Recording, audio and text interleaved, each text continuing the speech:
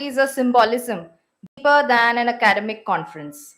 We meet in an institution named after Shahid Bhagat Singh, and we are honored to collaborate with our knowledge partners, Shahid Rajguru College of Applied Sciences and Shahid Sukhdev College of Business Studies. History remembers Shahid Bhagat Singh, Shahid Rajguru, and Shahid Sukhdev not only for their sacrifice but for the spirit of unity that defined them. They represented three individuals, three paths, and one purpose, a belief that collective action could shape the destiny of a nation. It is therefore deeply meaningful that today institutions bearing their names come together in an academic partnership. Where they once collaborated for freedom, we now collaborate for knowledge. Where they dreamed of a stronger nation, we work towards innovation, leadership, and inclusive development. With this spirit of shared vision and intellectual partnership, on behalf of the Department of Commerce, Shahid Bhagat Singh College, it gives me immense pleasure to welcome our esteemed chief guest, honorable dignitaries, distinguished speakers, former principals, respected faculty members, research scholars, and my dear students to the 13th International Conference on Business and Management 2026. Today, we come together not merely for a conference, but for a confluence of ideas, innovation, and leadership guided by the vision of entrepreneurship, innovation, and leadership in urban rural Bharat, pathways to Viksit Bharat at 2047 and the SDGs. We begin today's proceedings in the traditional Indian way by invoking knowledge, wisdom, and enlightenment. We shall commence the program with the blessings of Ma Saraswati and the traditional lamp lighting ceremony. I request our dignitaries, Principal Sir, and senior faculty members to kindly join us for the lighting of the ceremonial lamp. या कुन्देन्दु तुषारहार धवला या शुभ्रवस्त्रावृता या वीणावरदण्डमण्डितकरा या श्वेतपद्मासना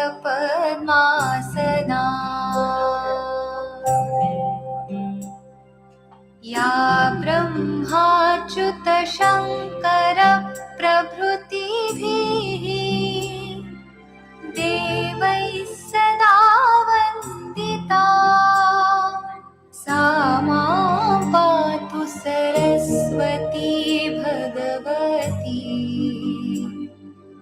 निःशेषजाड्यापहा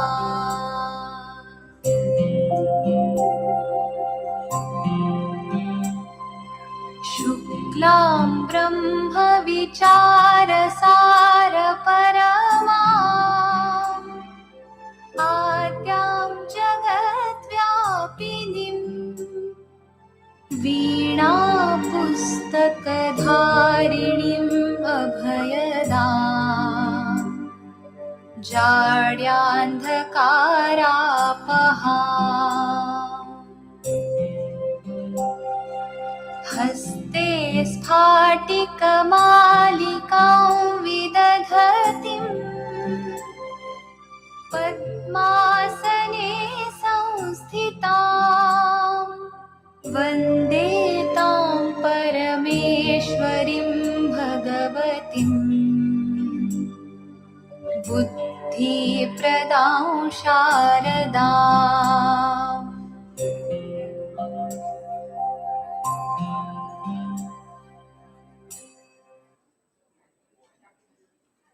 Thank you, everyone. An institution is remembered not by its buildings, but the values it nurtures. I request the audience to stand as we take pride in the rich heritage of our university through the Delhi University Kulgeet.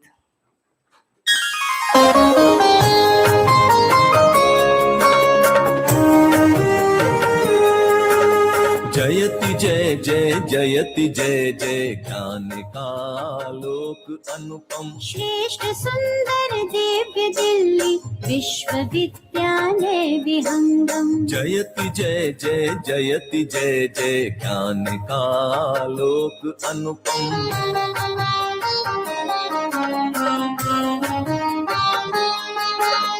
सकल वसुधा निज कुटुंब की भावना संस्कृति सनातन। आधुनिक शिक्षा पुरातन ज्ञान धाराओं का संगम। देश की स्वाधीनता हित भूमिका शत कोटि वंदन। निष्ठा धृति सत्यम के मंगल दिव्य भावों का समागम। जयति जय जय जयति जय जय ज्ञान का आलोक अनुपम।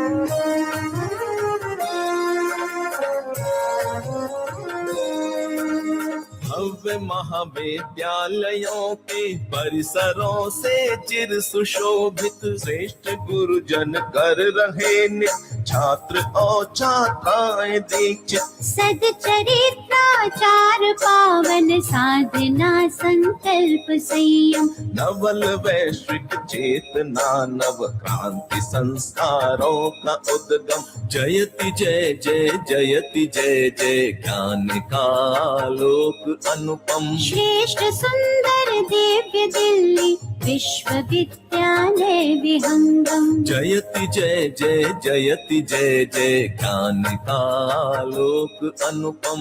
ज्ञान का आलोक अनुपम। ज्ञान का लोक अनुपम। ज्ञान का आलोक अनुपम।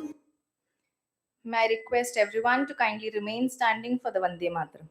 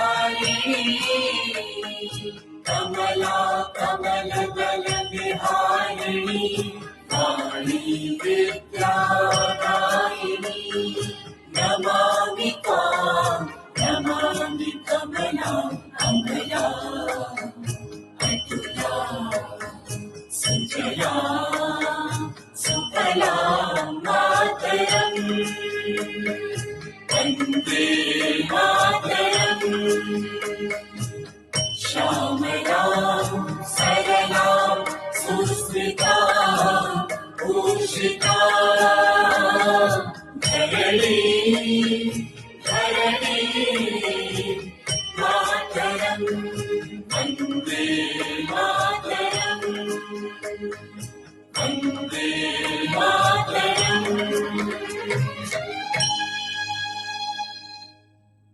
you. Please be seated. To know where we are going, we must remember where we come from. The Department of Commerce has a rich academic legacy shaped by vision, dedication, and excellence. Let us now take a brief journey through the history and the growth of the Department of Commerce, Shahid Bhagat Singh College, through a short video presentation. Shahid Bhagat Singh College, named after the great son of India, Sardar Bhagat Singh, was established in the year 1967. The college began its first academic session with 3 courses and 134 students. Since then, it has witnessed remarkable growth and currently comprises of 161 faculty members, nearly 3,600 students, and 10 academic programs. Over the years, the college has distinguished itself in diverse academic and professional fields by fostering a vibrant and intellectually stimulating environment that promotes independence of thought and clarity of vision. The institution takes pride in its distinguished alumni who have excelled across a wide spectrum of fields, including academia, public leadership, media, scholarship, and the creative industries, emerging as influencers, actors, scholars, leaders, and visionaries. The college has experienced significant advancement in the past 3 years under the able leadership of Professor Arun Kumar Atri, who assumed office as the principal. Since taking charge, he has overseen the appointment of 91 permanent faculty members, of whom 39 have been inducted in the Department of Commerce. His dynamic leadership has also accelerated infrastructural development, primarily enabling the multidimensional growth of students.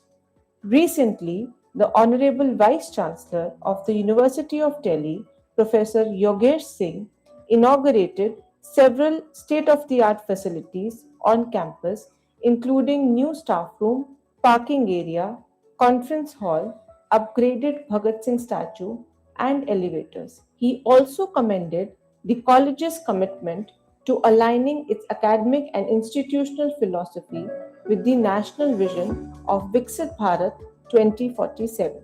Today, the college boasts technology enabled computer laboratories, air conditioned smart classrooms, an air conditioned girls' common room, an open air auditorium, Gyan Prasar Kendra, a newly constructed college auditorium, and convention hall. Apart from these, 3 big multi-purpose halls are going to be ready soon. In the development and utilization of these facilities, the Department of Commerce has emerged as a major stakeholder. To further strengthen the administrative efficiency, the college has become the first institution under the University of Delhi to implement an enterprise resource planning system. The Department of Commerce is the largest department in the college, comprising 64 highly qualified faculty members specializing in diverse areas of business and management. The department is committed to the holistic development of students by nurturing leadership, analytical, and entrepreneurial capabilities through a range of co curricular and experiential initiatives. These activities are conducted under various student societies, including the Commerce Association, 180 Degrees Consulting, MARCSOC, Ardent, and the Supply Chain Management Cell. Established in 2009, the Commerce Association has been a flagship society of the department for over 15 years. Each year, it organizes Udyam, a premier commerce festival that attracts participation from approximately 1,500 students across universities. The association also hosts Advitya, a unique talent show for specially abled individuals that celebrates courage, inclusivity, and artistic expression. The Marketing Society was founded with the objective of imparting practical insights and contemporary knowledge in the field of marketing. It conducts Mark Talks, a podcast series featuring eminent personalities, and organizes Market, a flagship event for freshers that includes interactive games and a treasure hunt. Ardent, the Tech and Analytics Society, offers hands on exposure through live projects, financial modeling, valuation exercises, and graphic design initiatives, thereby equipping students with industry relevant analytical skills. 180 Degrees Consulting is a globally recognized student run consultancy that works with non-profit and social enterprises. In addition to delivering consultancy projects, the Society conducts structured mentorship sessions facilitated by experienced working professionals. The Supply Chain Management Cell has consistently provided students with practical exposure and skill building opportunities through expert led webinars and industrial visits to leading organizations such as Coca Cola, Yakult, Parle-G, and Amul. Every year, all these societies of the department come together to celebrate unity and inclusivity by organizing a consolidated annual fest, ComFest, envisioned as an inclusive and dynamic celebration of knowledge, ideas, and innovation. Beyond classroom engagement, the department's commitment to scholarly excellence is reflected in its peer reviewed Journal of Business Studies, which has been fostering academic research for over 3 decades. The journal serves as an important platform for publishing high quality research in finance, accounting, marketing, law, and human resource management. The department also has a long standing tradition of organizing national and international conferences on key themes in business and management, including foreign direct investment, mergers and acquisitions, financial sector reforms, corporate law, marketing, sustainability, and technology. These conferences have been inaugurated by eminent dignitaries such as Salman Khurshid, late Srimati Sheila Dikshit, Professor K. Agrawal, and G20 Sherpa Amitabh Kant, and have consistently attracted enthusiastic participation from academicians, researchers, and practitioners from India and abroad. The present conference aims to bring together distinguished academicians, industry leaders, innovators, professionals, and practitioners to deliberate on the theme Entrepreneurship, Innovation, and Leadership in Urban Rural Bharat, Pathways to Viksit Bharat 2047, and the SDGs. It is with great pride that we welcome you all to the 13th International Conference on Business and Management 2026. We are confident that the deliberations and interactions during the conference will offer valuable insights and enriching experiences to all the participants.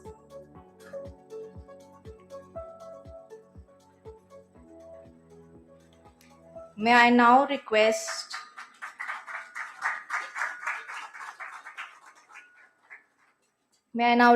our honorable dignitaries to kindly take their seats on the dais.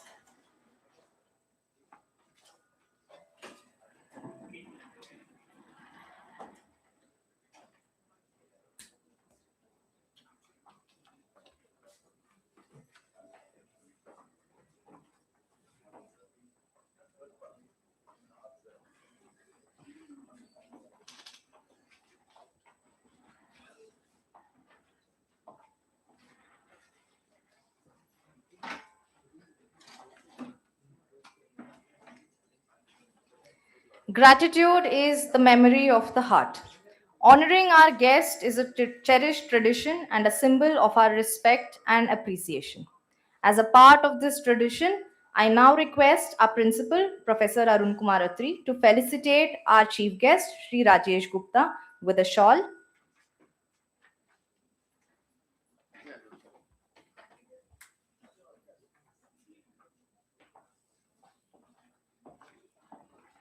I request Professor Meera Mehta, our teacher in charge and conference director, to present the planter and the Shaheed Bhagat Singh bust.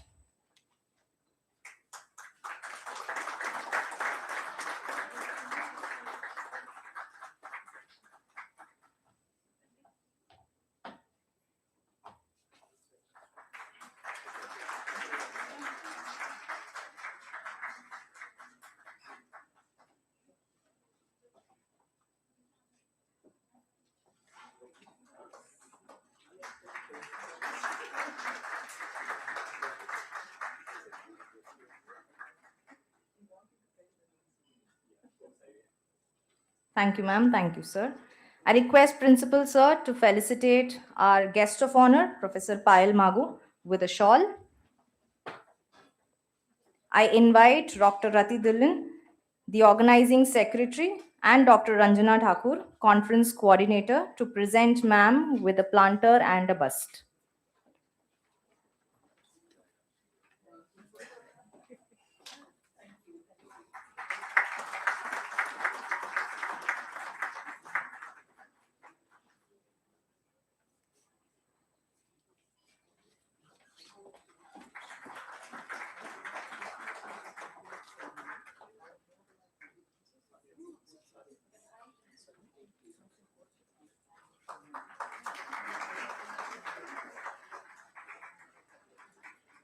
Thank you, ma'am. I request Principal Sir to felicitate our distinguished speaker for the session, Professor Vijay Kumar Shrotriya Sir, with a shawl. I invite Professor Shika Gupta too, the conference advisor, to present Sir with a planter and a bust.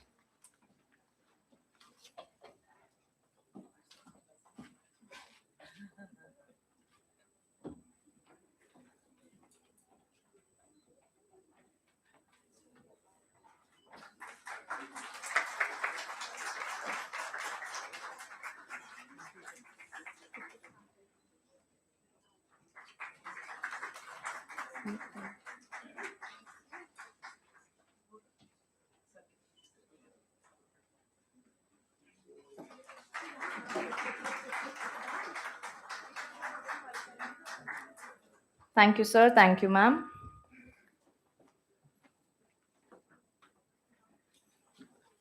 A meaningful conference begins with a shared vision. I now invite Professor Meera Mehta, teacher in charge of the Department of Commerce, and our conference director to address the gathering and set the academic tone for this international conference. Thank you, Dr. Subhadra. Namaskar and a very good morning to all of you. Respected Principal Sir, Honorable Chief Guest Sri Rajesh Gupta, Principal Commissioner of Income Tax, respected guest of honor, Professor Payal Mago, Director, Campus of Open Learning, esteemed keynote speakers, Senior Professor V.K. Shrotriya, Head and Dean, Faculty of Commerce and Business, University of Delhi, and Mr. Ketan Vadhwani, Queen's University, Belfast, a distinguished academic bringing valuable international perspectives to today's discourse.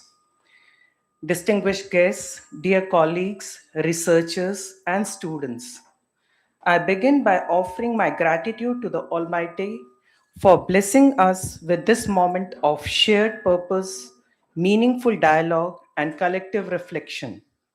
As the director of the conference, it is my proud privilege to welcome you all to the 13th International Conference on Business and Management.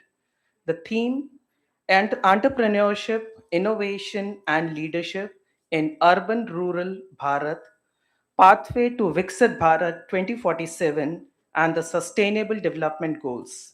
Your presence today adds immense value to this academic gathering and reflects our shared commitment towards a progressive, inclusive, and sustainable future of our nation. Shahid Bhagat Singh College, established in 1967 as a constituent college of the University of Delhi, draws inspiration from the ideals of Shahid-e-Azam Sardar Bhagat Singh. For more than 5 decades, the college has nurtured intellectual independence, critical thinking, and social responsibility, values that define its academic ethos. The Department of Commerce has been the cornerstone of Shahid Bhagat Singh College since its inception. What began with just 10 faculty members has today evolved into a vibrant department of 64 qualified, research oriented, and deeply committed educators.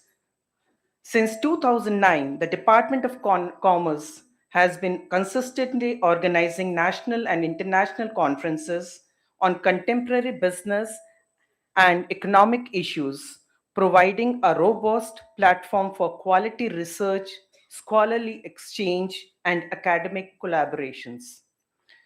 The journey towards Viksit Bharat is a collective endeavor. We are honored to have our national knowledge partners, Shahid Rajguru College of Applied Sciences for Women and Shahid Sukhdev College of Business Studies, institutions that uphold academic excellence, carry forward the shared legacy and of our revolutionary heroes. Our engagement extends beyond national boundaries. We are privileged to be joined by our international knowledge partners, Curtin University, Australia, Sabragamuwa University of Sri Lanka, and Victoria University, Australia, bringing global perspectives and research excellence to this conference. I express my heartfelt gratitude to the ICSSR for their invaluable support, which has strengthened the academic depth and the outreach of this conference. I extend my deepest and most heartfelt gratitude to our principal, Professor Arun Kumar Atri, whose vision, encouragement, and steadfast support have been a guiding force behind this endeavor. As India moves steadily towards Viksit Bharat 2047, entrepreneurship must drive growth, innovation must ensure inclusion, and leadership must provide ethical direction. Guided by NEP 2020, our institutions must evolve into incubators of ideas, skills, and values. About the conference schedule, the conference has been carefully structured to ensure meaningful engagement. It will begin with an inspiring plenary session followed by paper presentation. This conference has 66 papers. We received more than 100 papers, and after careful review, 66 papers have been accepted, which is actually a landmark. The conference will conclude with a valedictory ceremony reflecting on key insights and future directions. मंजिल से आगे बढ़कर मंजिल तलाश कर, मिल जाए तुझको दरिया तो समंदर तलाश कर. Let us not merely seek answers through this conference, but ignite transformation. Once again, I warmly welcome you all and look forward to enriching deliberations ahead. Thank you and Jai Hind.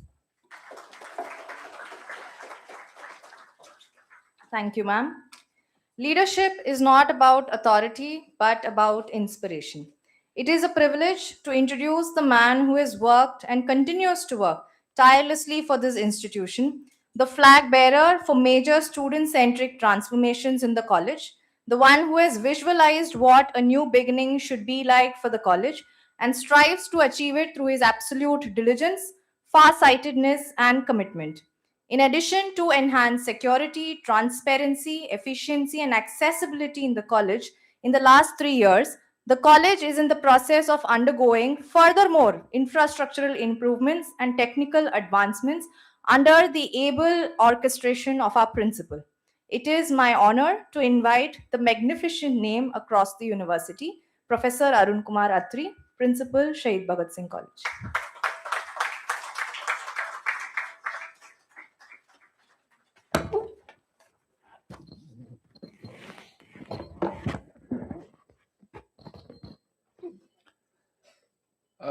Respected Chief Guest of the day, Shri Rajesh Gupta ji, Indian Revenue Service Officer, Principal Commissioner of Income Tax, esteemed Professor Payal Mago, Director Campus of Open Learning, respected Professor V.K. Shirotria ji, Head and Dean, Faculty of Commerce and Business, Professor Meera Mehta, Head of the Department of Commerce, Shahid Bhagat Singh College, former Principal, Professor Anil Sardana, distinguished faculty members, honored guests, dear participants and students. It gives me immense pleasure and deep sense of privilege to extend a very warm and heartfelt welcome to all of you to the 13th International Conference of Business and Management, organized by Department of Commerce, Shahid Bhagat Singh College. Can we have a big round of applause for it? Today's theme, Entrepreneurship, Innovation and Leadership in Urban Rural Bharat, Pathways to Viksit Bharat at 2024 and the Sustainable Development Goals, is both timely and transformative. As India moves steadily towards the vision of Viksit Bharat, the vision of Honorable Prime Minister of India, Shri Narendra Modi ji, the centenary of our independence, the role of entrepreneurship, innovative thinking and visionary leadership becomes central to ensuring inclusive and sustainable growth across both urban and rural landscapes. The journey toward achieving the Sustainable Development Goals demands collaborative effort, policy formulation, innovation, responsible governance, and socially conscious enterprise. We are deeply honored by the gracious presence of our Chief Guest, Shri Rajesh Gupta ji, whose distinguished service as Principal Commissioner of Income Tax reflects integrity, academic, administrative excellence, and deep understanding of India's evolving economic framework. I would like to mention that Sir has been a major source of inspiration to me throughout my life. Very few would be knowing it. And whatever I am today, I owe a big share of my success to him. बहुत सारे लोगों को नहीं पता है शायद ये बात. He has been my friend, philosopher, and guide. He is an excellent human being, an administrator, and very few would be knowing he was one of the youngest teachers of Delhi University who got appointed at the age of 21 in Acharya Narendradev College before joining Indian Revenue Service. He is an SRCC alumnus from Commerce and excellent academician also. So we welcome you, sir, on this occasion. We are equally privileged to have with us our esteemed Professor Payal Mago, Director Campus of Open Learning, whose academic leadership and commitment to accessible and inclusive education embody the spirit of empowerment that this conference seeks to promote.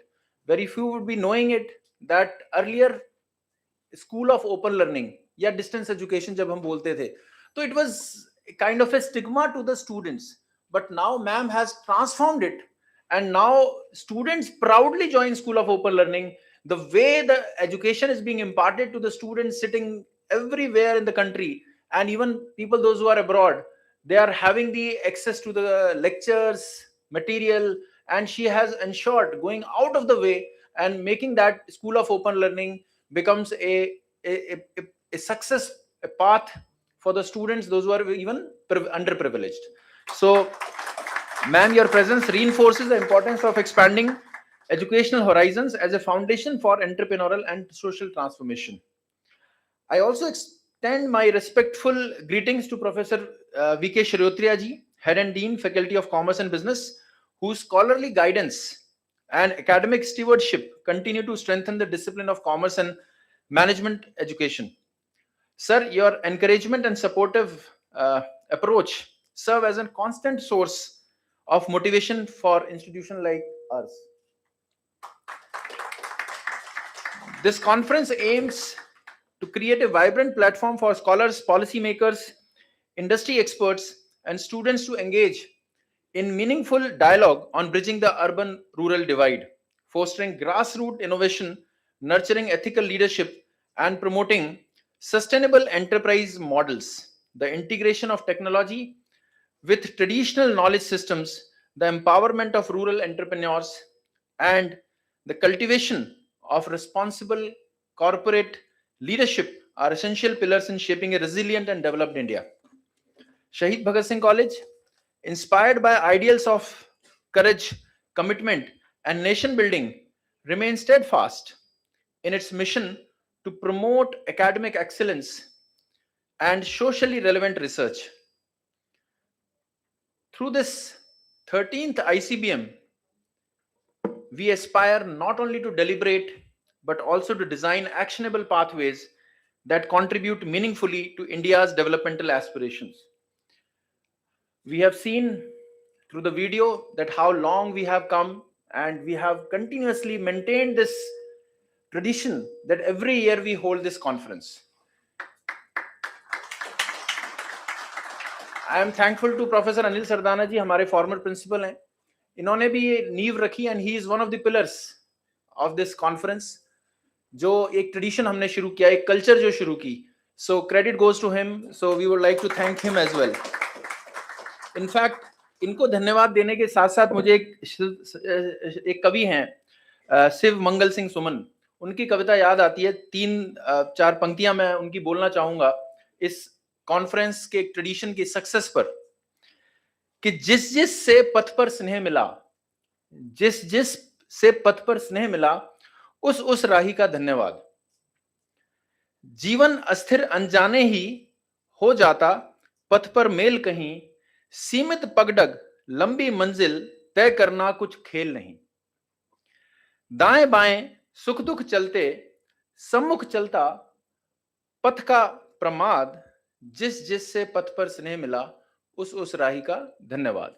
इन्हीं शब्दों के साथ मैं पुनः धन्यवाद करता हूं हमारे चीफ गेस्ट श्री राजेश गुप्ता जी का, प्रोफेसर पायल मागो जी का, वीके श्रोत्रा जी का, हमारे डिपार्टमेंट की TIC professor Meera Mehta, organising secretary doctor Rati Dhillon, और जितने शिखा गुप्ता जो एडवाइजर हैं, और सभी लोग जो इस कॉन्फ्रेंस के पूरा डिपार्टमेंट, जो स्टूडेंट्स, जो वॉलंटियर्स हैं, they have made this possible, that you can see that the house packed this conference inaugural is. So I am very happily, proudly again welcoming you all to this international conference, 13th conference on business and management. Thank you. Dhanyawad. Jai Hind.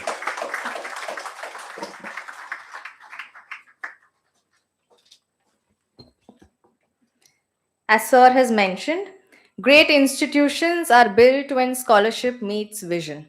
It is my pleasure to introduce the Head and Dean, Faculty of Commerce and Business, University of Delhi, Professor Vijay Kumar Shrotriya.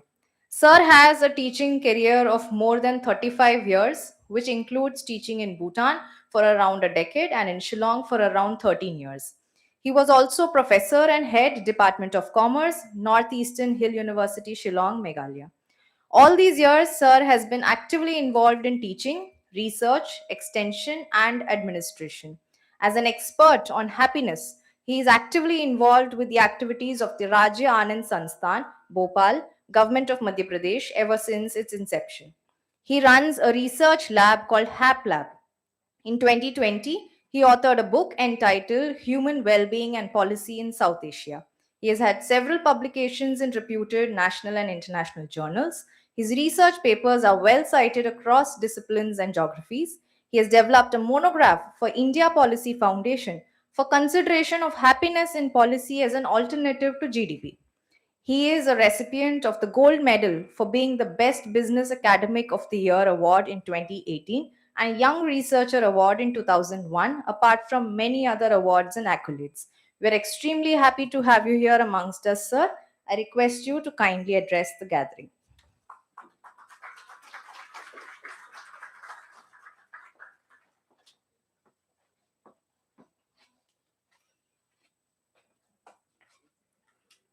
Namaste. Good morning.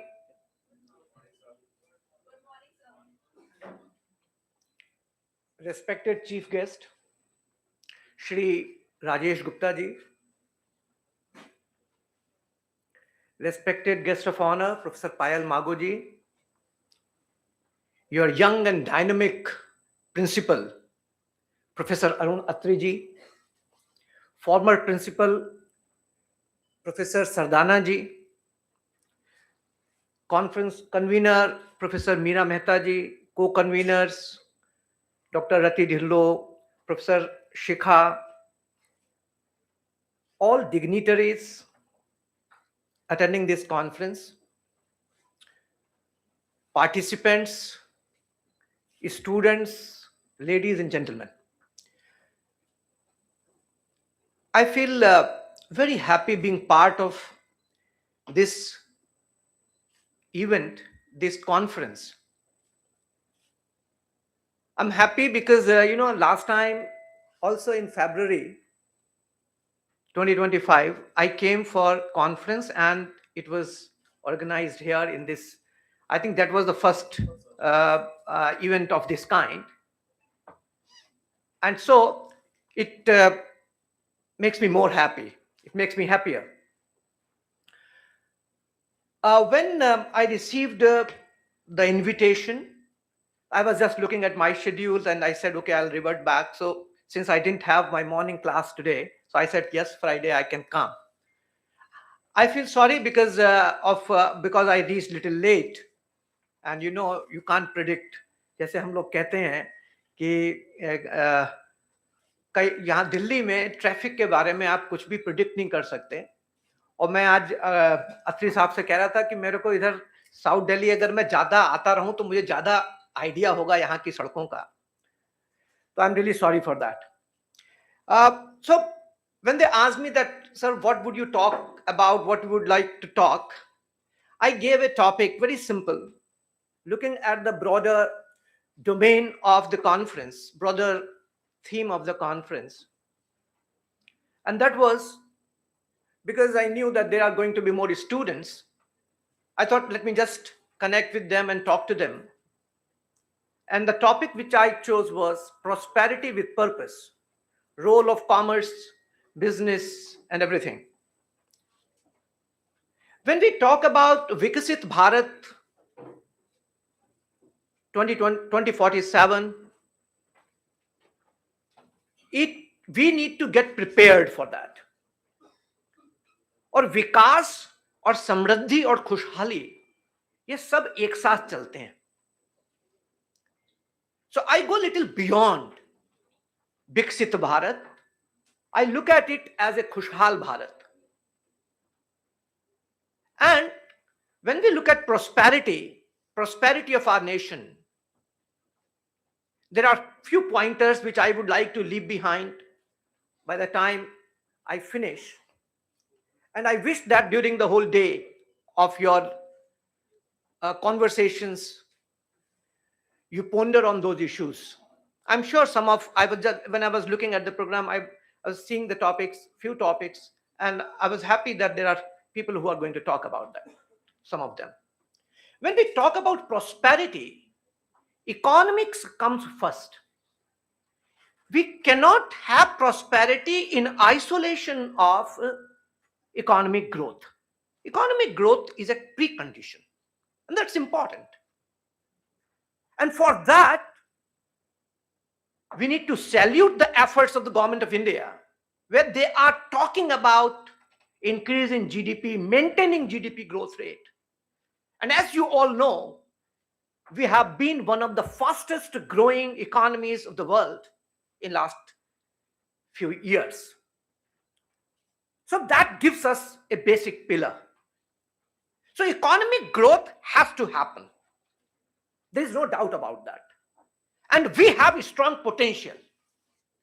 Whether we move from 6.8 to 7.2 or 7.8 to 8.1, as time changes, as we have international pressure, because it is not in our hand. In our hand is our efforts. And I will come to that what is our responsibility in that. So economic growth is one. And we are proud of our economic growth and the journey and the focus of the government for that. Second comes social development. How are we growing at society? When we talk about prosper India, we need to see that how are we developing at society? What is our social progress? We know when we look at the demographics of India, we're very strong. we have huge demographic dividend. Around 65% of our population is the working class. Now, how we need to transform them and convey to them what is their role so that they become strong partners in taking this baton forward. So society has to grow. When we talk about social development, there are few indicators, very popular indicators. And then there are certain things which cannot be converted into indicators. What are those few indicators? How are we doing in education?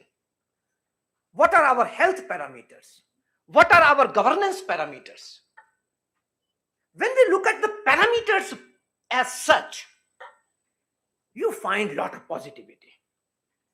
Whether it is educational institutions, whether it is hardcore literacy rate across country, especially we are talking about rural urban areas.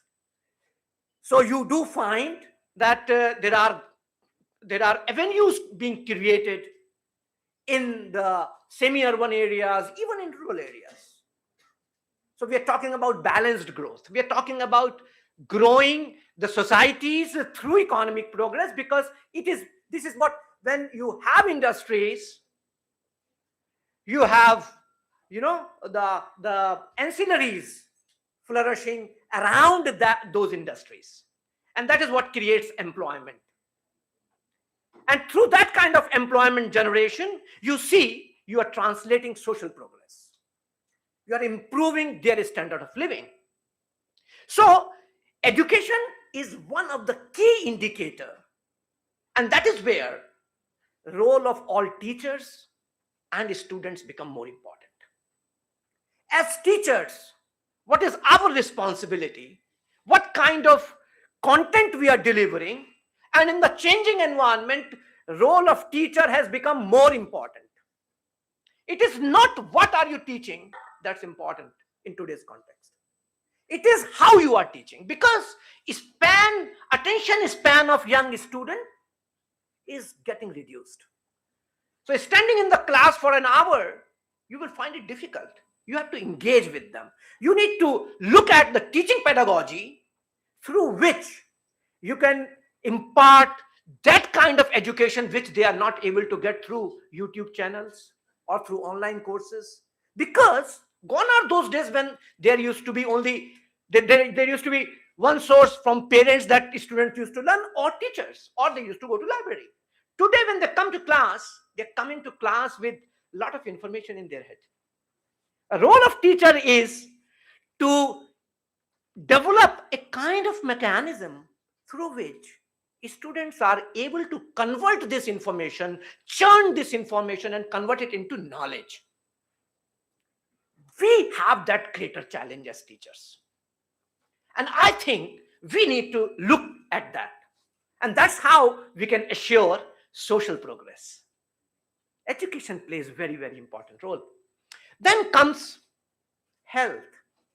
And when it comes to health parameters, we are improving really well with the schemes of the government or with the kind of environment that we have. Yes, there are some problems when it comes to health issues and the kind of health problems that are coming up.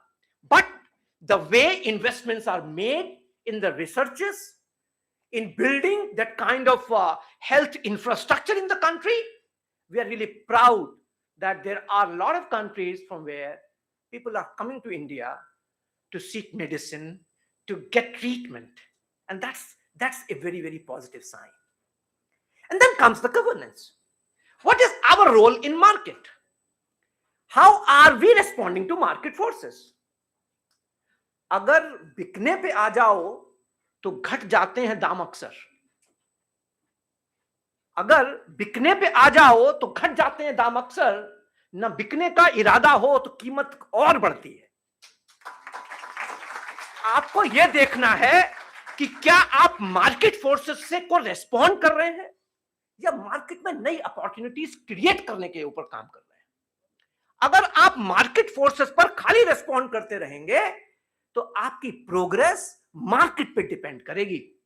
और यदि if you are developing yourself, investing in such a way that you are creating more opportunities for people to explore, you become one of the players in the market. And that's how I think we need to develop ourselves. And that's a big, larger challenge for all business and commerce. The more we talk about, I will just close, take 2 more minutes. Okay. So this is how we need to look at market. Then the role comes of the business. Because we are commerce teachers, this conference is organized by the Department of Commerce. As commerce students, we should not be allergic to profit. Let me be very clear. Profit making is not bad, but how you are making profit, that's important. Again, I will give you a data of last 3-4 years. We are growing more than 6%, 6.8, sometimes even 7.1. We have gone in last 3 years, 7.2, 7.4. You will be happy to know when it comes to CSR expenditure, our growth has been triple than the GDP growth rate, which is a good sign. Businesses are making profit and sharing profit. And I'm so happy there are so many researchers working. When I look at the thesis, when why was it conducted, so many students, so many academicians are working and exploring different vistas of CSR funding and CSR expenditure, and what are the areas in which companies are spending money. And that's a good sign. Corporates and some of you who would go into business, maybe start business, join corporate houses, different corporate houses. I think that is your responsibility also to see how that business is helping society. Then only we can have a vision of prosper India or Viksit Bharat or prosper future. And that's very important. So business and commerce, and then comes a lot of ancillaries, whether we talk about banking and insurance infrastructure, we talk about government rules and regulations, because you see, government cannot be there as a upholding businesses.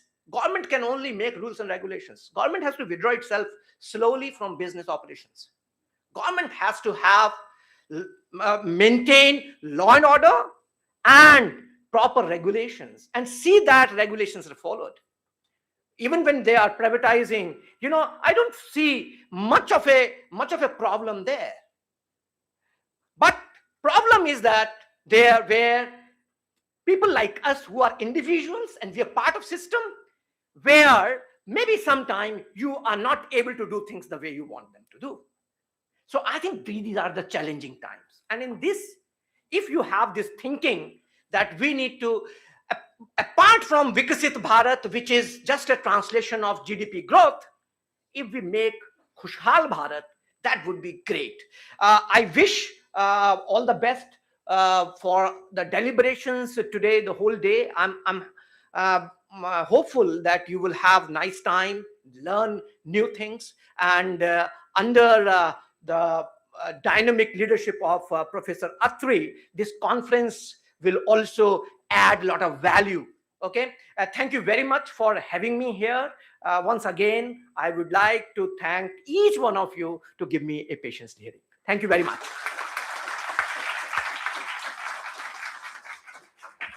Thank you, sir, for those insightful thoughts. Education flourishes when institutions collaborate. I am extremely honored to introduce to you Professor Payal Mago, our esteemed guest of honor, Principal Shahid Rajguru College of Applied Sciences for Women, University of Delhi, a knowledge partner for the conference. With a doctorate in botany, specializing in microbiology and plant pathology, ma'am holds incredible years of experience as a teacher and an administrator in the university. Apart from heading Shahid Rajguru College of Applied Sciences, her administrative responsibilities include Director, Campus of Open Learning, Dean, Faculty of Open Learning, University of Delhi, Director, Women's Studies and Development Center, University of Delhi, and Director, Udmodia Foundation, University of Delhi.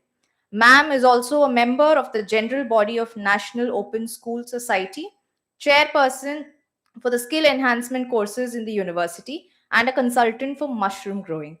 We are happy to have you amongst us, ma'am. I request you to kindly address the gathering.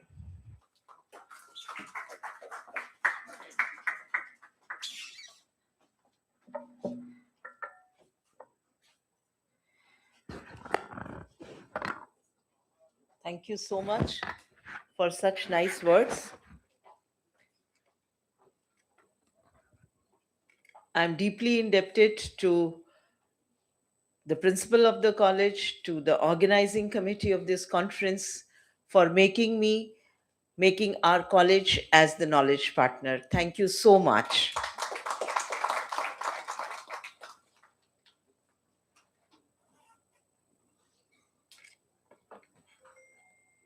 Honorable Chief Guest, Shri Rajesh Gupta ji, who is an IRS and working on tax policies, governance, and entrepreneurship.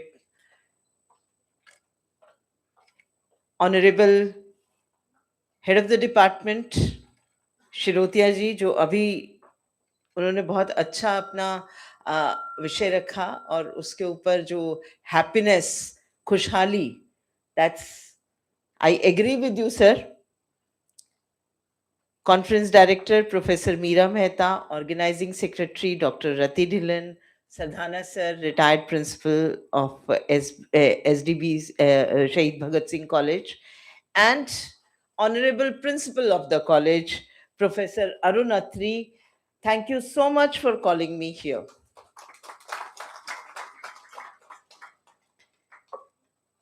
Rati is a very good friend of mine. और जब मैं रति से बात कर रही थी तो मैंने कहा कि भाई बता दो क्या बोलना है. I am a person of botany और मुझे कई बार अपने ऊपर बहुत दुख होता है कि मैंने सोशल साइंसेस क्यों नहीं की, क्योंकि विद साइंसेस हमारा दायरा बहुत छोटा हो जाता है और विद सोशल साइंसेस तो everything is arts, whether it is happiness, whether it is economics, whether it is Viksit Bharat, whether it is 30 trillion economy target, whether it is politics, whether it is commerce, everything is ours. तो मुझे कई बार वो बहुत खराब लगता था, तो इसलिए मैंने रति से थोड़ी मदद ली. रति gave me certain things and very relevant things.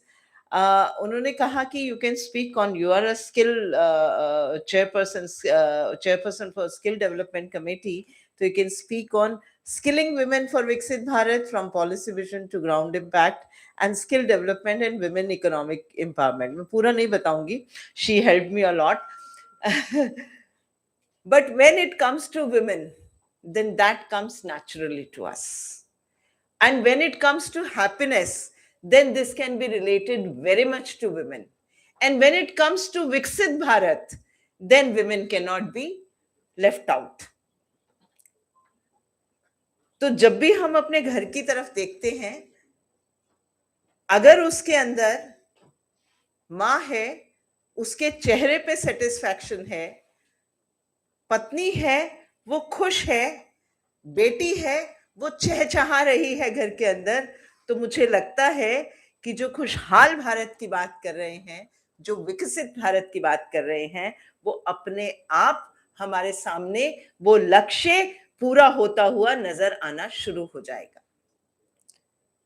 When we talk about women, तो मुझे ध्यान आता है कि स्वामी विवेकानंद से किसी ने पूछा कि आप अलग अलग विषयों के ऊपर बहुत सारी अपनी चीजें रखते हैं, बहुत सारी बात रखते हैं, तो आप देश की महिला को, विमेन को क्या कहना चाहते हैं? तो उन्होंने कहा कि उनको कुछ नहीं कहना है, उनको कुछ गाइड नहीं करना है. We just have to educate them. उनको एजुकेशन देनी है, उसके बाद वो अपना रास्ता खुद बना लेंगी. उसके बाद उनको ये समझ में आ जाएगा कि उनके जीवन का लक्ष्य क्या है, उनको अपने समाज को, अपने देश को, अपने परिवार को किस डायरेक्शन में लेके जाना है. We just have to educate them. और आज जब हम यहाँ 2026 में खड़े हैं, तो गवर्नमेंट की पॉलिसीज में मुझे ये लगता है कि जो विमेन का कंट्रीब्यूशन इन इकोनॉमी है वो बढ़ता जा रहा है. अभी हमने 33% की भी बात कही है, पार्लियामेंट में भी 33% को इम्प्लीमेंट करने की बात कही है। मैं थोड़ा सा कंपैरिजन करना चाहती हूँ यहाँ पे, comparison of the western developed countries, so called developed countries and India, ancient India से लेके आज तक। अभी कैपेसिटी बिल्डिंग प्रोग्राम में जब आप भी गए थे, उससे जस्ट पहले मैं यूके गई कैपेसिटी बिल्डिंग प्रोग्राम में, और लिवरपूल यूनिवर्सिटी वहाँ पर है, तो लिवरपूल यूनिवर्सिटी में वहाँ 10 दिन रहना हुआ। तो हमारे साथ में वहाँ के प्रोफेसर्स, वहाँ के टीचर्स सब लोग थे, and they took us for a round to a museum जो उन्होंने बनाया हुआ था, पूरा यूनिवर्सिटी म्यूजियम बनाया हुआ था। And while moving she suddenly asked me कि इंडिया में विमेन को फॉर्मल एजुकेशन लेने के लिए कब राइट्स मिले। आई वॉज टेकन अबैक, कब राइट्स मिले? मतलब ऐसा कुछ हुआ क्या इंडिया में कि विमेन को पढ़ाने के लिए कोई लॉ, रूल, रेगुलेशन कोई ऐसा पास करना पड़ा कि जहां पर वो पढ़ने के उसको राइट्स मिल जाएं कि वो अपनी पढ़ाई पूरी कर पाए या पढ़ पाए। हमारा सोशल स्ट्रक्चर बीच में कैसा हुआ उसकी मैं बात नहीं कर रही हूँ, लेकिन ऐसा मुझे ध्यान में नहीं आया। देन आई वॉज इंक्विजिटिव, थोड़ा सा मुझे पता भी था, तो मैंने उनसे पूछना शुरू किया कि आपके साथ क्या हुआ।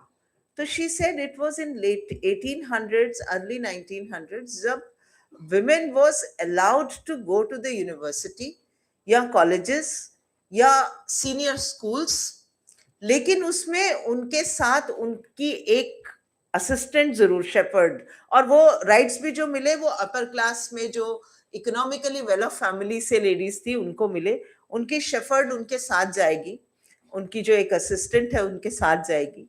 She has to sit at the back of the class and she will not be awarded a degree. आपको वहां पे लाइब्रेरी में जाना अलाउड नहीं था, क्लास में आप बैठ सकते हो, आपके साथ आपकी एक असिस्टेंट है जो आपको वहां पर बैठाएगी, और उसके बाद में आप क्लास में आगे नहीं बैठ सकते, आपको कोई डिग्री अवार्ड नहीं होगी, आप पेपर भी देंगे तो आपका रिजल्ट आउट नहीं होगा। So this was the situation with so-called the developed country. हमारे साथ कहाँ गलत हुआ? हम तो बात करते हैं गार्गी की, हम बात करते हैं मैत्रेयी की, या बल्कि के साथ जो डिस्कशन, जो ब्रह्मवादिनी की बात करते हैं, उस डिस्कशन में हमारी महिला थी। आज जो हम विवाह के मंत्र पढ़ते हैं, शादी के अंदर जब शादी होती है तो उसमें मंत्र पढ़े जाते हैं, तो वो जो हम मंत्र पढ़ते हैं उसको लिखने वाली महिला थी, उसका नाम सूर्या सावित्री था, तो वो मंत्र भी उन्होंने लिखे। तो हमारे साथ कभी पढ़ाई हमें नहीं करनी है, ये नहीं करना है, ऐसा बहुत सारी बातें और लिखी गई कि वेद पढ़ना अलाउड नहीं था, ये नहीं था, वो नहीं था, लेकिन ऐसा था नहीं। महिला हमारी ब्रह्मवादिनी थी, इसका मतलब उसको वेद पढ़ना ही नहीं, वेद की ऋचाएं लिखना भी अलाउड था, और बहुत सारे हमारे वेदों में जो कंपाइलेशन है उसमें जो लिखी गई चीजें हैं वो महिला ने लिखी हैं। समय आया, हम थोड़ी सी सोसाइटी हमारी सबको एब्जॉर्ब करने वाली, सबको साथ लेके चलने वाली सोसाइटी थी। ऐसा समय आया कि हमारे ऊपर आक्रमण हुए और महिला के ऊपर अत्याचार होना शुरू है, क्योंकि बहुत नेचुरल है, जो सबसे सॉफ्ट टारगेट है उसके ऊपर सबसे पहले अत्याचार होता है, तो उसको घर के अंदर जाना पड़ा। घर के अंदर जाना पड़ा तो कहीं ना कहीं उसकी शिक्षा के ऊपर कुरीतियां भी आई, बहुत सारी चीजों के ऊपर वो असर हुआ, उसको पर्दे में रहना पड़ा। लेकिन आप अपनी कभी सीता या राधा की फोटो देखेंगे या लक्ष्मी जी की फोटो बनाएंगे तो कभी उन्होंने पर्दा नहीं किया है। तो एक जो कंपैरिजन हम विकसित भारत से करते हैं और महिलाओं को जोड़कर करते हैं, तो हमारे यहाँ महिला हमेशा से सशक्त थी, लेकिन समय कुछ खराब आया जिसकी वजह से हमें कुछ बैक सीट लेनी पड़ी। लेकिन आज समय फिर से ठीक आया है, और जब समय फिर से ठीक आया है तो मुझे लगता है कि हमें महिला के ऊपर कुछ और काम करने चाहिए। अगर हमें हैप्पीनेस इंडेक्स में ऊपर आना है और इसके साथ साथ हमें विकसित भारत की ओर बढ़ना है, क्योंकि जब हम बात करते हैं कि विकसित भारत की, तो केवल पुरुषों से विकसित भारत नहीं होगा, महिला के साथ साथ विकसित भारत होगा। लेकिन जैसे भी हम विकसित भारत की बात करते हैं तो हमारा दिमाग घूमता है इकोनॉमी की तरफ। And I am so thankful to professor Shirotia कि उन्होंने जो 2 वर्ड्स कहे, खुशहाली और हैप्पीनेस, और उसको विकसित भारत के साथ जोड़ा, तो मुझे लगता है कि जब हम महिला की बात करें तो हमें बहुत समग्र चिंतन करना पड़ेगा, और उस चिंतन के लिए कुछ नहीं, स्वयं महिला को अपने ऊपर चिंतन करना पड़ेगा, स्वयं विमेन को अपने बारे में सोचना पड़ेगा कि उसका टारगेट क्या है। सबसे पहले तो अपना स्वास्थ्य, अपने परिवार का स्वास्थ्य, उसमें मानसिक स्वास्थ्य भी है, क्योंकि जिम्मेदारी तो हमारी है ही, परिवार की जिम्मेदारी हमारी है, चाहे हम इस बात के लिए लड़ते रहे नहीं इक्वल है, इक्वल रिस्पॉन्सिबिलिटी है। इक्वल रिस्पॉन्सिबिलिटी के नाम पे हमने इकोनॉमिक जिम्मेदारी संभाल ली, हम घर से बाहर निकले और हमने नौकरी करनी शुरू करी, और उसके साथ साथ हमने इकोनॉमिक कंट्रीब्यूशन अपना संभाल लिया। लेकिन इसका ये कहीं मतलब नहीं है कि जो महिला घर में रह रही थी, जो गांव की महिला है, जो कि थीम भी है इसका, इन अर्बन रूरल भारत, जो गांव की महिला है उसका इकोनॉमिक कंट्रीब्यूशन नहीं है। सिर्फ ये है कि हमें उस इकोनॉमिक कंट्रीब्यूशन को मैप करने के हमारे पास पैरामीटर्स नहीं। आप गांव की महिला की बात करें तो वो सबसे स्ट्रांग महिला है, उसको खेत में जाके काम करना भी आता है, उसको अपने से 4 गुना बड़ी गाय भैंस का काम भी करना आता है, उसको अपना घर संभालना भी आता है, और उसको पूरा अपने बच्चों को शिक्षित करना भी आता है, किसको क्या चाहिए वो भी आता है। और अगर आप शहर की महिला की भी बात करें तो उसको भी ये सारी चीजें आती हैं, लेकिन कहीं ना कहीं हमने उसके दिमाग में डाल दिया विमेन एम्पावरमेंट, और विमेन एम्पावरमेंट के साथ विमेन फ्रीडम। अब वो फ्रीडम को हमने किस तरह से इस्तेमाल करना है वो हमारे ऊपर है। मैं जब अपने कॉलेज में, तो कॉलेज फॉर वुमेन है, अपने कॉलेज में देखती हूँ तो मेरे पास 99% जो परमानेंट स्टाफ है दैट इज वुमेन। एसओएल में मैं देखती हूँ तो वहां भी ऑलमोस्ट 60% स्टाफ इज वुमेन, और यूनिवर्सिटी में देखूं तो 60% women students are studying. Staff की भी मैं बात करूं तो शायद 50% तो यूनिवर्सिटी में भी होगा ही।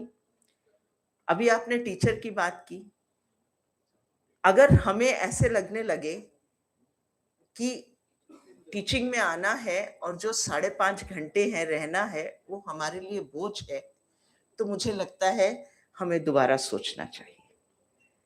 इसमें कुछ भी गलती नहीं है कि मेरा परिवार मेरी प्रायोरिटी है, मुझे उस परिवार को समय देना है, लेकिन किसकी कॉस्ट पे देना है? क्या मुझे अपने इंस्टीट्यूशन की कॉस्ट पे उसको समय देना है? क्या मुझे अपनी ड्यूटीज से डिरेल होके, इसलिए मैं विमेन के बारे में बहुत अच्छी बातें भी नहीं कर रही हूँ, क्या हमें अपनी इंस्टीट्यूशन से, अपनी ड्यूटीज से डिरेल करके देना है? क्या हम उतनी कमिटमेंट से लगे हुए हैं? क्या हम रेडी हैं 2 जिम्मेदारियां ठीक से संभालने के लिए? क्या हमारा परिवार, हमारा सपोर्ट सिस्टम रेडी है हमें उतनी लिबर्टी, उतनी फ्रीडम देने के लिए कि हम जो 2 जिम्मेदारियां अपने इंस्टीट्यूट में, अपनी नौकरी की जिम्मेदारी और अपने परिवार की जिम्मेदारी है, वो ठीक से संभालने में सक्षम हो रहे हैं? तो ये सब चीजें भी हमारे सोचने का विषय है। और उसके साथ साथ हमारी हेल्थ भी बहुत इंपॉर्टेंट है। दूसरा जो स्किलिंग की बात आती है, तो स्किलिंग इज इंपॉर्टेंट, स्किलिंग सबके लिए इंपॉर्टेंट है। और आप कुछ भी बात करें अगर, तो जो स्किल्स हैं वो नेचुरल इनहेरेंट पार्ट थी हमारे सिस्टम की। हम कास्ट सिस्टम पे बात करते हुए बहुत परेशान हो जाते हैं, लेकिन आप कास्ट सिस्टम पे भी बात करें तो हमारी बहुत सारे स्किल्स उस कास्ट सिस्टम से भी रिलेटेड थी। और उस कास्ट सिस्टम की स्किल्स के भरोसे पर जो सस्टेनेबिलिटी थी, सस्टेनेबिलिटी ऑफ अ विलेज, जब गांधी जी ने विलेज की बात की तो उन्होंने कहा कि गांव आत्मनिर्भर होना चाहिए।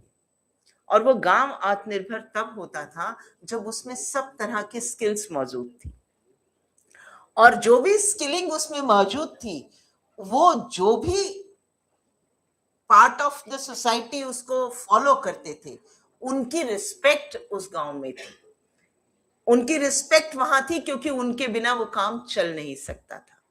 आप देखेंगे कि अभी शायद थोड़ा सा ये रिचुअल्स की तरह हो गया, लेकिन जब शादी होती थी तो कुम्हार का चाक पूछने जाते थे। आज हमने कुम्हार को ओबीसी में डाल दिया। कोई भी कम्युनिटी हो, उसके घर में शादी हो रही है तो पूरे बाजे गाजे के साथ कुम्हार का चाक पूछने जाते थे, बिकॉज दैट वाज, कुम्हार was an important part of our economy, हमारे सस्टेनेबल गांव का, हमारे सस्टेनेबल सिस्टम का हिस्सा था। ये मैं एक एग्जांपल दे रही हूँ। तो हमने अपनी स्किल्स, जो Modi ji vocal for local की बात कहते हैं, वो कहीं छोड़ दी हैं। मैं ये नहीं कहती कि न्यू एज स्किल्स की बात नहीं करनी चाहिए।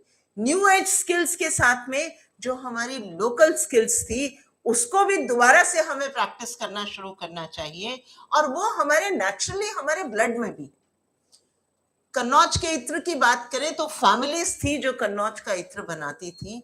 आज वो अपने जो इत्र का फॉर्मूला है किसी के साथ शेयर नहीं करते हैं, लेकिन वहां पर भी जो ये सिस्टम है वो डिटोरियोरेट होता जा रहा है।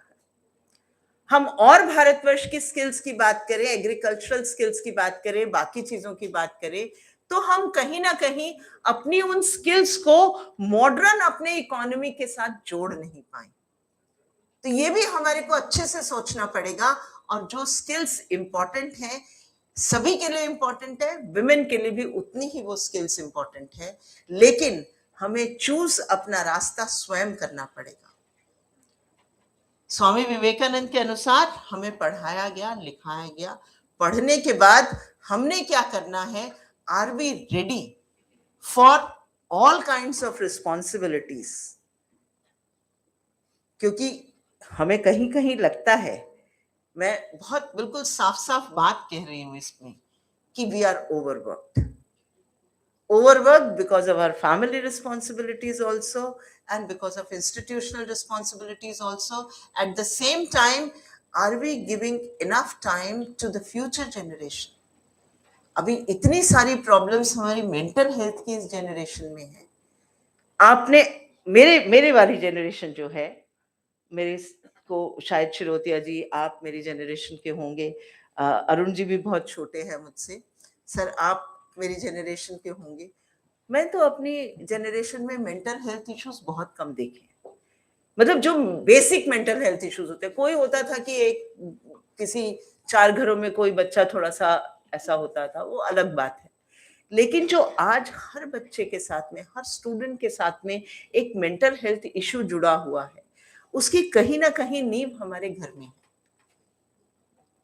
कि जिस तरह का एटमॉस्फेयर हमारे घर का होना चाहिए था, हमारे पास तो जॉइंट फैमिलीज थी, हमें कोई प्रॉब्लम ही नहीं होती थी। किसने पाला, किसने खाना बनाया, किसने प्यार किया, किसने 2 थप्पड़ मार दिया, हमें कोई फर्क नहीं पड़ता था। अभी यहाँ तो आप डांट ही नहीं सकते हैं किसी। आप किसी बच्चे को डांट दो, उसको दूसरे दिन मेंटल हेल्थ इश्यूज हो जाएंगे, उससे ज्यादा उसके पेरेंट्स को हो जाएंगे कि आपने कह कैसे दिया, ये डिमोटिवेट हो गया। हमारे को तो रोज मिलता था, तुम कुछ नहीं पढ़ोगे, तुमने बर्तन ही मांजने हैं। हमें कोई डिमोटिवेशन होता ही नहीं था। तो this we as a leader of the house, leader is always a woman. Economically कोई भी हो सकता है, अर्न कोई भी कर सकता है। Leader is always a woman. तो उसको डिसाइड करना पड़ेगा कि उसके पास कितनी स्ट्रेंथ है। अपनी स्ट्रेंथ को इंक्रीज करना भी हमारा काम है, कोई और नहीं आएगा हमारी मदद करने के लिए। अपनी स्ट्रेंथ को इंक्रीज करना, अपनी फैमिली को, कि कोई मेंटल हेल्थ इश्यूज ना आए, मैं छोटी बात कर रही हूँ, और भी इश्यूज हो सकते हैं, वो ना आए, वो भी हमें ही सोचना पड़ेगा। और उसके लिए जो हमारे पार्टनर्स हैं, उनको साथ लेके कैसे डेवलप करना है, वो भी हमें सोचना पड़ेगा। तो अपनी लीडरशिप हमारी केवल अपने संस्थान में नहीं हो सकती, हमारी लीडरशिप हमारे घर में भी होगी। मैं एक छोटा सा एग्जाम्पल देके इसको खत्म करती हूँ। मैं बहुत बार अपनी माँ को याद करती हूँ। मेरी माँ ने कभी नौकरी नहीं करी, लेकिन मुझे पता है she was the leader of the house. हमारे क्या डिसीजंस होने हैं घर में, वो सारा का सारा मेरी माँ के डिसीजन के बिना हो ही नहीं सकता। किस बच्चे को क्या पढ़ना है, उसका क्या डिस्कशन होना है, क्या इश्यूज आ रहे हैं फैमिली में, किसकी शादी कहाँ होनी है। आई थिंक माय पापा लेके आते थे कि रिश्ता इसके साथ करना है, but the decision was of my mother. तो आप सोच के देखिएगा, आपके साथ ऐसे लोग मिलेंगे आपको कि जहां पर जो परिवार है वो महिलाओं के भरोसे चलते हैं। मैं इसमें इकोनॉमिक एंगल केवल नहीं ला रही हूँ, लेकिन परिवार महिलाओं के भरोसे चलते हैं। और जब वो भरोसा होता है तो हमें अपनी स्ट्रेंथ कैसे डेवलप करनी है, हमें अपना रास्ता कैसे बनाना है, क्योंकि ना तो हम अपने परिवार के लिए थोड़ा सा गड़बड़ कर सकते हैं और ना हम जहाँ हमारी जिम्मेदारी या इंस्टीट्यूशन है उसके लिए गड़बड़ कर सकते हैं। दोनों चीजें 100% निभानी है और 100% निभाते हुए हमें अपनी हेल्थ और अपनी स्किलिंग, एवर स्किलिंग, हमेशा आगे बढ़ना है, उसका ध्यान भी हमें रखना पड़ेगा। इसीलिए वो जो हैप्पीनेस इंडेक्स की बात कर रहे हैं, हैप्पीनेस इंडेक्स भी तभी इनकलकेट होगा। और उसके साथ साथ जो हम बात कर रहे हैं विकसित भारत की, जो 2047 में 30 ट्रिलियन इकोनॉमी की बात कर रहे हैं, वो कहीं ना कहीं हमारे देश की महिलाओं के ऊपर भी बहुत निर्भर करेगा। तो एक बार पुनः आपको इस कॉन्फ्रेंस को ऑर्गेनाइज करने के लिए बहुत बहुत शुभकामनाएं। मुझे लगता है कि मैं थोड़ा थोड़ा इकोनॉमी बीच में ले आई अपनी बॉटनी छोड़ के। Thank you so much.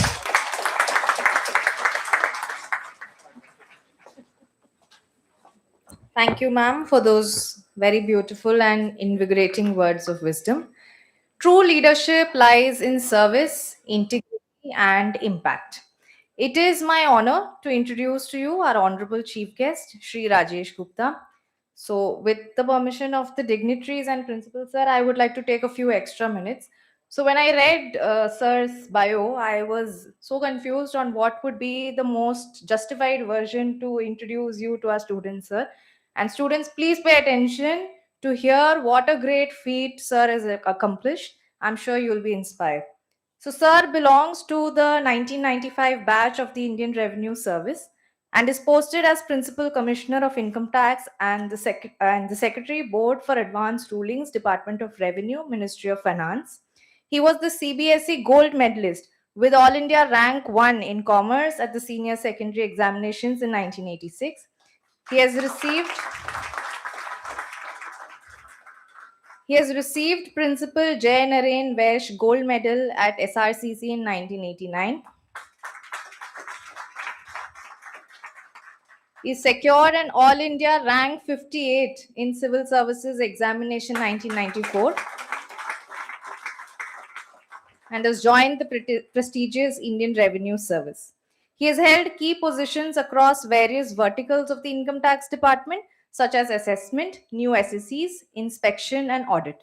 Subsequently, he served as Commissioner of Appeals in Delhi with an All India faceless jurisdiction.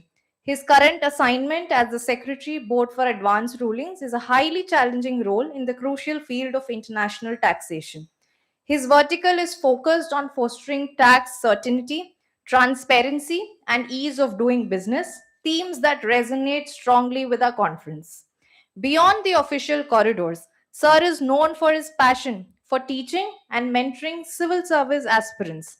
His inspirational guidance and sharp strategic insights have helped successfully convert more than 400 UPSC aspirants into first rate bureaucrats across various services such as the IAS, IRS, IPS, IFS, etc.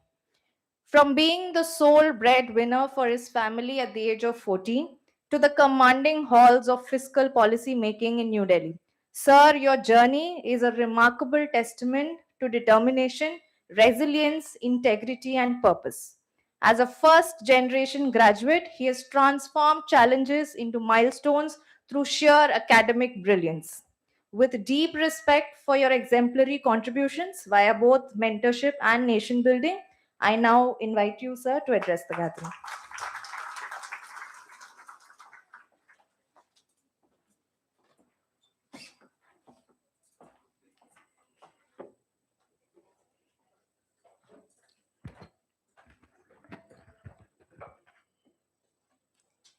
Thank you for the glowing introduction. The organizing principal, Professor Arun Atri of Shahid Bhagat Singh College.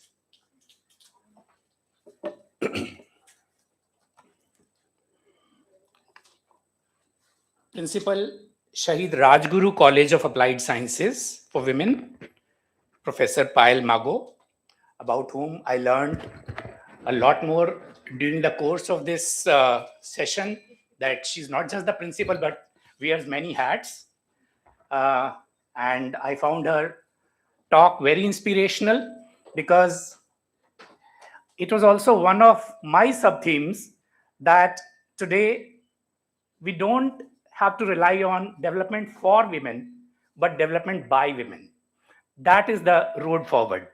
And so many positions she's holding, that was really inspirational, especially to convert the School of Open Learning from a relatively second class, if I were to say, to a primary exalted status, where I personally know of many of my students whom I mentored for UPSC. School of Open Learning has been their first choice, ma'am. They would have, they had the marks to secure admission to one of the North Campus colleges, but they preferred School of Open Learning either because of the exigencies of the family circumstances or to pursue something simultaneously like chartered accountancy or UPSC preparation. So to bring it to the forefront of not only distance education, but to education per se is a remarkable achievement. Head and Dean, Faculty of Commerce and Business, University of Delhi, Senior Professor V.K. Sharotia ji. Unfortunately, he had to leave, but definitely his talk was also very inspirational.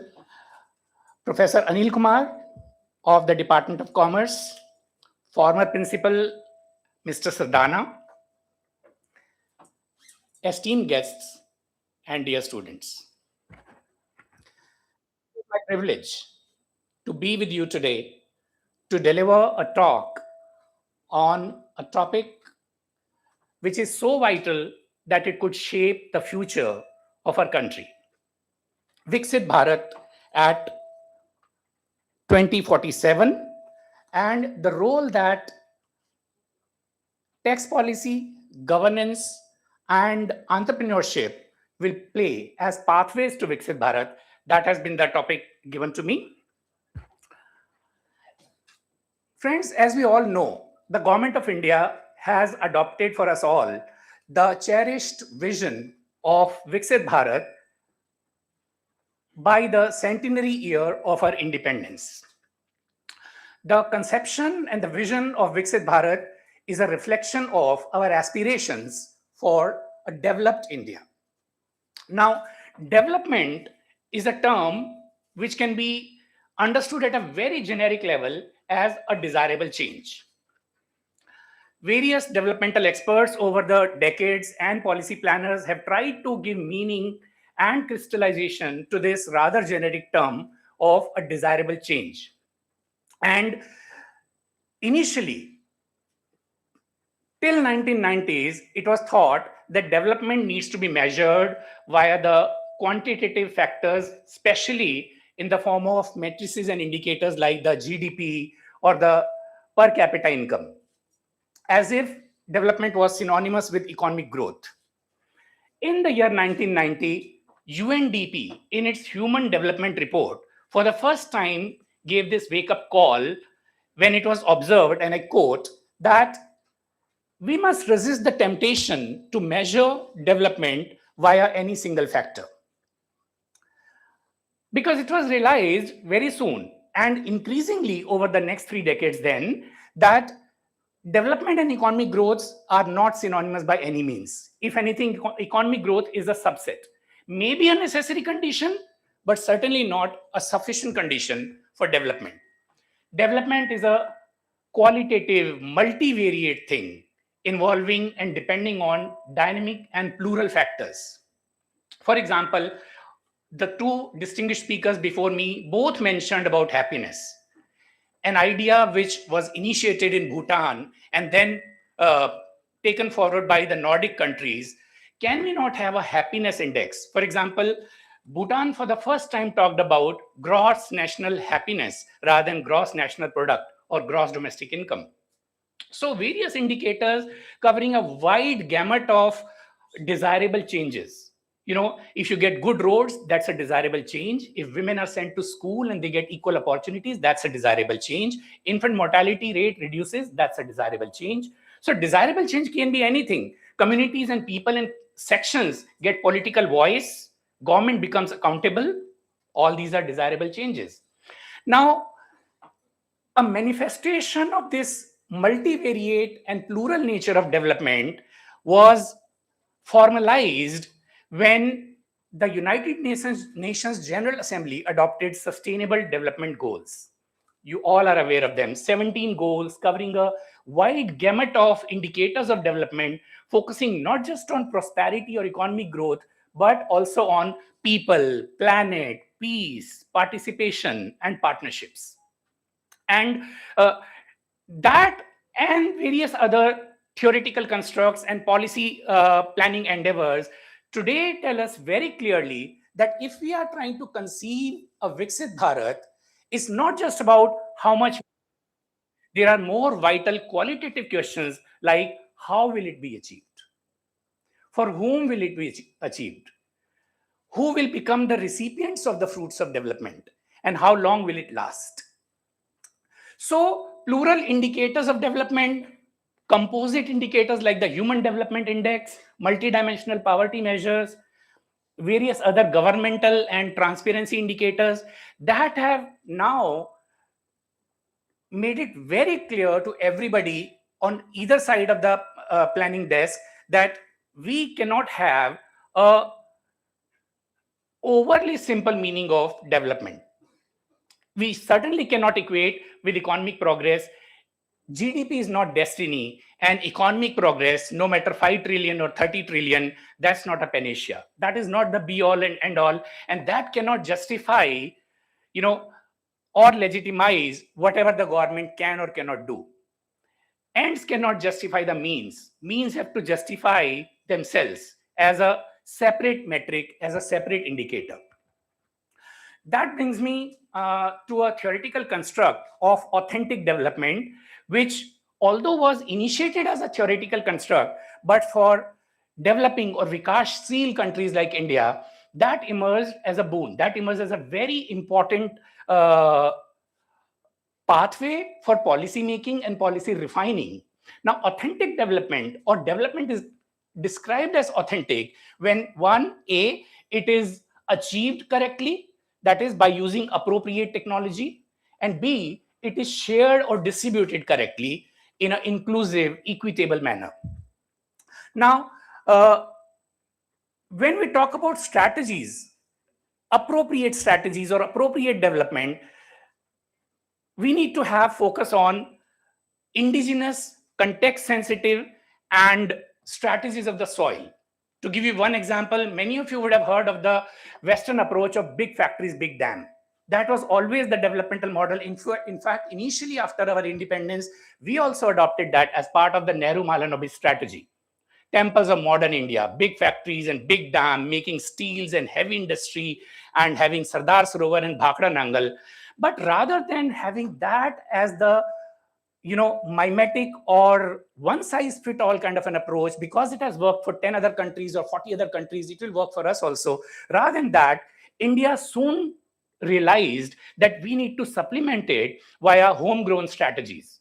Strategies which have predated development, like Professor Mago also talked about, that we had a rich heritage, not only of Khushali, but also of Sanskriti. Sone ki chidiya kaha jata tha hame, for some good reasons. So the Western construct of development came much later. We had developmental strategies by some other name called. It could have been progress, it could have been Khushali, it could have been whatever.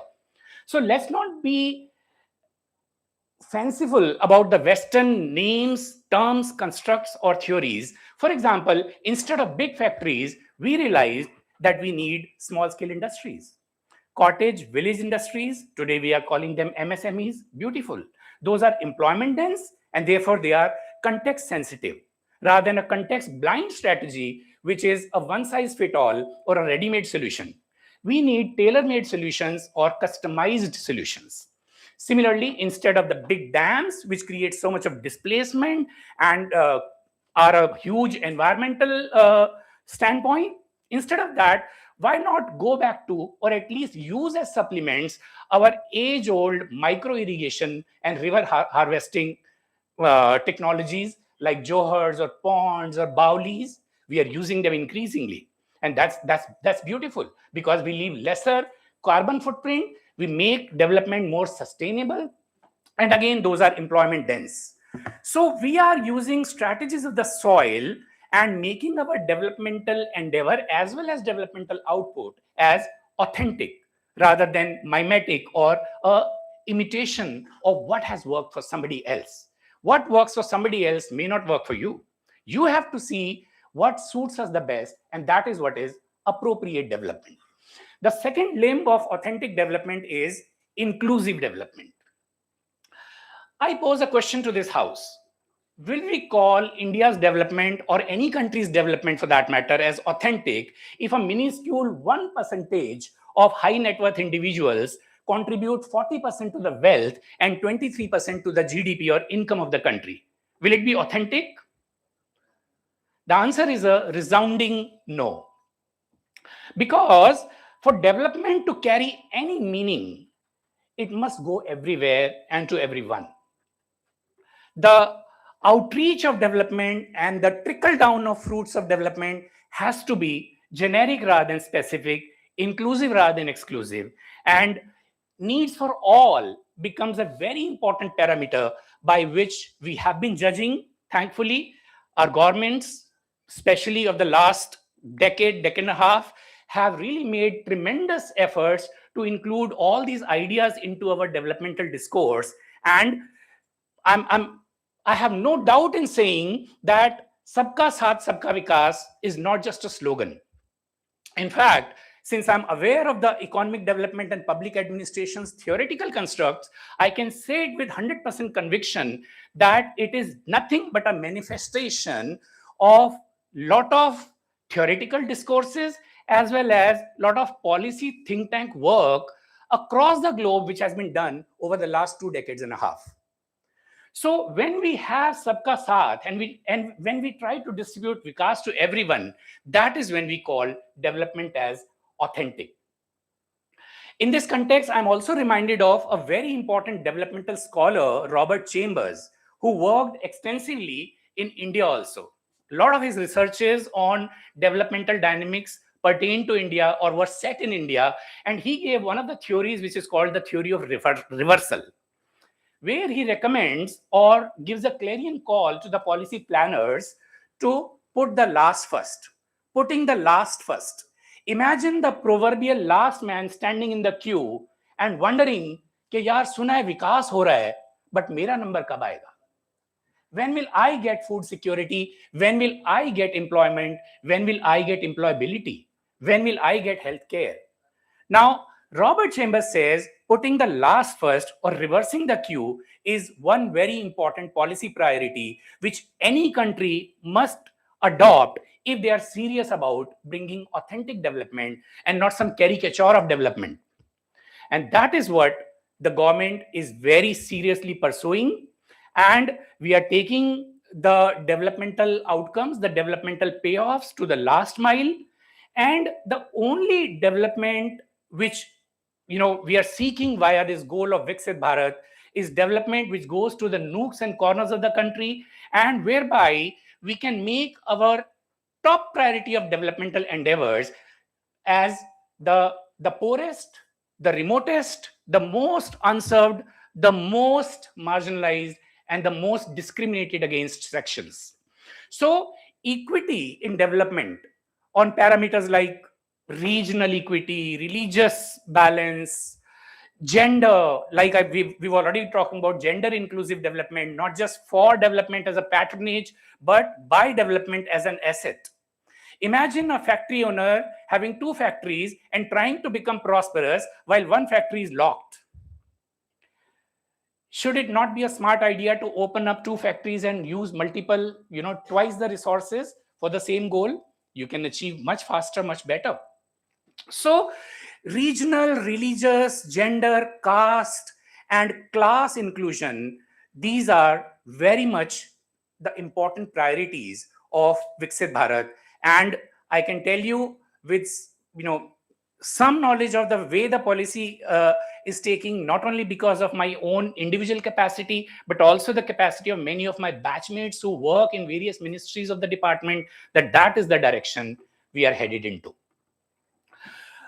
Now, coming to the 3 pathways which have been given to me, the tax policy, the governance, and the entrepreneurship, I find these 3 very logically combined as the themes of this conference, because the way I see it, tax policy is the fuel for development. Governance is the means to the end.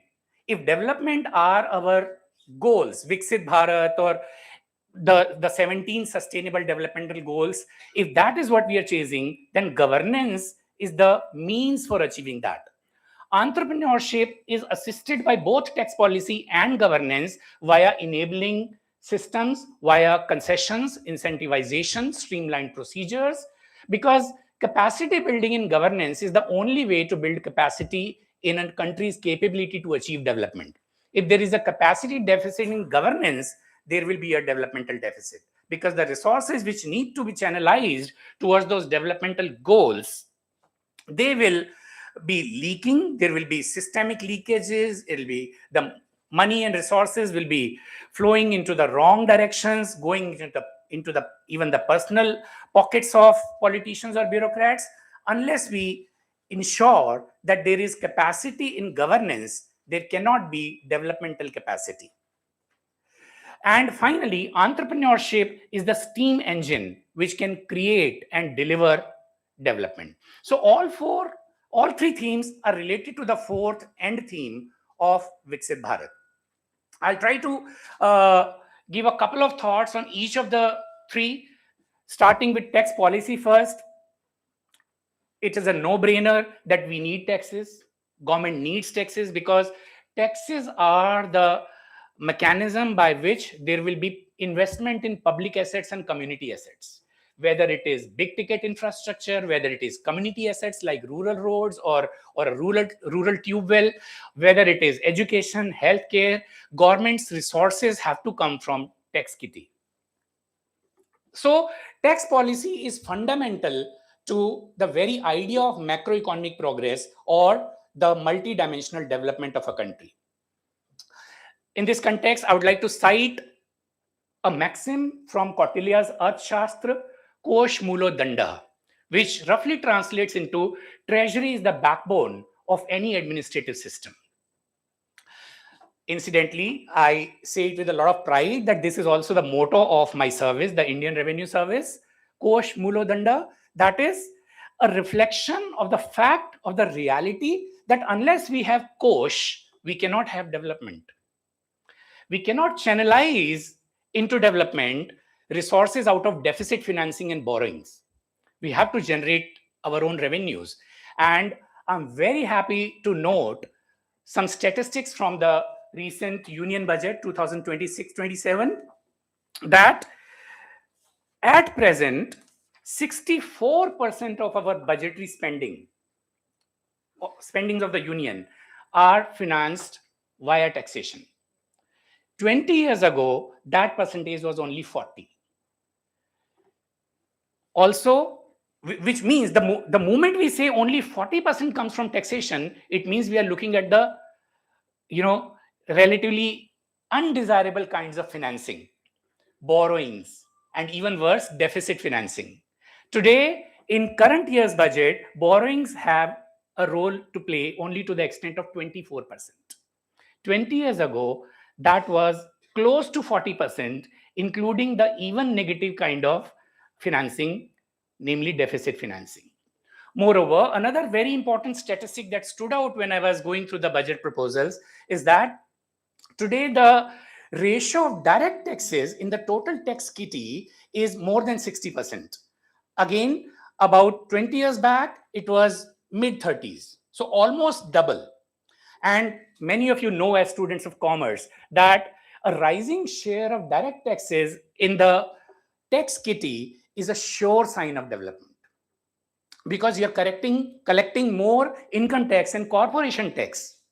This is not only a reflection of entrepreneurship and development in terms of at least the economic progress, it is also a sign of tax policy becoming more equitous and moving into the direction of more progressive taxation rather than regressive taxation.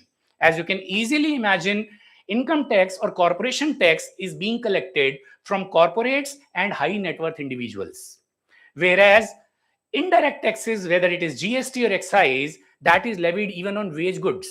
So even the poorest of laborer and poorest of farmers, when they buy their kitchen goods, the oil and the onion and the dals and the chawal, even they are paying those taxes equally. Same amount of tax Mukesh Ambani will pay on rice as a poorest of poor landless laborer. Now, in that sense, direct taxes are far more progressive and far better indicator of development as compared to indirect taxes. So, other than that, if I relate tax policy to the sub-themes, especially of entrepreneurship, again, it's a very encouraging sign that tax policy boosts entrepreneurship through various kinds of incentivizations. For example, there is a 3-year tax holiday for startups under Section 80 ISC. Any startup in India in their first 10 years of operation since foundation can claim 3 years as tax holiday, where there is 100% exemption from entire taxes, irrespective of how much you have earned. Similarly, there is 100% exemption from capital gains tax for investing in the shares of a startup. So imagine some serial entrepreneur, imagine you are a serial entrepreneur, or think about a rich guy, or think about a angel investor or a venture capitalist. Imagine Rajesh Gupta floats a small startup and needs money. He invests in my company. As luck would have it, my company runs, and my net worth becomes 40 times over a matter of, let's say, 5 years, which happens in the case of unicorns, much more than that, in fact, right? Now, that angel investor or that serial entrepreneur who took the risk of investing in me, a non-entity, he doesn't have to pay any capital gains tax when his 100 billion just became 4,000 billion. Not a single penny of taxation. Isn't it beautiful? That is the kind of encouragement we need for entrepreneurship and for development. Because unless entrepreneurship is enabled and incentivized, we are not going to achieve the developmental goals, whether 5 trillion by the next year or so, or 30 trillion by around 2047. So those are some very important changes and reform measures that the government has adopted, and that is an encouraging sign. And the even more beautiful part is that tax policy is using tech-driven and transparent processes. For example, some of you, if you've recently had your discussion with your businessman dad or businesswoman mother or an uncle or a neighbor, how long does it take for an income tax refund these days? Sometimes 3 days. Senior citizens receive their income tax refunds within 72 hours, maximum 1 week. And the non-senior citizens, everybody belonging to any class, earning their income through any form, whether salary or business, they generally receive their refunds not more than 3 months late after filing the return of income. I can tell you from personal experience that 10 years back, the timeline of 1 week to 3 months that I'm now narrating from a public platform, you can cite me on that, that was something like 3 years to infinity. Most people were left wondering, हमें refund मिलेगा भी कि नहीं? Forget about कब मिलेगा. So the timeline of 3 years was generally the minimum wait. So 3 years to infinity reduced to 7 days to 3 months. If that is not developmental transformation, I don't know what is. So tax policy has been playing multi-dimensional role. Of course, I'm not in the least trying to suggest that everything is bright and rosy and everything is perfect. As we'll discuss towards the concluding part later, that there is always room for improvement, not just in the developmental outcomes, but also in the developmental means and programs and processes. So definitely there is always room for improvement, and we'll come to that towards the later section. Coming to the second pillar, governance, as I was briefly narrating, that if Viksit Bharat is our end goal of our nation's endeavor, or development is the goal of any other country, then governance is the means by which those goals will be attempted to be achieved. Governance is slightly different from the traditional idea of government. Government more referred to a set of formal institutions and frameworks where the government will use its authority lying in the governmental apparatus to run things, to regulate things. It was more regulatory. Whereas governance can be a subtotal of not only the formal authority structures of the government, but also non-state actors. Whoever can contribute a part in the developmental goals can be part of those processes, right? So governance can more be understood as a sum total of processes, programs, policies, via which a nation is trying to channelize its resources towards its goals. So imagine if development is our goal and we have resources, physical resources, financial resources, human resources. Now governance is the ways and means via which these resources will be attempted to be channelized towards the goals of development. Again, good governance presupposes certain desirables, which we all keep talking about, that there should be a governance which is transparent, which is participative, which is accountable, right? If the government does or doesn't do anything, it must be held accountable for it. And thankfully, over the last 10 years or so, the accountability matrix of the government has been constantly watched. There are mechanisms like PM's direct watch portals, where every scheme and program of the government is being directly watched by PM, or no less. So imagine, and then there are portals like CPgrams. Some of you would have heard of that, grievance redressal portal of the central government. Try filing a grievance on CPgrams and imagine the feedback that you'll receive.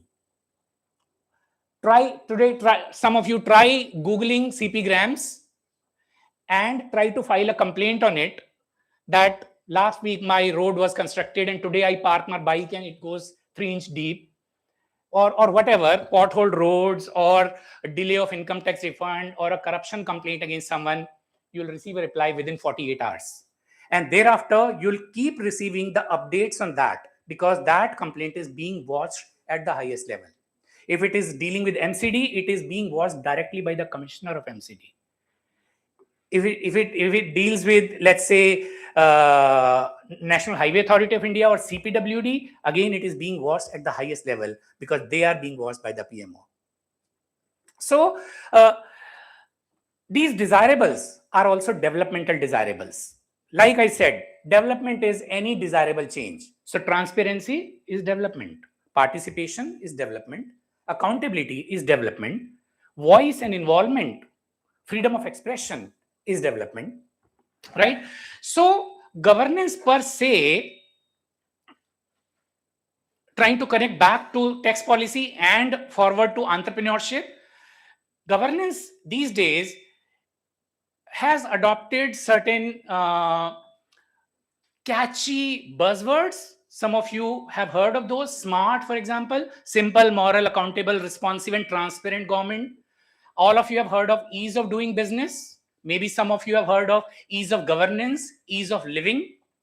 Now, those ideas are flourishing. They are being taken forward, not just as good faith promises, but as actual practical guidelines on which bureaucrats' performance is being assessed. For example, single window clearance. I heard single window clearance like 27 years back when I was preparing for civil services. But at that time, it was just a fancy jargon. It was 10 years back, it was just a good faith promise. Today, it's a reality. Today, there are various schemes and programs, tech-driven, where 70 different licenses and clearances or 40 different kinds of government facilities you can obtain through one single window one single portal of the government, or if you are still insisting on physical delivery, for example, in the tier 3 cities, small towns or rural areas where physical interface with the government is still a necessity and a reality, then one-stop shop, all facilities under one roof. You go to a common service center which have been established under the National E-Governance Plan, and you can take benefit of something like 104 services at one center. Now, these are the themes of governance which connect to not only entrepreneurship and ease of doing business, but even more importantly, ease of living. Let's make the life of an average citizen easier. If he's there to file an income tax return, let's make it easier. If he's there to lodge an FIR, let's make it easier. Let's make it life easier. Maybe most of the things, if he has the capability, he can transact online. He doesn't need to go to a office of a Vidyut board and then to a Jal board and then to a DDA. He can transact that at home. Cost effective, harassment free, ease of use. Now, from ease of doing business, thankfully, we are going into this umbrella theme of ease of living. Coming to the last of the themes, entrepreneurship.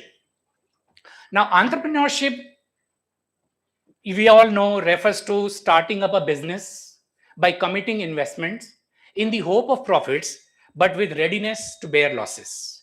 Because within entrepreneurship is inherent a possibility of a risk that if your business plans don't go as you had imagined, or you cannot scale them up, or either by way of market forces or by way of your own poor innovation, the idea doesn't click, then you are losing the investments. That will be a sunk investment apart from there being losses.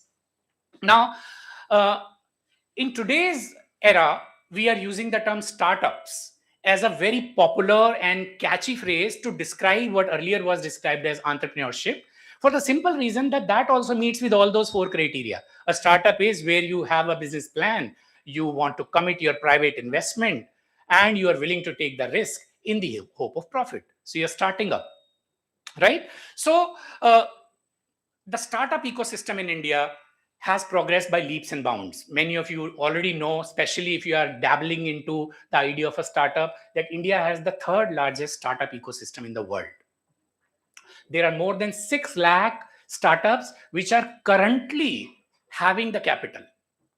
Otherwise, there are more than 10 lakhs, but 6 lakh active startups. Out of those, around 2 lakh are registered with the government and recognized by the government.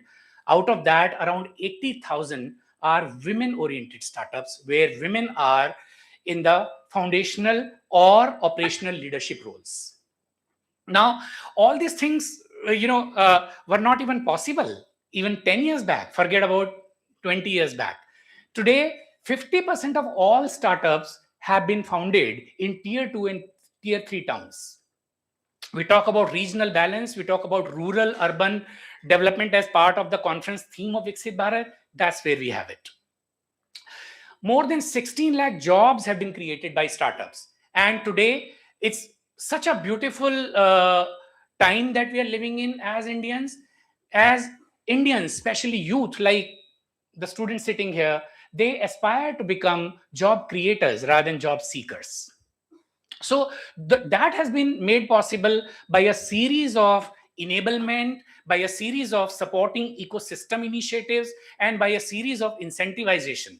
But most importantly, that has been made possible by the desire, the change in the behavioral pattern, the risk appetite of youth.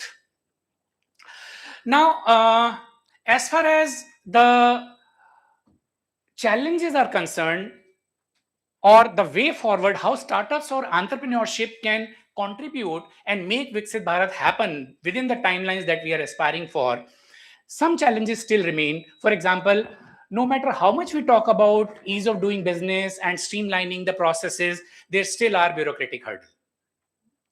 Now, bureaucratic hurdles dampen the spirit, dampen the entrepreneurial spirit. For example, today, for a typical startup, we still need 9 to 15 licenses. With all that possible reforms in the form of single window clearance, we still need that. We need to do something about that.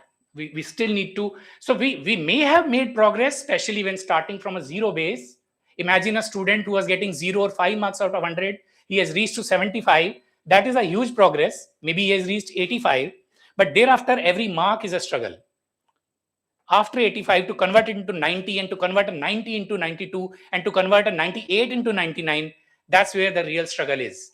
So we need to now start focusing on that if we are serious about authentic development and inclusive development and ease of living achievements in the next 23, 24 years, or whatever, 21 years till the turn of the century for our independence.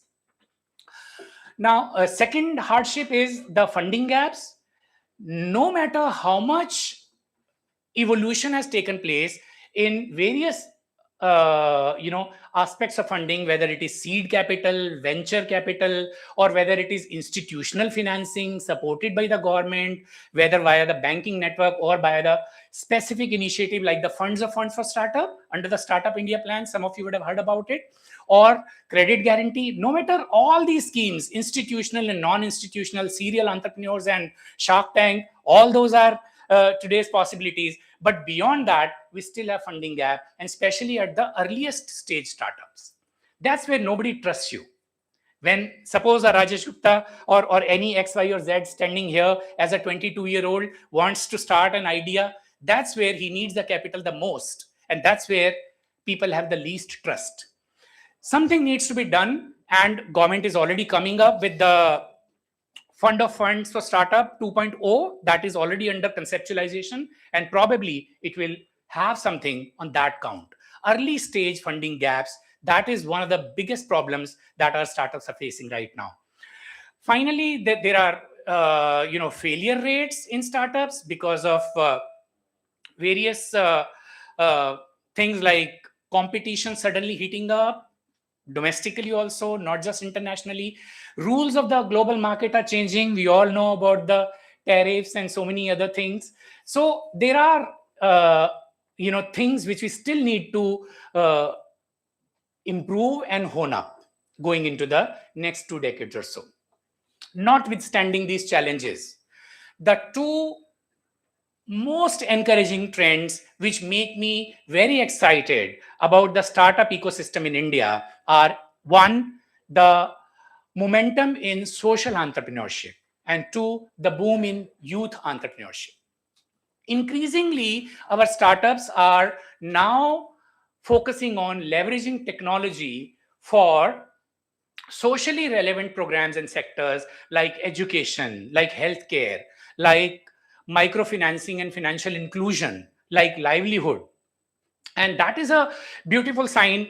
In a rough way, that is something relating to corporate social responsibility that, which Professor Shrotia was talking about, that you should not only earn profits, you should look to give back to the society. Now imagine not just big corporate CSR, but here we are talking about a youngster who thinks even risking my capital is okay, but I want to do something for the rural women, or I want to do something for landless laborers, or I want to do something for mitigating the agrarian distress in Vidarbha. Some of these I'm citing from real life social entrepreneurship examples without naming them. The second and the even more encouraging trend is the boom in the youth entrepreneurship, which is going to change the landscape of India's business, entrepreneurship, and thereby development. India's business entrepreneurship, as we all know, was characterized by family-owned, family-controlled businesses for a large part.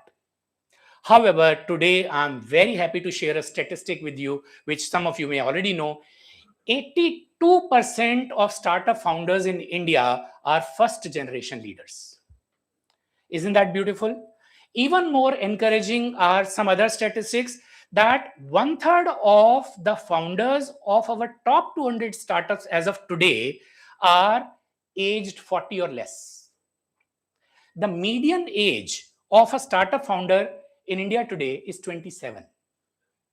And the statistic which excites me or thrills me the most is that 1/3 of college going youth in India, people like you sitting here or your counterparts sitting in various other colleges and IITs and all the other institutions, they consider startup as a viable career.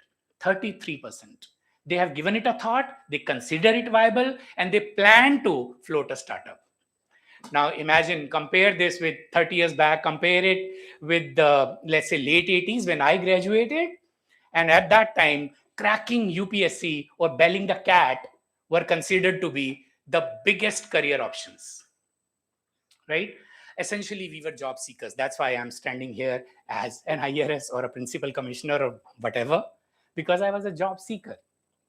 Today, many people sitting here, I'll like statistic tells me 1/3, but maybe whatever, give or take a few percentage points. Today, you aspire to be job creators. That is beautiful. I was made aware of a statistic just last week in terms of the centennial celebrations of my alma mater, SRCC, that more than 50 flourishing startups have been set up by my fellow alums from SRCC. And I'm very sure that if Professor Atri invites me again here 5 years down the line, he will be telling me that 100 flourishing startups have been set up by the alums of Shahid Bhagat Singh College. Because today's undergrad students are tomorrow's entrepreneurs. And especially when we are talking about 2047, many of you or your counterparts in other colleges right now, they will not only be entrepreneurs, they will be business leaders in next 21 years, right? At the age of 35 to 40, or in that bracket of 35 to 45, we have, scores of examples of unicorn leaders, whether Sachin and Binny Bansal or, so many of them, and of course, internationally, Mark Zuckerberg or Elon Musk or Jeff Bezos. That was the age bracket when they started making global impact, right? So when we talk about Viksit Bharat 2047, your role, the role of youth, the role of people who are right now receiving their college education, your role is not only going to be crucial, it is going to be decisive. And I have full faith that you, the Gen Z, have what it takes. And I'm very sure of a firm belief that it is you, the Gen Z, who are going to deliver us the next dozens of domestic biggies like the Flipkart and the Paytm and the Zomato and the Make My Trip. But going beyond that, by 2047, some of you, the Gen Z, will deliver us the global giants, the likes of Amazon and Facebook and Google. I'm very sure over the next 2 decades, these will not be the monopolies of USA. We'll hear Indian global giants, and the onus is on you also.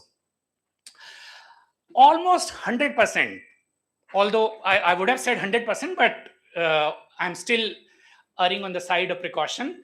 Almost 100% of the youth sitting in the senior secondary standards, that is 11th and 12th, and the college and the higher universities belong to Gen Z. Am I right? Everybody who is from 11th standard onwards to, let's say, MA, they all are 100% Gen Z. They have an opinion of their own. Somebody said their attention span is lower. I don't agree to that. You're attending to me. Very fine. You attended to Professor Mago. Fine as well. They may have a mind of their own. They may appear difficult to us parents, but they are bright. And on their shoulders, our developmental endeavor of Viksit Bharat is going to ride. As I reach the conclusion of my talk, I want to emphasize a very important fact that whether Viksit Bharat or development, called by whatever name and nomenclature, it is not a terminal destination. Rather, it is a journey, ongoing and perennial. To make my point, I want to give you the example of Nordic countries: Sweden, Norway, Denmark, Finland, and Iceland. And Iceland is different from Greenland, no matter what the POTUS says. So these countries, these 5, have been in the top 10 on any yardstick of development for last 15 years at least. Some go back to even more. Any yardstick, you talk about economic progress, take. You talk about social progress, take. They are in top 5. You talk about human development, top 5. Transparency index, top 5. Good governance index, top 5. So, which does it mean that they have achieved the panacea? They've been there and done that. Their governments are packing up and going back home, or their governments are still chasing development? What is your answer? Are they still working towards development? Maybe a new form of it, maybe a new dimension of it, maybe a new aspect of it. So development is a journey, perennial, because there are always newer aspects of development which keep emerging as the contemporary aspects, as the more sophisticated aspects. For example, these Nordic countries are committing their energies to the next levels of desirables, things like net zero transitions, environmentally sustainable developmental goal. They are aiming at, for example, quality of life, not just for their average ordinary citizens, but for special groups like aging population, which is going to be a very important reality for us by the time we reach 2047, right? They are exploring personal liberties of the highest order, whether LGBTQ rights, whether same-sex marriages.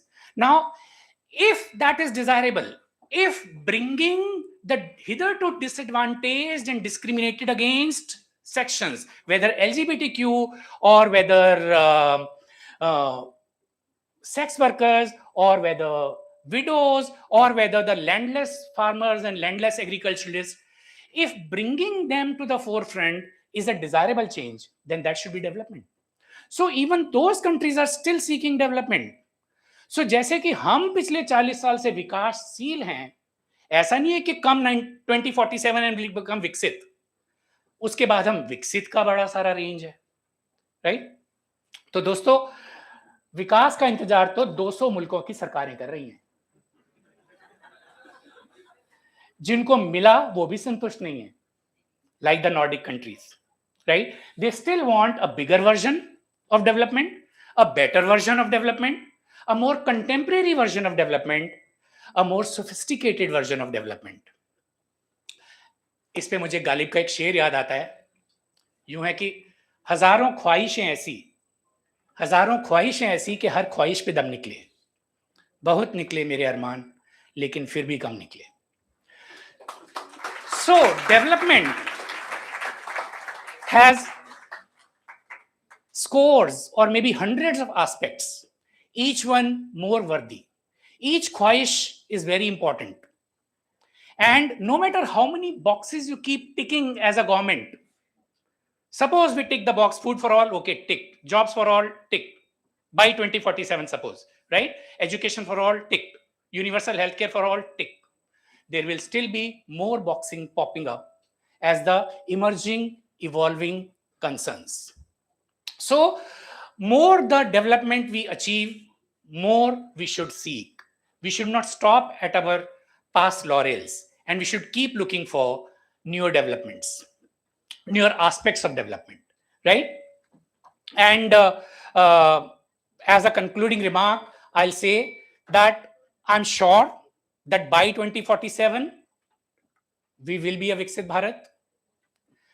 I hope that the Vikas that we do find is a Sarvgun Sampan Vikas, a well-rounded development, not just economic growth, not quantified by trillions, but something which goes to the root of human well-being. I hope, because hope is a good thing. Thank you.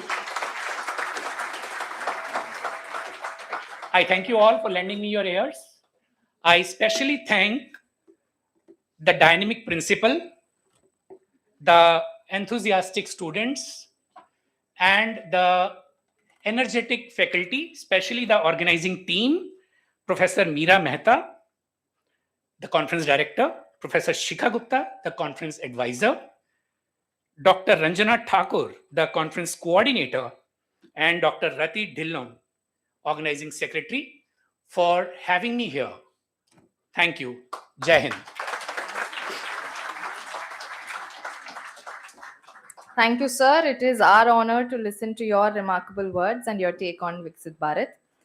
Acknowledgement is the highest form of appreciation. I now invite Professor Shikha Gupta, a conference advisor, to deliver the vote of thanks. Good morning, everyone. Good afternoon, indeed. Gratitude is not only the greatest of virtues, but the parent of all others. With this spirit of gratitude, on behalf of Shahid Bhagat Singh College, the Department of Commerce, and the organizing committee of the 13th ICBM 2026, I, Professor Shikha Gupta, feel extremely privileged while presenting the formal vote of thanks at the conclusion of this inaugural session. It is a matter of immense pride and honor for me to express my deepest gratitude to our distinguished chief guest, Sri Rajesh Gupta ji, for graciously inaugurating the conference and for sharing his thorough, detailed, invaluable insights, which have set a truly inspiring tone for the deliberations ahead.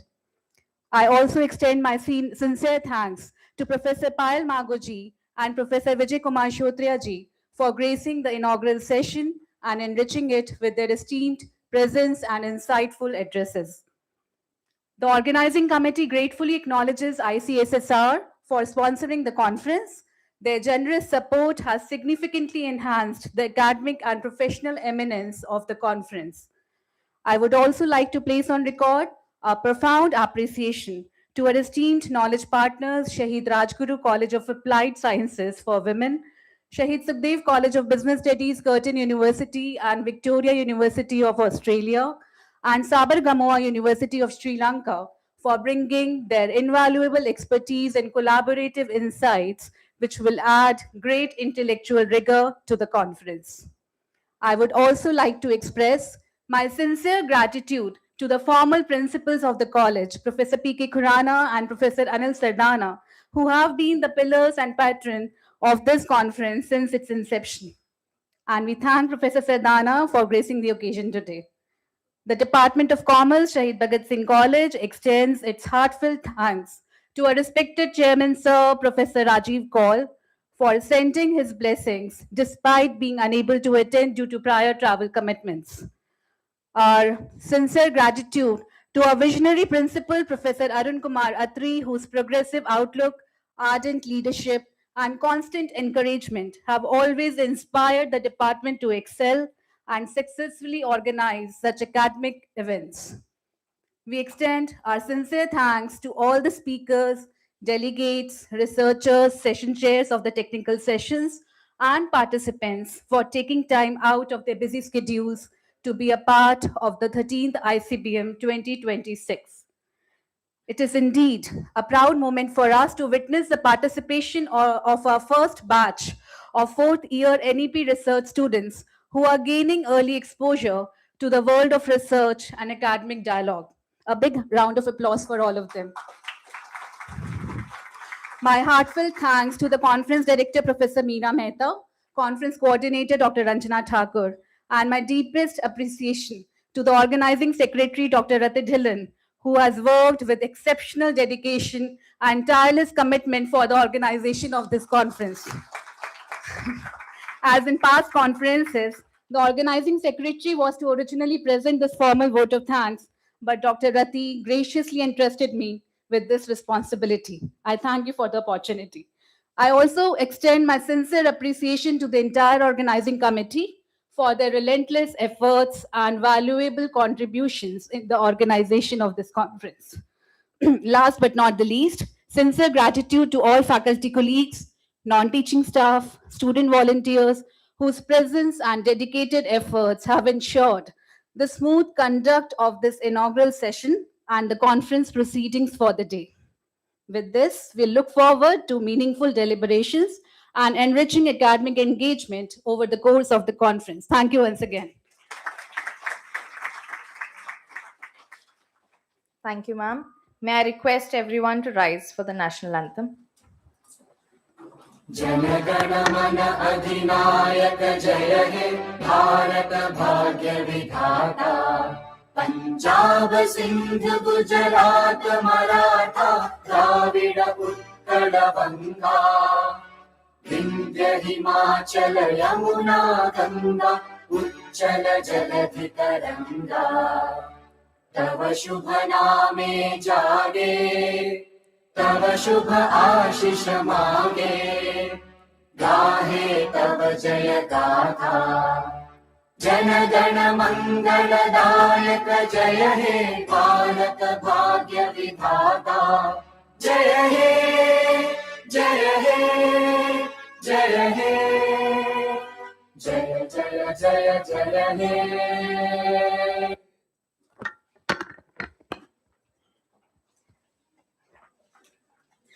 A few announcements. A QR will be displayed on the screen for the student participants for your attendance. It is active only for a minute. Kindly scan it and mark your attendance. I request the audience to proceed for high tea. Students are requested to proceed to the convention hall, and teachers and delegates are kindly requested to proceed towards the library reading hall. We will meet back in the auditorium in 15 minutes for our plenary session. Wishing you an insightful and enriching day ahead. Thank you, Dr. Prerna Soni and team, for the stage management for this session.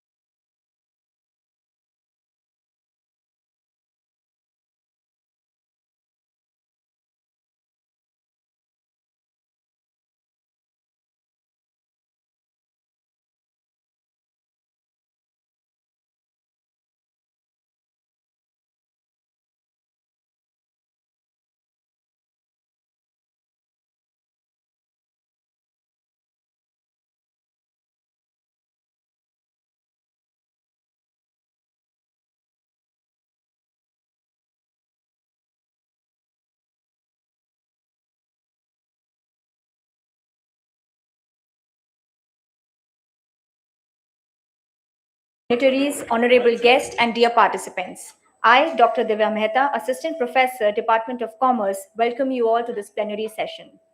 On behalf of our institution and organization committee, I extend a warm welcome and a heartfelt welcome to everyone present here today.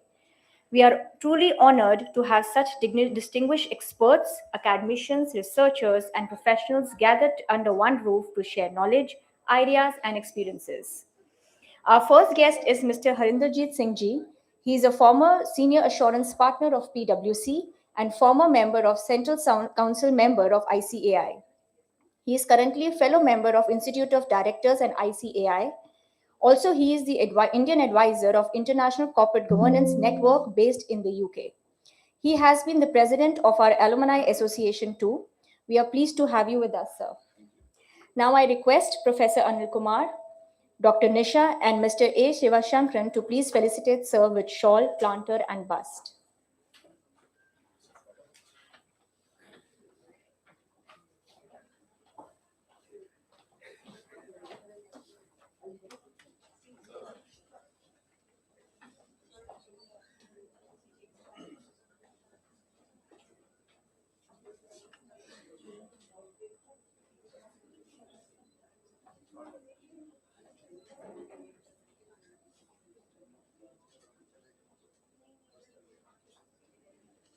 Can we please have a round of applause for sir?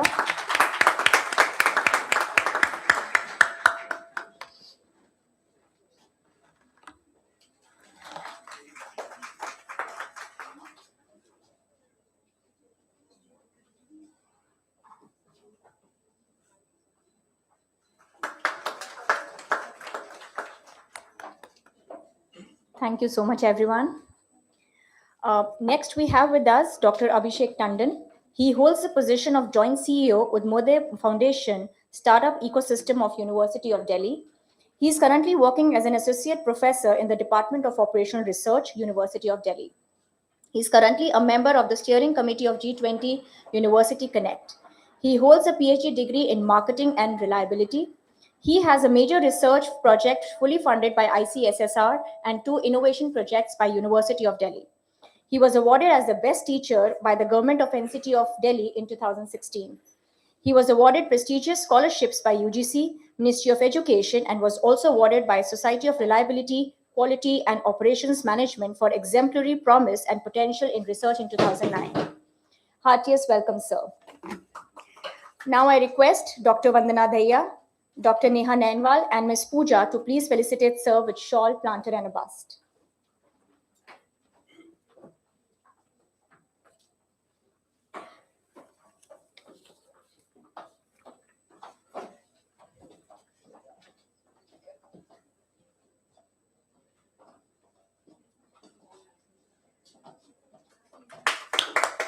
Let's please have a round of applause for them.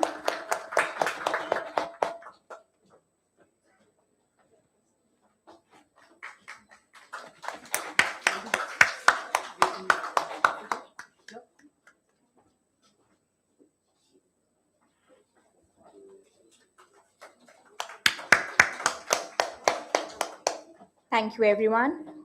We would also just, we would ask for an excuse. Professor Anil had to leave for some urgent meeting, and hence he will not be joining us here. Next, we have with us the moderator for our plenary session, Dr. Vaniki Joshi Lohani. She is presently a faculty at ABV School of Management and Entrepreneurship at JNU. She has more than a decade of experience in academics. Prior to JNU, she was a faculty with IIM Indore and has worked with prestigious institutions like Lehman Brothers and Sher Khan. She did her MBA from IIM Indore and her PhD from Indore University. She has done her BTech from IIT Ahmedabad. Her area of research and work is in IKS and strategic management, sustainable entrepreneurship, and rural women upliftment and public policy. She has several research papers and is a visiting faculty to Business School, London, and Lingen University, Hong Kong. Welcome, ma'am. Now I request Dr. Aarti Saini, Dr. Chandani, and Mr. Anil Kumar to please felicitate ma'am with shawl, bust, and a planter.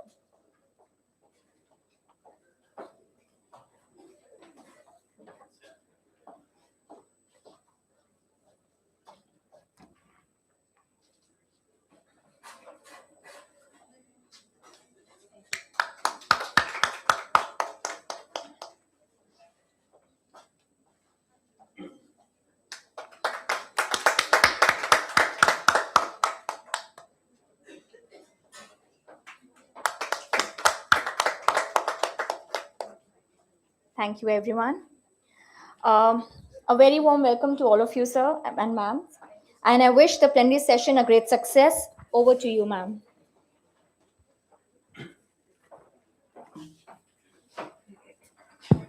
Thank you so much, ma'am, for the wonderful introductions. In fact, there are some things which we also don't remember and get to know when you explain it so nicely in such a beautiful voice. So, since we are already running behind time, so without further ado, I would like to request Honorable Sir Harinderjeet Singh Sir to please say a few words.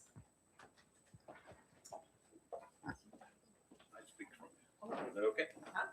Thank you.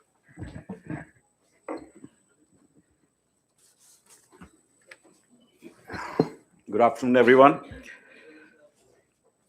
It's a pleasure to be back in college and be among teachers and students to share my experience and knowledge. Today, in the limited time available, I have been reminded this many times, I shall share a perspective on the future of work and how individuals, organizations, and educational institutions can navigate the transition to survive and grow. But before we look to the future, we must first comprehend the world of artificial intelligence in which we live in. So for last 3 decades, we spoke about digital age, internet, software, automation, smartphones that put computers in our pockets, etc. And it was all about teaching machines of storing, processing, and transmitting data and information faster and cheaper. Today, we are in the age of intelligence, where reasoning, decisions, and execution can be made on their own by machines and by learning patterns from data, adapt and generate content, language, images, code, even strategic decisions at a lightning speed and accuracy. Overall, it is a new electricity which will transform almost everything, just as electricity did 100 years back. Let me give you a couple of examples. In retail, artificial intelligence can research, compare, negotiate, and complete online purchase, reshaping pricing, supply, and marketing interactions. Let's take another example. Healthcare and medicine. Early and more accurate disease detection by analyzing medical images like MRI and CT scan, and personalized medicine, faster drug recovery, remote patient monitoring, and global access. These are some of the examples.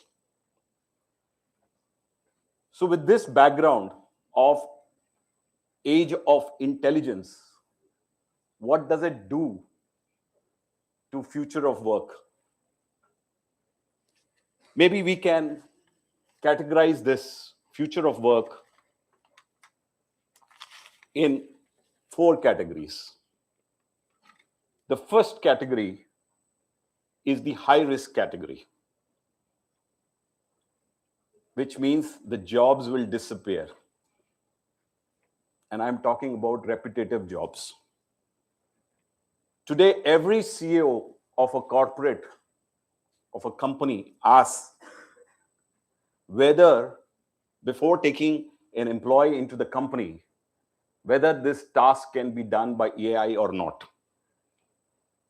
So freshers' job, I'm afraid, is at stake unless they upskill and upgrade themselves. Data entry, bookkeeping, call center scripts, legal documentation are in the high risk area of disappearing of jobs. Then the second category is the significant transformation. Up to 60% of tasks within the job will be automated. Software development, financial analysis, content, graphic design. As it is popularly said, knowing how to write the code will become irrelevant because AI will do it cheaper, better, and faster. But knowing what code to write will remain a competitive advantage of humans. So all is not lost. AI augmented roles up to 40% of the tasks will get augmented by AI, in which we see a massive productivity gains. Reimagine the world where humans and robots are working side by side, brainstorming and executing jobs. Similarly, healthcare diagnosis, strategic consulting, and teaching fall into this category where certain tasks will get automated by AI and certain tasks will be left to the human. Now, in these four categories, the least at risk are the human-centric roles. And that's where, ladies and gentlemen, and boys and girls, you need to focus on. Human-centric roles with low automation but enhanced AI tools like leadership, creativity, counseling, complex negotiation, and elder care will still remain the domain of human beings. Also, new jobs will be created by AI commanding premium in job market. What are those jobs? AI ethicists ensures AI systems are developed and used responsibly.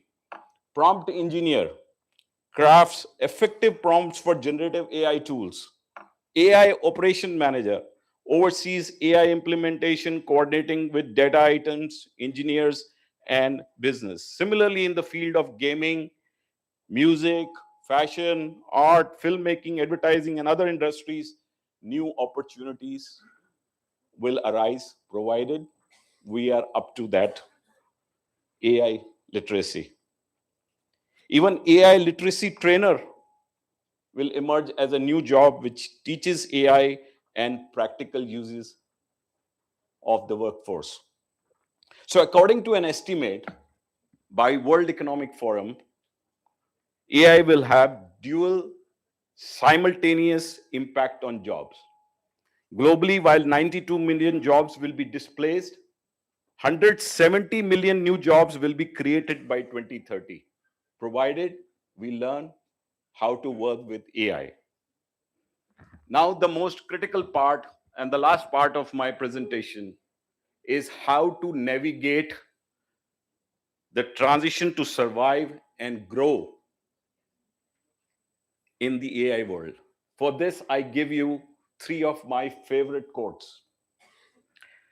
The first quote says, "The illiterate of the 21st century will not be those who cannot read and write, but those who cannot learn, unlearn, and relearn." First quote.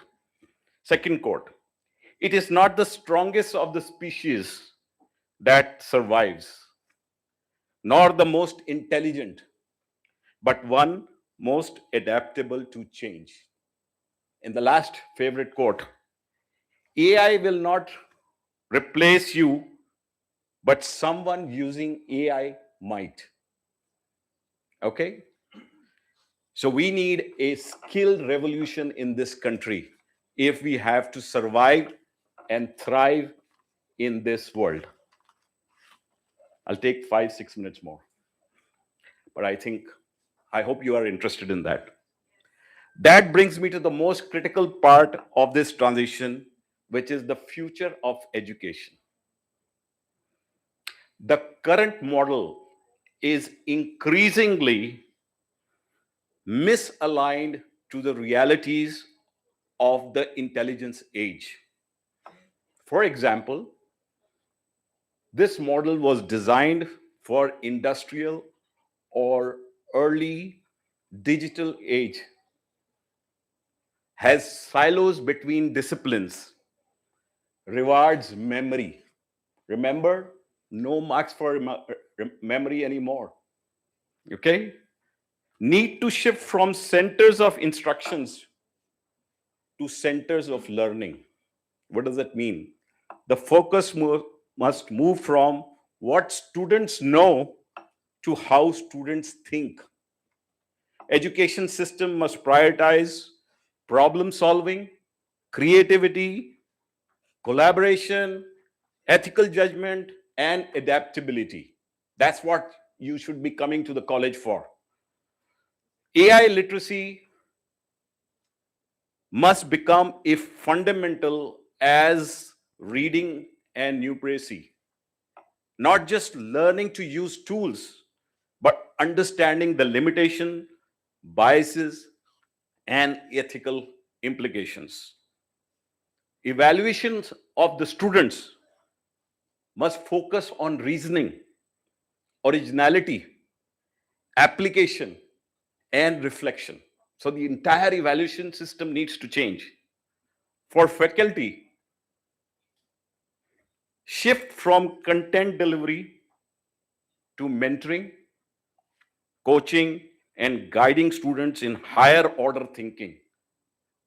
Institutions that fail to empower educators in this transition risk becoming obsolete.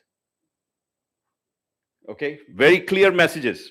Universities and institutions must reimagine themselves as lifelong partners in learning. That's what the universities and colleges need to do. Offering modular credentials, micro certifications, and continuous upskilling opportunities across careers. This is what the institutions of future need to do. Infosys and TCS is right now, as we talk, reskilling their entire workforce on AI. That is the importance they are showing. Why? It is not a good corporate initiative or a CSR initiative. It is a matter of survival. If you know, both these institutions, one of the two big four IT companies here, have stopped hiring people. Why? Because they are looking at what a human being can do. Can AI do better and faster and cheaper? So they have paused their hiring, and the existing one, they are reskilling. Now for an individual, all the students sitting here, I recommend 5 steps would be critical for you to survive and grow in this AI world. What are those 5 steps? First, build AI literacy, reskilling, and adopt lifelong learning and improvement. Now I'm going to tell you something very controversial.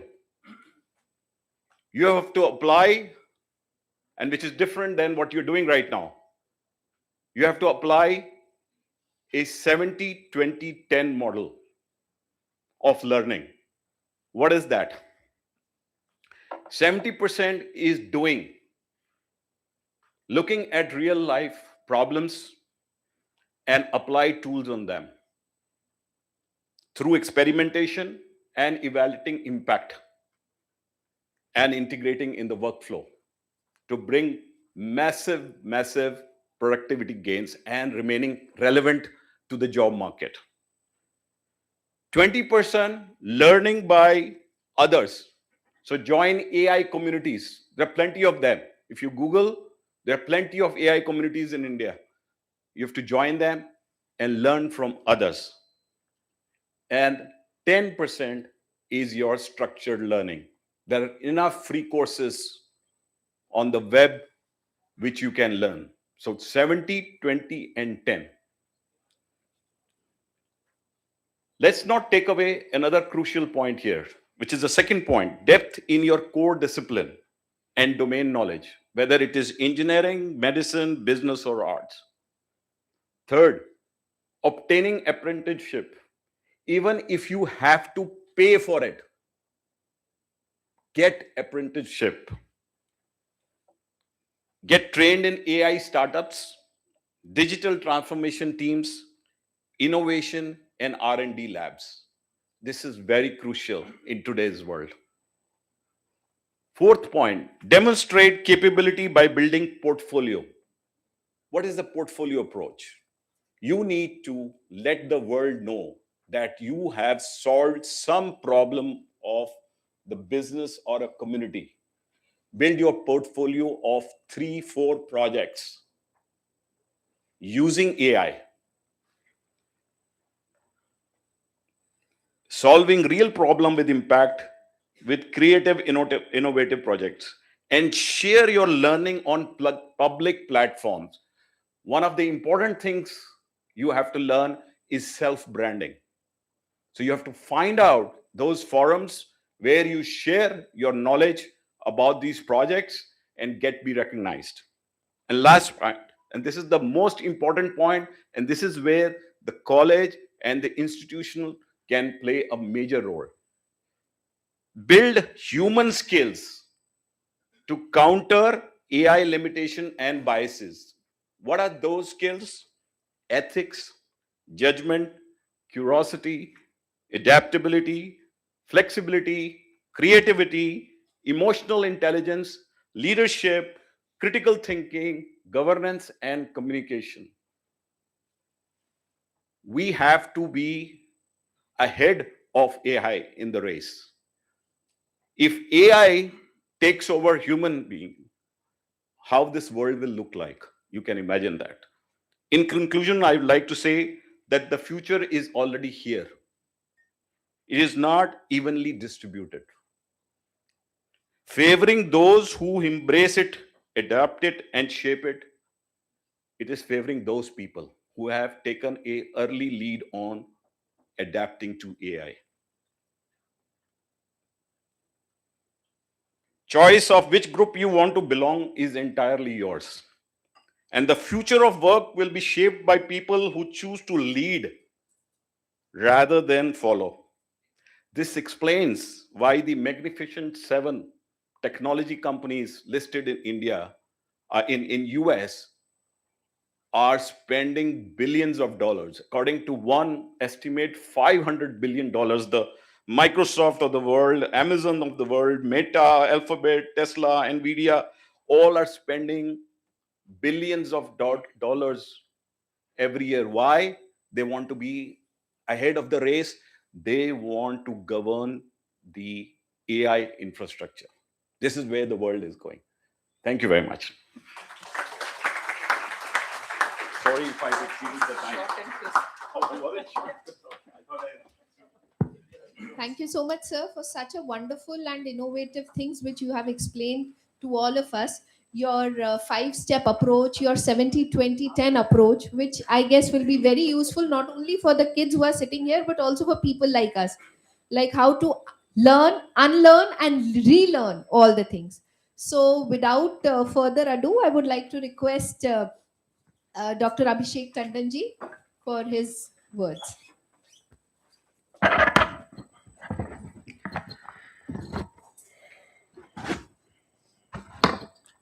Thank you, Vaniki. Professor Chandrajit Singh ji, CA, he is CA. but he was more than a professor today. Thank you so much, sir. Professor Meera Mehta, Dr. Vaniki Joshi ji, Dr. Rati Dhillon, Dr. Neha, Professor Anil Sardana, other distinguished faculty members, and my dear students. In the preceding two lectures, we have been given a lot of information about how India is going to take a path towards Viksit Bharat and what is the role of all the young minds that are sitting right in front of me, and also a little less young minds who are sitting in the front rows. And the previous speaker highlighted about various problems that we are going to face or we are already facing in the job markets because of AI. Friends, I am going to talk about how we can help you to overcome these problems. And when I say how we can help you, I mean how University of Delhi, this college, and various facilities that Government of India is trying to push towards the young forces which are going to be drivers of Viksit Bharat. All of us know that job market is shrinking, and it is not shrinking in the past 2-3 years. It has been shrinking since the last decade. And that was the sole reason why in 2014 a small effort was undertaken in Delhi. And I would like to narrate that effort. Our today's Honorable Prime Minister, who was then the Chief Minister of Gujarat, tried to collect startups from the entire country and discuss various kinds of possibilities for the future in Delhi. Friends, you will be surprised, after entire effort of 1 month, hardly 400 to 500 people turned up. And he admitted in one of his speeches that government officers, as it is, managed to fill the entire hall the way teachers have done today. But friends, I would request all of you that please give me 10 minutes of undivided intentions. I can see some students taking selfies. I can see some students talking, but please give me 10 minutes. I'll give you something which you are going to take home today and you can ponder upon, you can think upon, and you can come back to us, come back to your teachers. See, this is the 13th edition of this conference. It's important for all of us to understand that what we are taking out of this conference. So if you give me 10 minutes, I am sure you are going to take away something. So since the Prime Minister admitted himself that, we had Vigyan Bhavan is usually 1200 seating. So he said that we had around 400 to 500 people. The rest were filled by the government officials.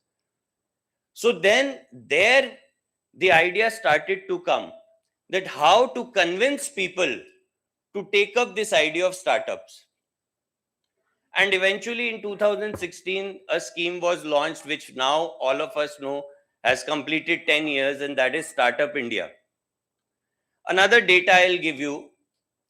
In 2016, we started with this scheme, the Government of India. And at that time, around 400 to 500 registered startups were there. Today, as in the previous session, the chief guest said, around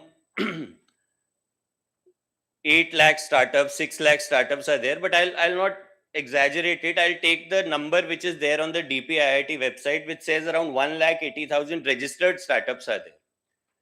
out of which around 80,000, which is approximately 50,000 startups, are being led by women entrepreneurs.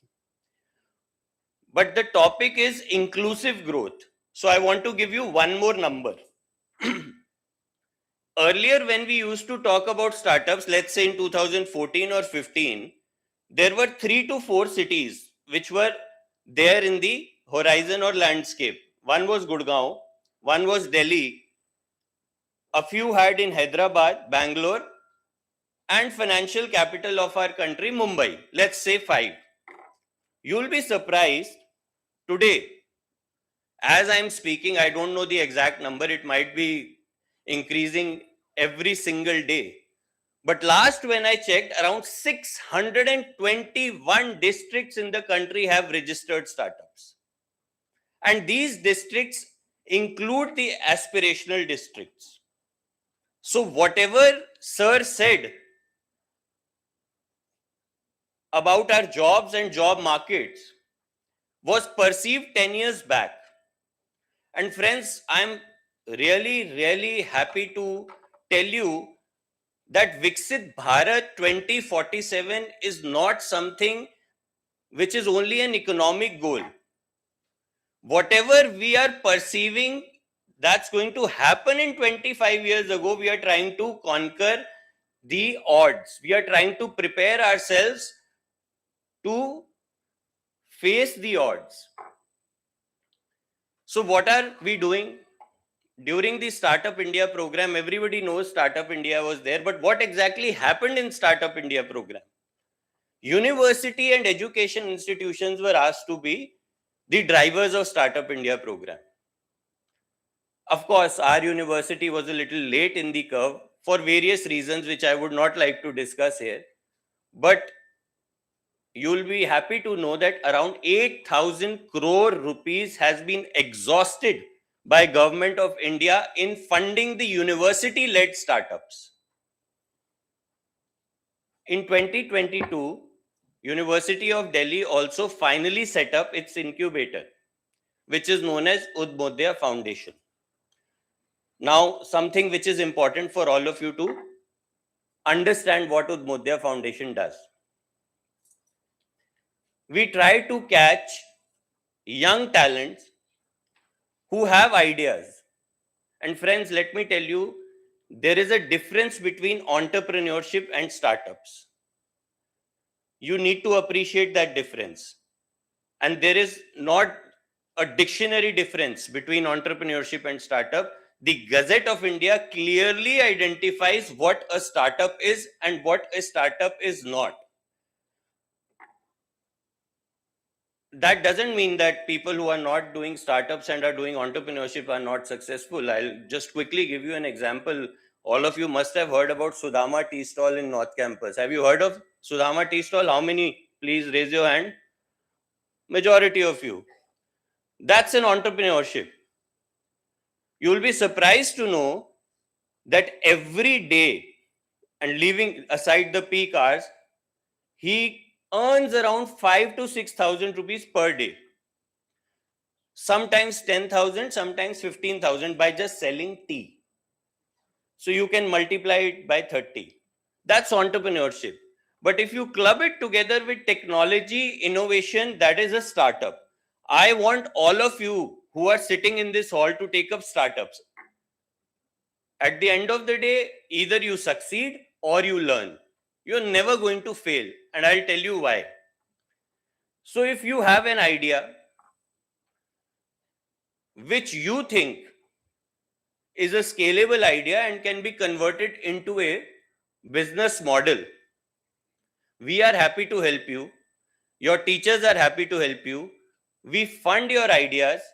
We give you space, and also we give you mentorship. For example, there is one person who is from a BCom class today sitting here. Must be a lot of people from BCom, and they feel that they are not very comfortable with the technological bit. We'll help you with the technology as well. But it has to be your idea. We spend money in investing in your company, as per the latest resolutions that we have passed, we are ready to invest up to 10 lakh rupees into your startup as a seed fund.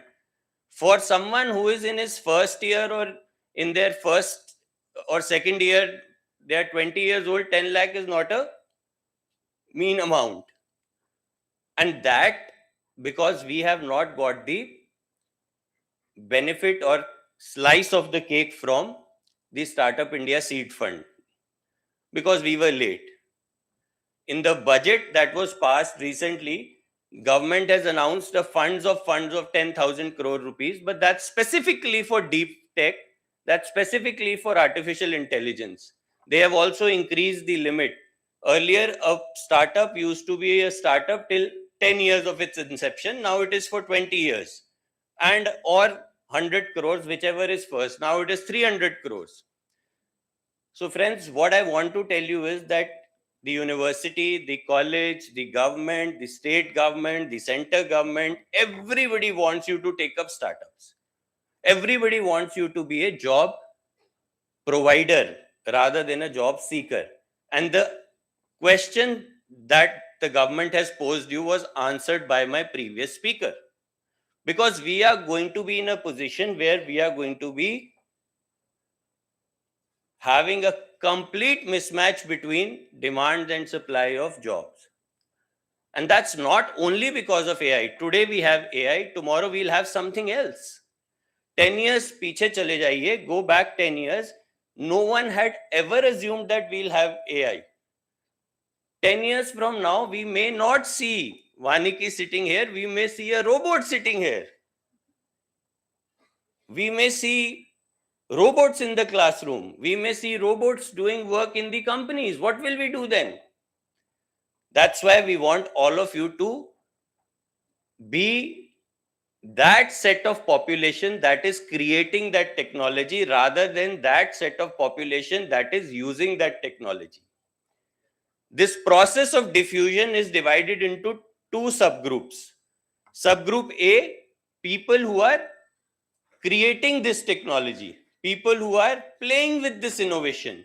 Subgroup B, people who are the users. We want all of you who are in Shahid Bhagat Singh College, one of the premier college of commerce, to be in the subgroup A. We are not doing this lecture or address in a market because we know people are not having that kind of aptitude there. But since you all are here and you have come here because you have done something in your life already, kuch cutoff, there must be some cutoff, there must be some CUET score which you must have cracked, and that's why you are here. So we expect that from you. So that is how, if you have an idea, and I request the teachers to catch them young, catch them in the first 3 months of their inception in the college, because then they have at least 4 years. In the next 4 years, you can do whatever you want with your ideas. If you don't have an idea, we have an idea for that as well. I don't have time to explain you how, but many of your teachers know how design thinking and innovation works. Okay? So they will tell you. But again, catch them young in the initial semester and request them to work on their ideas. Probably you can help them getting some assignment marks, internal marks if they take up startups, which is lucrative for them. Because at the end of the 4 years, you always have the opportunity to go for a job. But if you create that one startup, which all of us want you to create, you are going to employ, if not all, at least 50% of the people sitting in this hall. And that's not only going to be a success for you, that's also going to be a success for this college. That's also going to be a success for this society. And that's also going to be a success for this economy. I'll quickly take 2-3 minutes. I have 2-3 minutes. I'll quickly take 2-3 minutes on how we are going to help our own country becoming Viksit Bharat, or how we are going to achieve this goal. I have already mentioned about the economic numbers, how you are going to contribute on the economic front by being job providers. Okay. But whenever I come to this college and I look at Shahid Bhagat Singh ji, I always feel that I need to put this message across as well. When I talk about Viksit Bharat, when we talk about Viksit Bharat, in the sense of numbers, we are definitely going to achieve. We are already in that bracket of top economies. And I'm sure we are going to be in the top 3 very soon. But friends, it's important that our Viksit Bharat also includes Viksit Man of our youth. And that is why today we have Shahid-e-Azam Bhagat Singh here, so that we don't forget our past.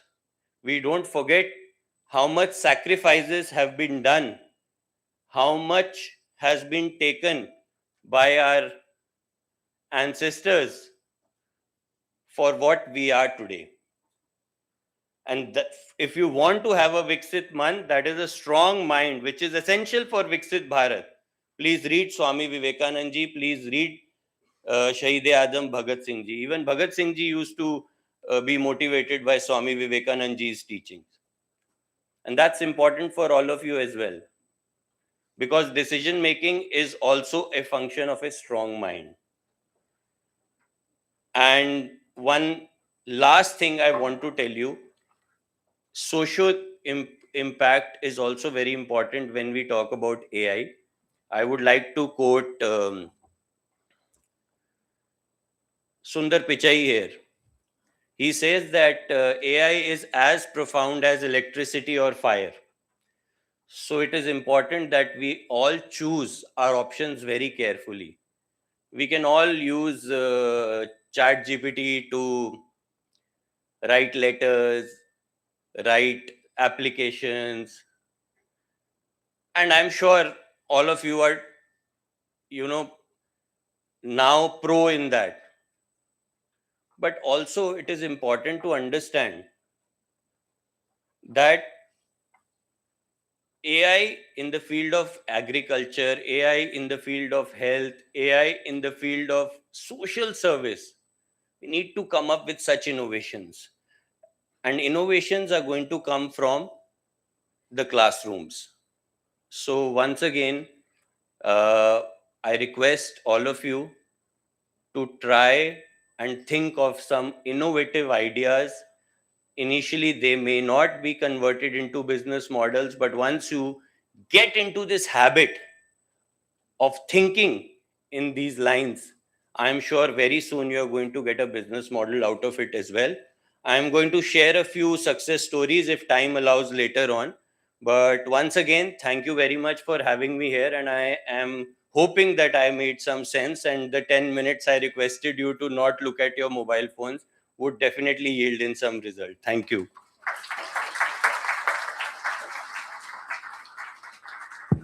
Thank you, sir, for the wonderful insights and how it is an urgent need for these students and the young generation to go ahead with the innovation and entrepreneurship. So, without further ado, we'll start with this moderation session. So, sir, my first question is to you that when we talk about Viksit Bharat and when we talk about innovation and entrepreneurship, what role does these digital public infrastructures like India Stack, when we talk about UIDAI and various other missions play in bridging the gap between urban and rural Bharat? Dr. Joshi, I'm very conscious that I have to use the word doctor. I get sometimes confused. You're absolutely right. It has the digital public infrastructure has democratized the access to information. This is a very big thing, right? So actually, the divide between a metro and non-metro is diffused by having UPI.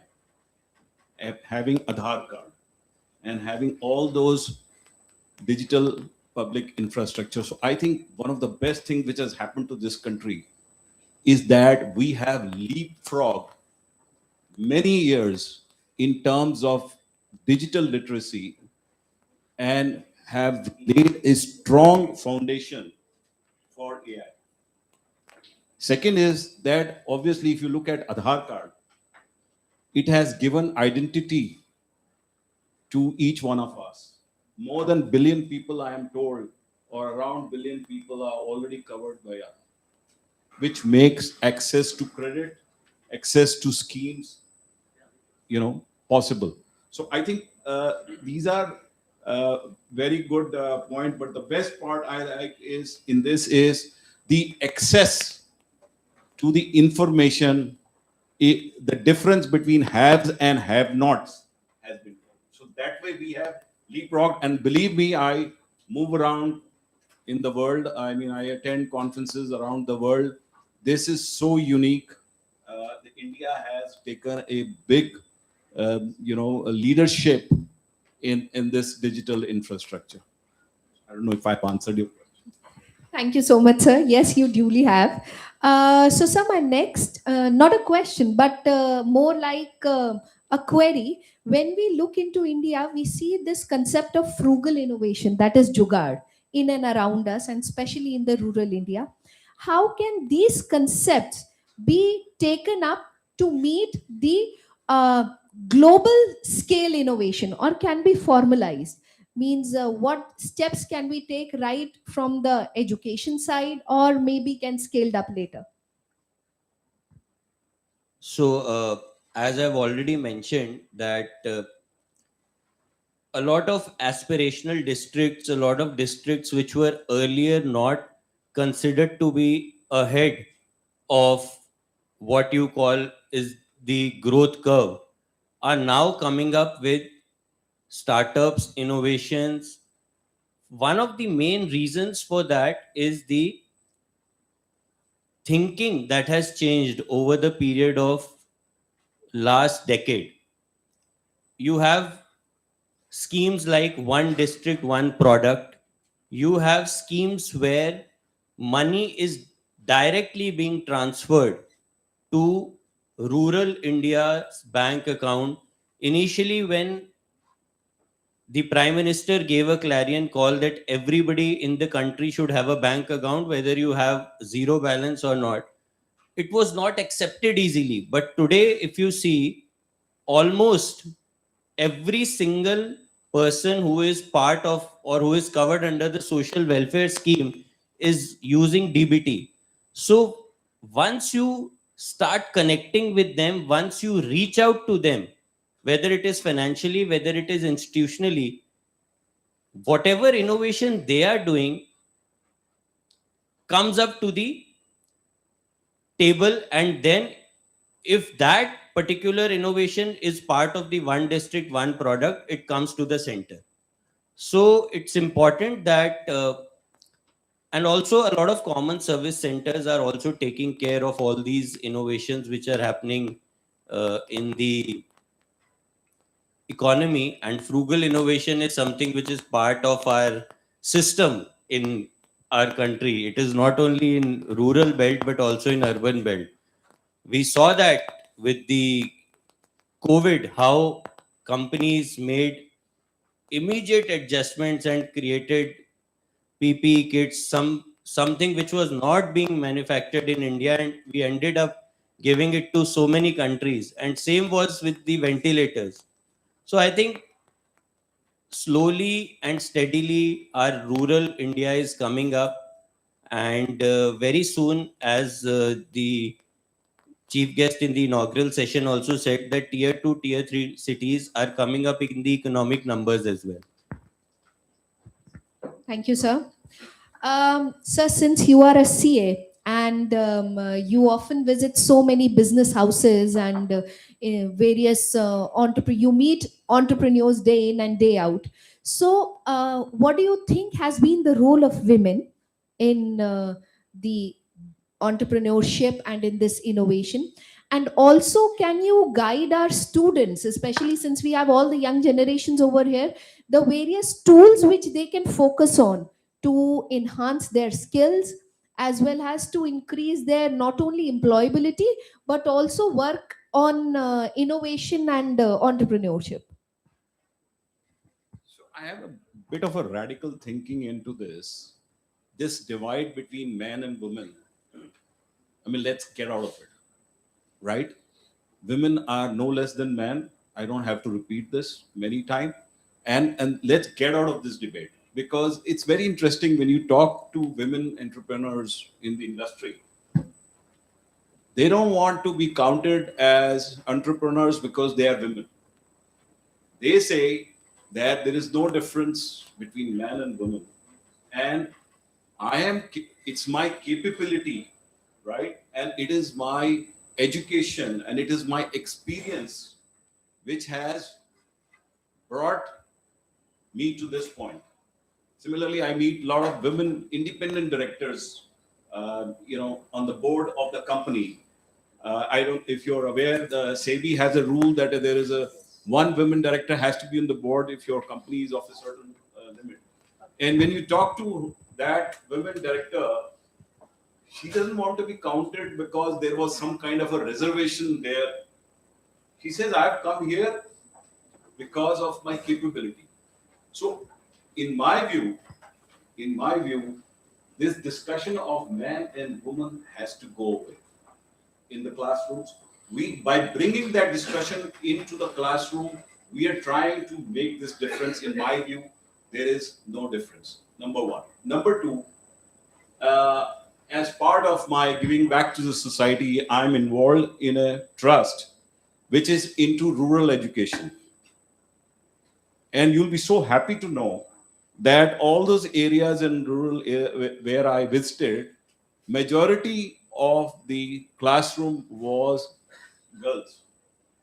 And these girls wanted to be in rural area I'm talking about, right? And these girls wanted to be independent in their thinking.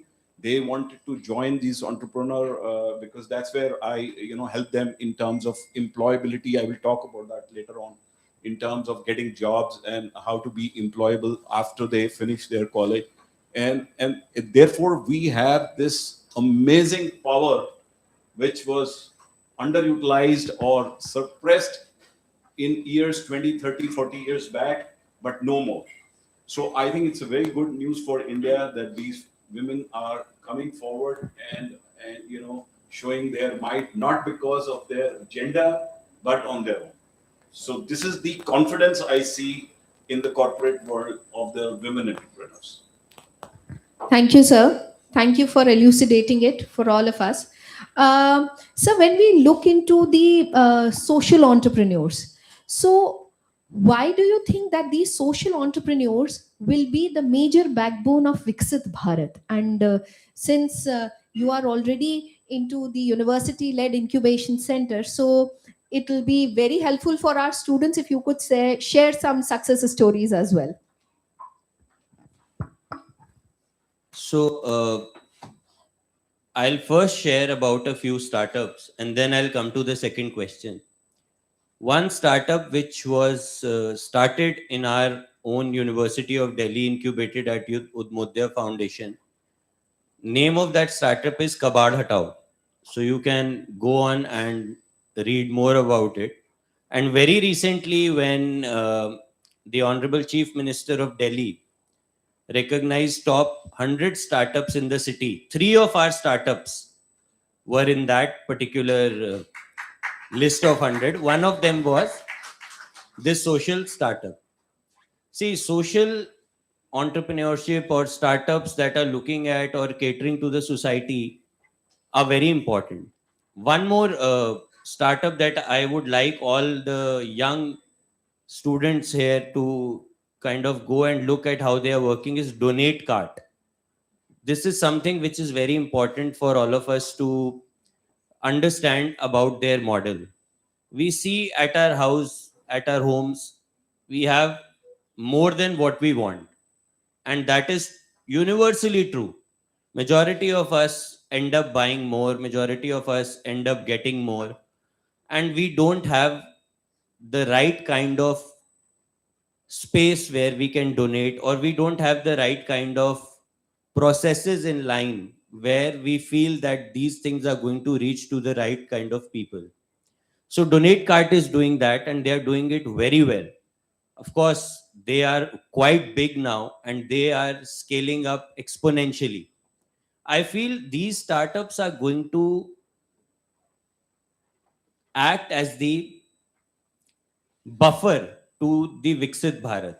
Because as I mentioned in my address, we cannot look for only numbers. If we only look for speed, we are going to miss out on reflection. If we are only going to look for profits, we are going to miss out on trust. So all these things need to be taken care of. And when we take care of all these things, we will have people who will look at the socio-economic cultural part of our Viksit Bharat. And there is the important aspect, there lies the importance of Viksit Mans, Viksit minds. We need to understand, as Sir is trying to give it back to the society. All of you should take away from this particular session also. One of the key takeaway is that it is important to give it back to your institution as well, in whatever form it is. Once you have it in your mind, I am sure it is going to percolate to the next 10 batches. The way every single person, once they enter the college, the first thing their seniors tell them is which class to attend, which not to attend, which teacher to attend, which not to attend. Similarly, if you start telling about the social responsibilities, it is going to get into our DNA. And once it gets into our DNA, and for all of us, let me tell you, from Sarvodaya to Antyodaya, this is the culture of our Bharat. And this is why the Indian knowledge system has also been introduced into our systems. This is already there in our instincts. We just need to prick it in the student's mind. Thank you so much, sir. Since you have, talked about our Indian knowledge system, so it's also very important for our new learners to understand that everything has there been in the society. It's okay to become entrepreneurs. It's okay to become new innovators, thinkers, sociopreneurs. But at the same time, you should not forget your moral values, your ethics, which you learn at your home, at your school, at your institutions. Because becoming an entrepreneur might be easy, might be few days, few years job. But being a good and an ethical entrepreneur is something where you have to work each and every day. So, because when you become big, you don't only carry your name, your legacy, but you also carry the name of the country outside. So, it's very important what kind of system you are working on, what are the ethical values, you might not be going away with them. So, it's very important to keep them in mind. So, since we are already running out of time, it's already. Yes, sir, please. Very quick comment. Somebody talked about Chat GPT, right? There is Claude, there is Perplexity, there is Grok. There are so many of them AI tools, right? You must be using them. Remember one thing, and it must be giving you a lot of thrill that it is able to answer your query in fraction of seconds, right? There is an old saying called garbage in, garbage out. Okay? Never forget this. Gigo. Never forget it. So the whole trick is what question to ask. And I had hinted that in my speech, something called a prompt. It's actually now become a science. There is, if you want, you can do a course on prompt engineering, on how to question a AI. That is where the role of institution comes in. The role of institution is to let you be a master in your domain knowledge. So I have three things I would suggest. Your domain knowledge has to be strong. You need to have human-centric qualities. I've already talked about it. I'm not going to add. And the third, as has been said so beautifully, is the innovation and entrepreneurial spirit. Combine this, you're ready to face the AI world. The last point I want to make is that, I've been associated with the college for now 13, 14 years as alumni president and other positions of the alumni. And what I observed is that students passing out from the college struggle to get employment. Now, there is a employment issue, employability issue. Now, to that, you add the skill issue. Is your skill relevant to the companies or not? So think about these two things when you are, as he rightly said, within 3-4 months of your joining college, start working on that so that by the time you come out of the college, you are relevant to the company and the society at large. Thank you. Thank you for giving me that time. You're most welcome, sir. So, any questions from the young generation audience who are sitting over here? We'll quickly take few questions. Yes, please stand. These are the most difficult ones to answer. Yeah. He has got something. I have a question from each of you. First, my question is in the budget of 2024 to 2025. The union budget said that about 38,000 GPUs and 600 data centers would be set up in India.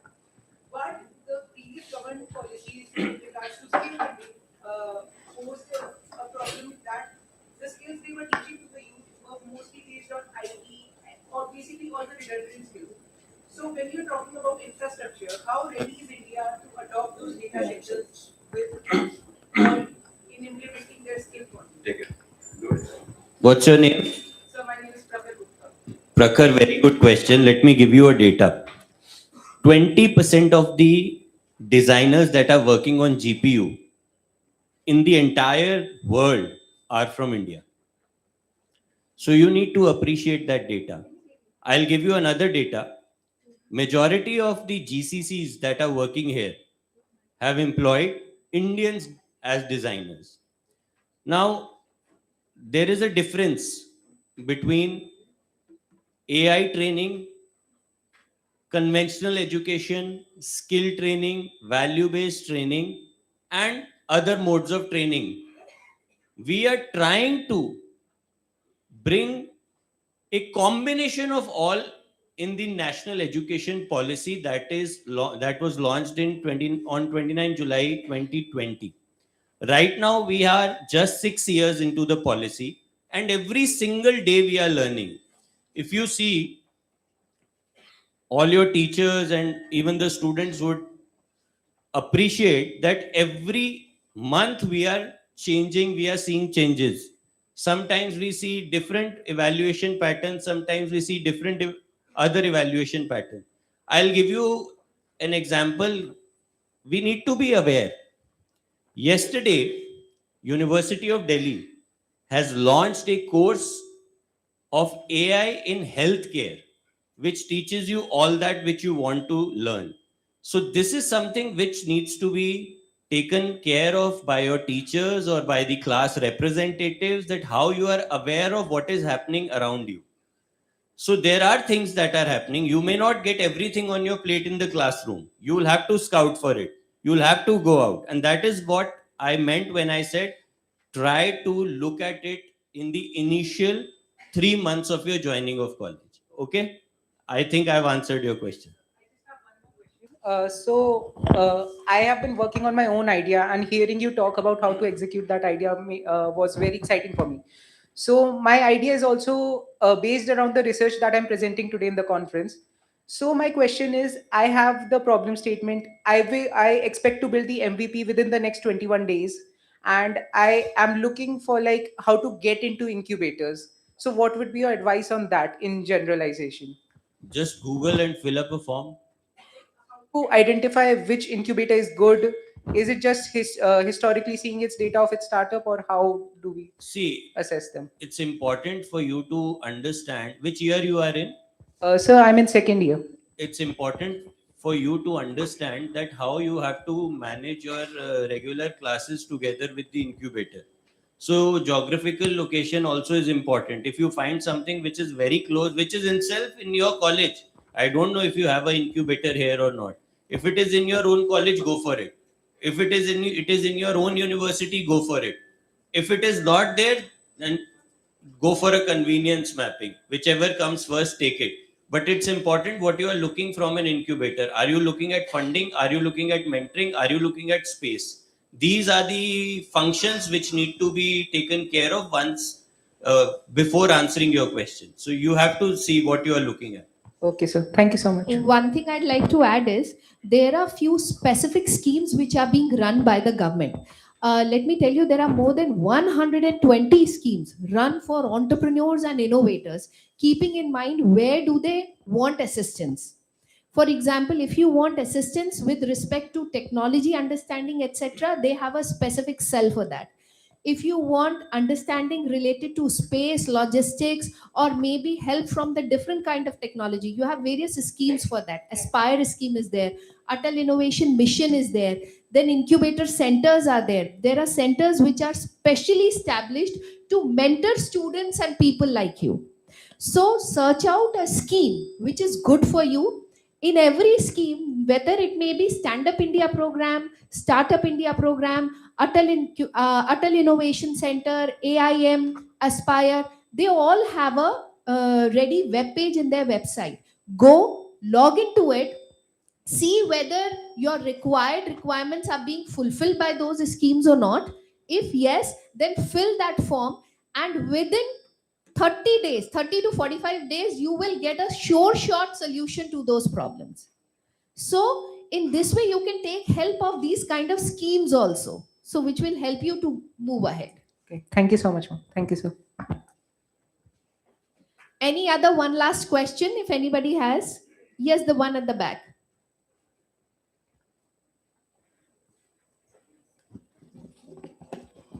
Good afternoon, panel. My question is to Abhishek, sir. He said that Viksit Bharat's one of its main goal is to inclusive growth, but you also mentioned that how large companies are incorporating AI in their operations. So how could this small and rural startups which are starting new can compete with this large companies in this growing technology and AI-driven market where they lack funds, they lack innovation? So how can they compete and survive in this market? You know what? I'll just give you a small example. There was a time when our economy was known as fragile five, was considered as one of the fragile five economies of the world. We have competed with almost all the bigwigs, and now I think we are the fourth largest. We are the fourth largest. So when we think of that growth path, whatever the problem comes to us, we are going to tackle it. You know, as it is famously said by our Prime Minister, आपदा में भी अवसर ढूंढ लेते हैं हम.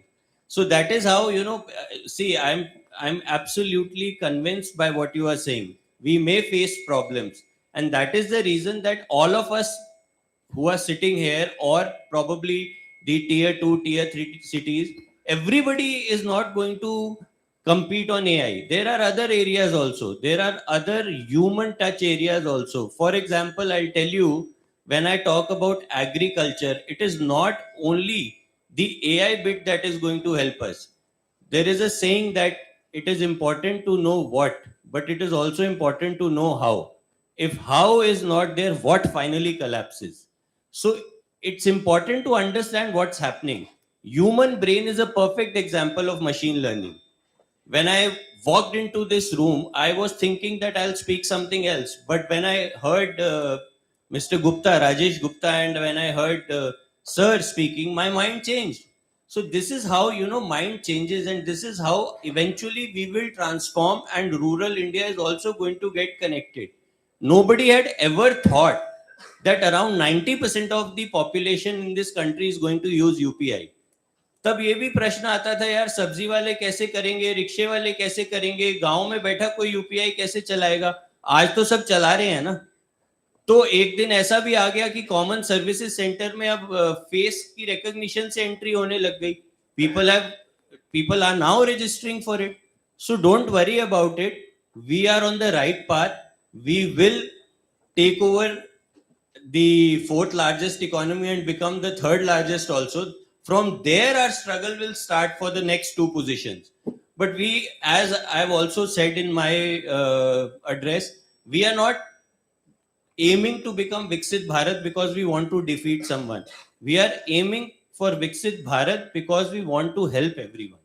So that is our motto, and we are going to use that motto of Vasudhaiv Kutumbakam. Whatever is helpful for our people is going to be our priority, and after that, our solutions should be for everyone. So thank you so much, sir, for making us re-understand the concept of what exactly Viksit Bharat is all about. So I guess with this we end our session, and we request ma'am for a vote of thanks.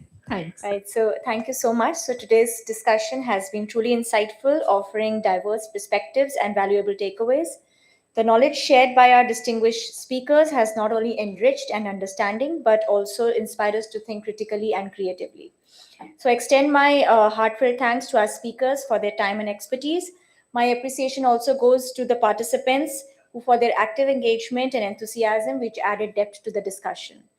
I would also like to acknowledge the organizing committee and volunteers and whose dedicated efforts ensured the smooth conduct for this plenary session. Before we wind up, there's an announcement. The paper presentations will start at 3 p.m. and following are the tracks and the room numbers.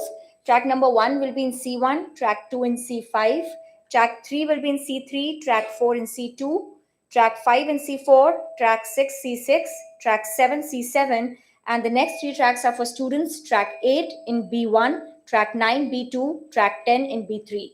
So with this, I would like to thank everyone, and I request all the dignitaries and delegates and teachers to please proceed for the lunch in the reading hall and for the students to the convention hall. Thank you and have a wonderful day ahead. Also for students, there's going to be a screen, there's going to be attendance QR code. Please scan the QR code for attendance.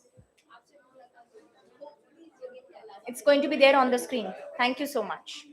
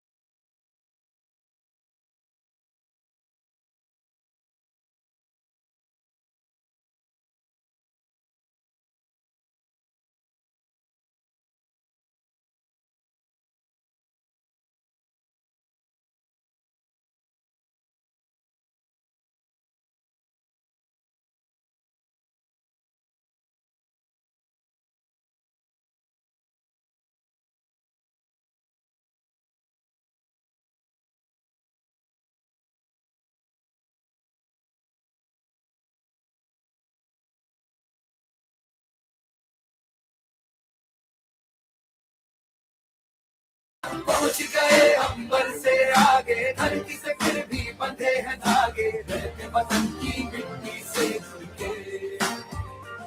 जय हिंद जो नस नस में है, हर बाजी फिर बस में है, जिद ठानेंगे हिंदुस्तान बोले। सुजलाम सुफलाम मलयज शीतलाम यस्य श्यामलाम वंदे मातरम।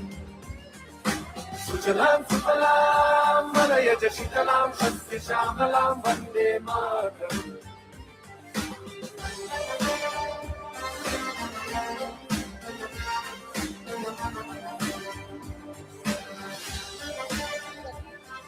संकल्प बोल के हम तो निकल पड़े, हर द्वार खोल के गगन गहे।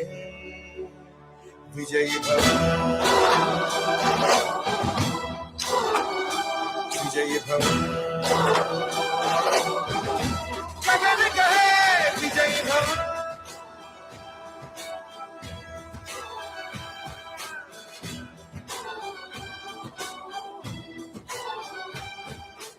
कांधे पे सूरज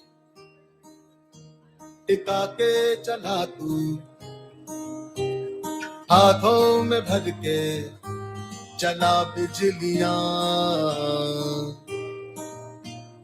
कांधे पे सूरज टिका के चला तू, हाथों में भर के चला बिजलियां। तूफान भी सोचे जिद तेरी कैसी, ऐसा जुनून है किसी में का। बहता चला तू, उड़ता चला तू, जैसे उड़े बेधड़क आंधिया।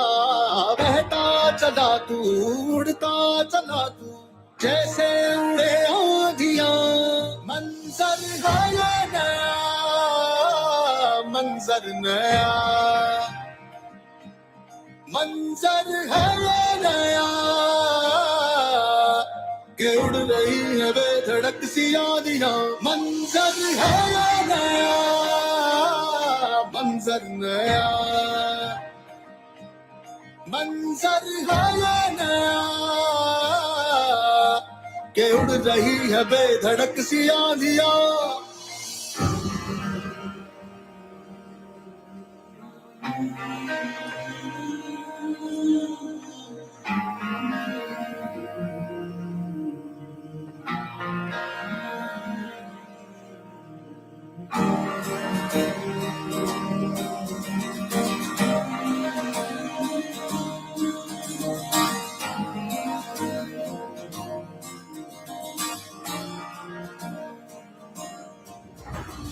कपते थे रस्ते लोहे से बसते, बसतों में तू भर चला आसमां। आएंगी सदियां जाएंगी सदियां, रह जाएंगे फिर भी तेरे निशान। बहता चला तू, उड़ता चला तू, जैसे उड़े बेधड़क आंधियां। तेरे बादल जुल्फां यार दिया, तेरे तारे अखा प्यार दिया, जब तेरा रंग महबूबदा है गल्ला जन्नत मार दिया। तेरे बादल जुल्फां यार दिया, तेरे तारे अखा प्यार दिया, जब तेरा रंग महबूबदा है गल्ला जन्नत मार दिया।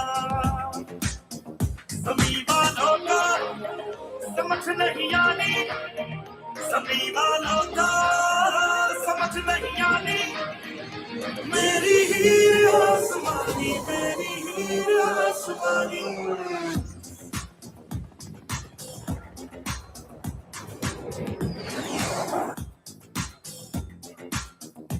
लिखी हवा पे इश्क कहानी, लिखी हवा पे इश्क कहानी, मेरी हीर आसमानी, मेरी हीर आसमानी।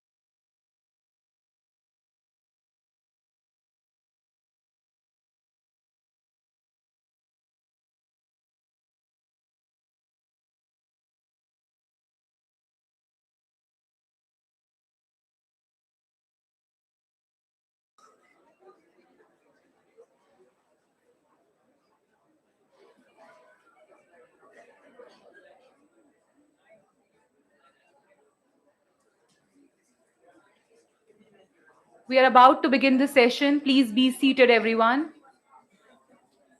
Keep your mobile phones on silent mode.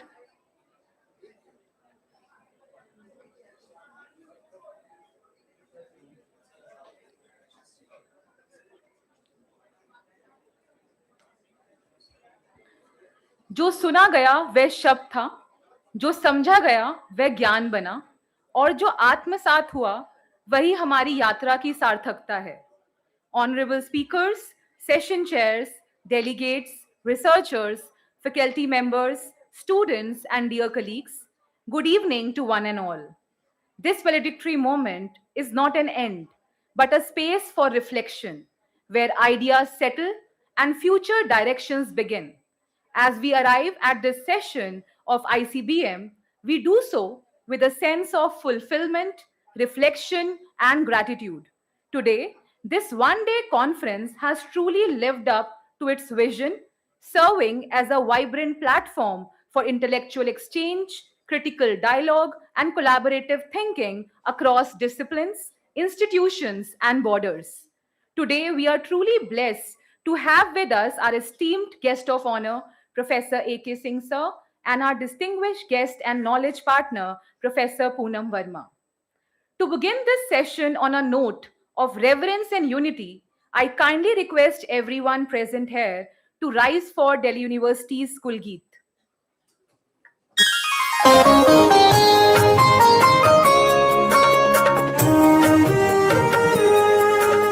जयति जय जय जयति जय जय ज्ञान का आलोक अनुपम श्रेष्ठ सुंदर दिव्य दिल्ली विश्वविद्यालय विहंगम जयति जय जय जयति जय जय ज्ञान का आलोक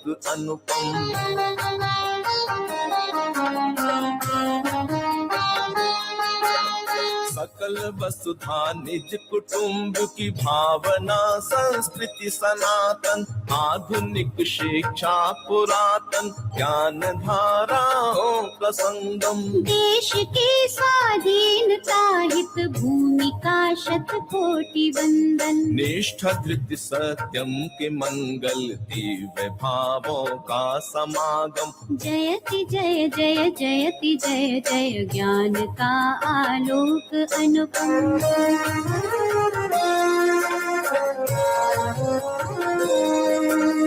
भव्य महाविद्यालयों के परिसरों से चिर सुशोभित श्रेष्ठ गुरुजन कर रहे नित्य छात्र और छात्राएं दीक्षित सदचरित्राचार पावन साधना संकल्प संयम नवल वैश्विक चेतना नव क्रांति संस्कारों का उद्गम जयति जय जय जयति जय जय ज्ञान का आलोक अनुपम श्रेष्ठ सुंदर दिव्य दिल्ली विश्वविद्यालय विहंगम जयति जय जय जयति जय जय ज्ञान का आलोक अनुपम ज्ञान का आलोक अनुपम ज्ञान का आलोक अनुपम ज्ञान का आलोक अनुपम Thank you, everyone.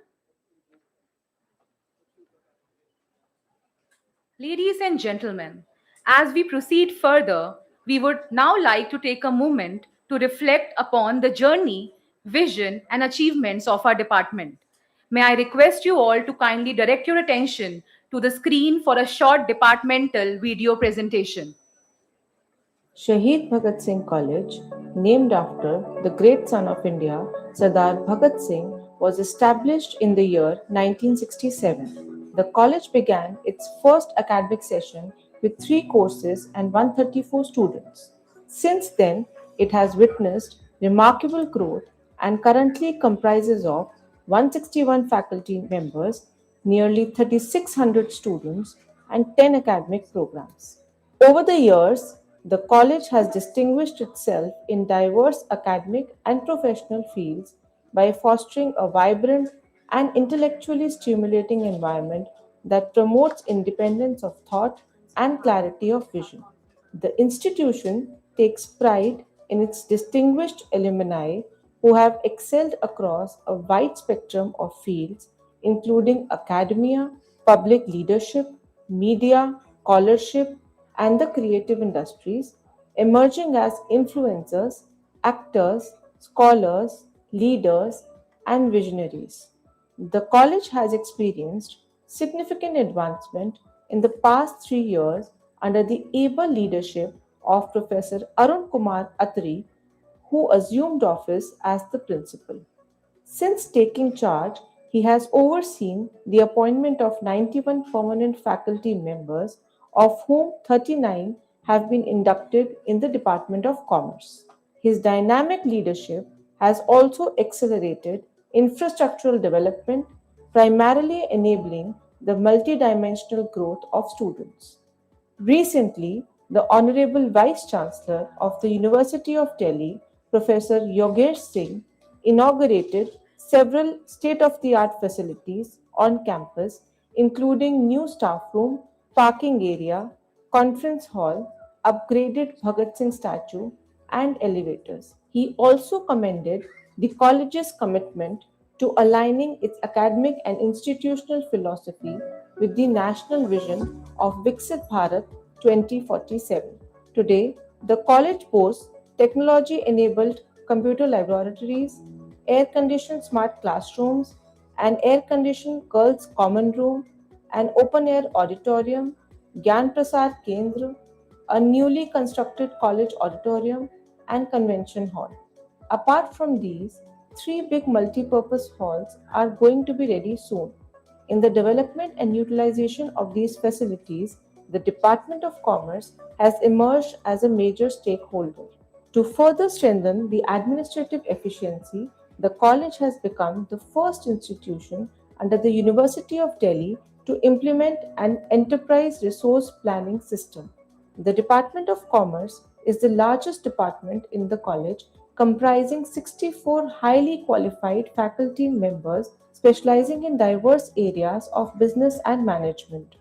The department is committed to the holistic development of students by nurturing leadership, analytical, and entrepreneurial capabilities through a range of co curricular and experiential initiatives. These activities are conducted under various student societies, including the Commerce Association, 180 Degrees Consulting, MARCSOC, Ardent, and the Supply Chain Management Cell. Established in 2009, the Commerce Association has been a flagship society of the department for over 15 years. Each year, it organizes Udyam, a premier commerce festival that attracts participation from approximately 1,500 students across universities. The association also hosts Advitya, a unique talent show for specially abled individuals that celebrates courage, inclusivity, and artistic expression. The Marketing Society was founded with the objective of imparting practical insights and contemporary knowledge in the field of marketing. It conducts Mark Talks, a podcast series featuring eminent personalities, and organizes Market, a flagship event for freshers that includes interactive games and a treasure hunt. Ardent, the Tech and Analytics Society, offers hands on exposure through live projects, financial modeling, valuation exercises, and graphic design initiatives, thereby equipping students with industry relevant analytical skills. 180 Degrees Consulting is a globally recognized student run consultancy that works with non-profit and social enterprises. In addition to delivering consultancy projects, the Society conducts structured mentorship sessions facilitated by experienced working professionals. The Supply Chain Management Cell has consistently provided students with practical exposure and skill building opportunities through expert led webinars and industrial visits to leading organizations such as Coca Cola, Yakult, Parle-G, and Amul. Every year, all these societies of the department come together to celebrate unity and inclusivity by organizing a consolidated annual fest, ComFest, envisioned as an inclusive and dynamic celebration of knowledge, ideas, and innovation. Beyond classroom engagement, the department's commitment to scholarly excellence is reflected in its peer-reviewed Journal of Business Studies, which has been fostering academic research for over 3 decades. The journal serves as an important platform for publishing high-quality research in finance, accounting, marketing, law, and human resource management. The department also has a long standing tradition of organizing national and international conferences on key themes in business and management, including foreign direct investment, mergers and acquisitions, financial sector reforms, corporate law, marketing, sustainability, and technology. These conferences have been inaugurated by eminent dignitaries such as Salman Khurshid, late Srimati Sheila Dikshit, Professor K. Agrawal, and G20 Sherpa Amitabh Kant, and have consistently attracted enthusiastic participation from academicians, researchers, and practitioners from India and abroad. The present conference aims to bring together distinguished academicians, industry leaders, innovators, professionals, and practitioners to deliberate on the theme Entrepreneurship, Innovation, and Leadership in Urban Rural Bharat, Pathways to Viksit Bharat 2047, and the SDGs. It is with great pride that we welcome you all to the 13th International Conference on Business and Management 2026. We are confident that the deliberations and interactions during the conference will offer valuable insights and enriching experiences to all the participants.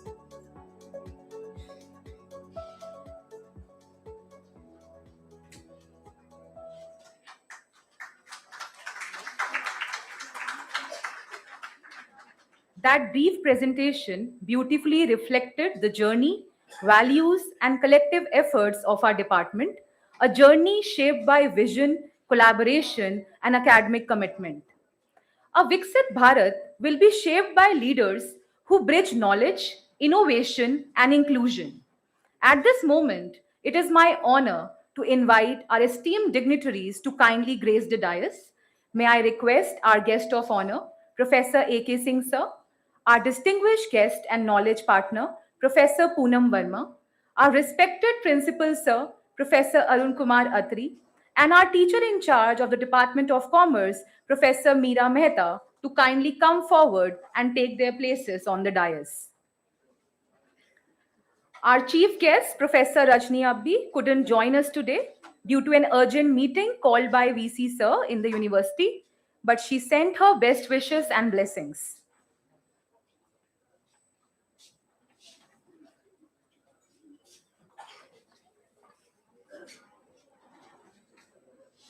We shall now proceed with the felicitation of our esteemed dignitaries as a mark of our respect and gratitude. May I now kindly request our respected Principal Sir to present the shawl and Dr. Ranjana Thakur to present the bust to our guest of honor, Professor A.K. Singh Sir. Also, I would like to request Dr. Prerna Soni to please come forward and present the planter to our guest of honor.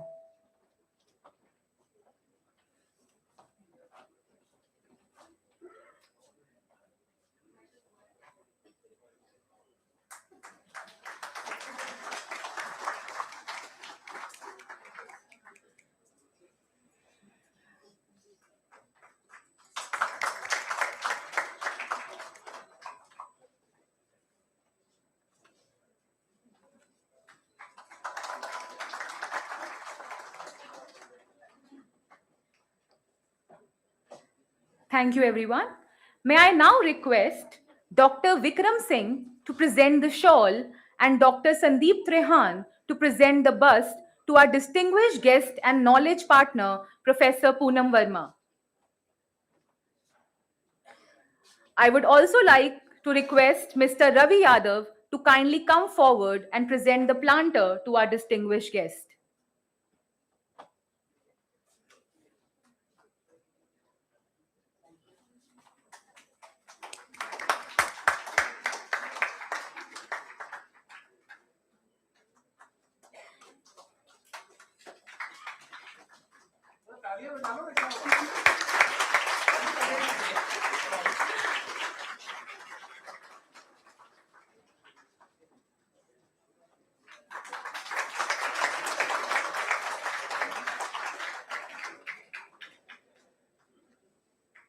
Thank you, everyone.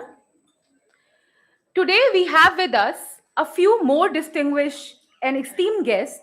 We would like to proceed with their felicitation as a mark of respect and gratitude for their valuable presence. I now invite on stage Dr. Kalpana Gupta to present the shawl and Dr. Krishna Murari to present the planter to the former DUTA president, Professor A.K. Bhagi, in recognition of his valuable contribution to academics and teachers' empowerment. A big round of applause, everyone.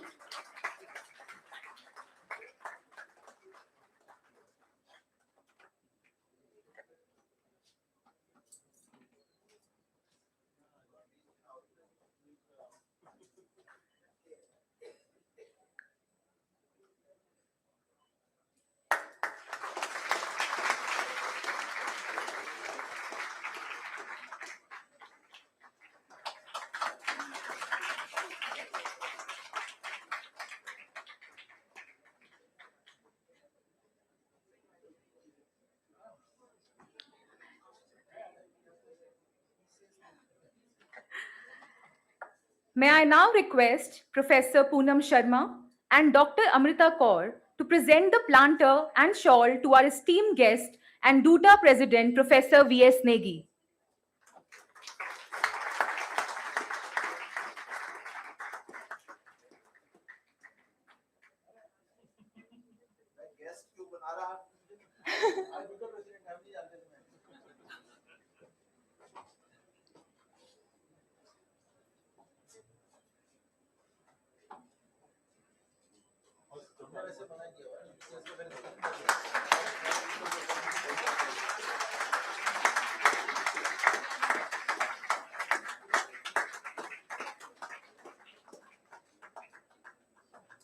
Thank you so much, sir and ma'am.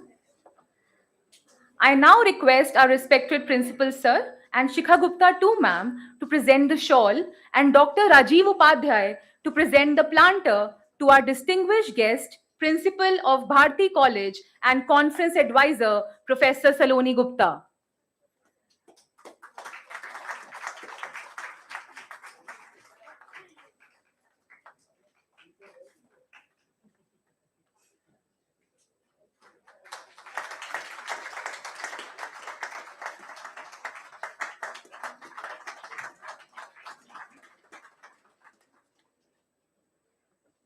Thank you, everyone. We are sincerely thankful and grateful to our honored guests for their gracious presence and invaluable support. We are truly grateful. We shall now proceed with an important segment of this valedictory session, the conference report, which encapsulates the academic deliberations, key themes, and outcomes of ICBM 13. May I request the Repertoire Committee convener, Dr. Shuchi Priya Mittal, to kindly come forward and present the conference report.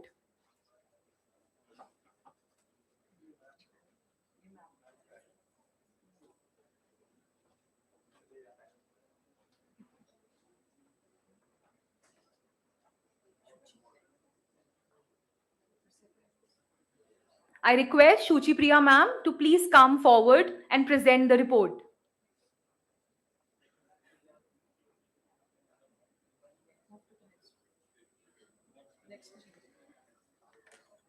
I think she is not available right now. We will move forward with our session.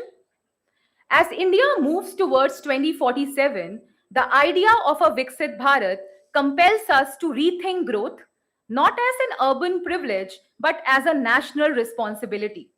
It is within this larger national and global vision that today's distinguished speakers bring their experience, insight, and leadership to this forum. I take this honor to briefly introduce our guest of honor, Professor A.K. Singh sir. Professor Ajay Kumar Singh is a senior professor in the Department of Commerce, Delhi School of Economics, University of Delhi, and has earlier served as head and dean of the Faculty of Commerce and Business. He is currently the chairperson of the Delhi University Sports Council and Adhyaksh Delhi Prant Bhartiya Shikshan Mandal. He has also served as the Vice Chancellor of Sri Sri University, Cuttack, Odisha from 2019 to 2022. Professor Singh is the immediate past president of the ICA and fellow and managing trustee of ICA. Internationally, he is an honorary professor at John von Neumann University, Hungary. He has held several leadership positions in academic and professional bodies, including Rotary International and Indian Association for Management Development. An SRCC Alumni Award-winning teacher and editor-in-chief of Delhi Business Review, Professor Singh has received numerous national and international honors, including multiple gold medals, the Business Academic of the Year Award, and the prestigious Gajendra Lifetime Achievement Award in 2025. With nearly 4 decades of teaching experience, he has authored over 250 publications, supervised 43 PhD scholars, and delivered lectures in more than 400 academic forums across 24 countries. Professor Ajay Kumar Singh is widely admired as a rare blend of teacher and administrator, researcher and mentor, scholar and guide. We are immensely grateful to have you, sir. May I now invite Professor A.K. Singh, sir, our guest of honor, to kindly address the gathering.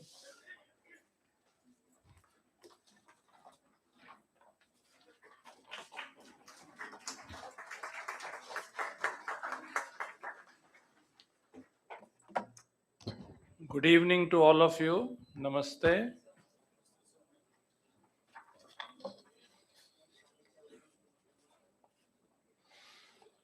Distinguished guests on the dais, Professor Poonam Verma, the principal of Shahid Sukhdev College of Business Studies, University of Delhi.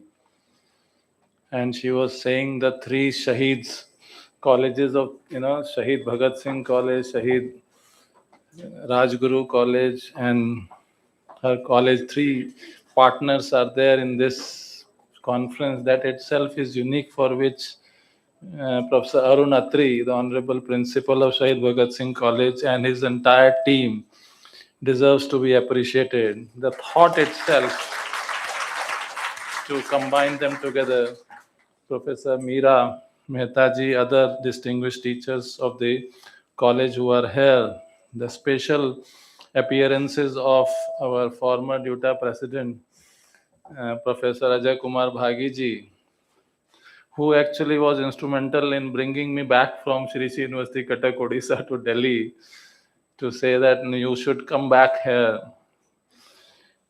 Professor V.S. Negi ji, kahan chale gaye abhi jo current DUTA president, Professor Saloni, the principal of Bharati College, other distinguished faculty members, paper presenters, delegates, students. It's always a pleasure and privilege to be here in this college, which is named after Shahid Bhagat Singh. And the University of Delhi has a special place for Shahid Bhagat Singh, not only with the name within the college is in his name, but also in the Vice Regal Lodge. We have the museum there where he was kept in the cellar. That is also a historical place now. And whenever any guest come to the University of Delhi in the Vice Regal Lodge, generally he visits and pays tribute to Shahid Bhagat Singh. So it's great always to be here in this college, and it reminds us of our glorious past and how many people have given their lives to make us live in a country which is free India.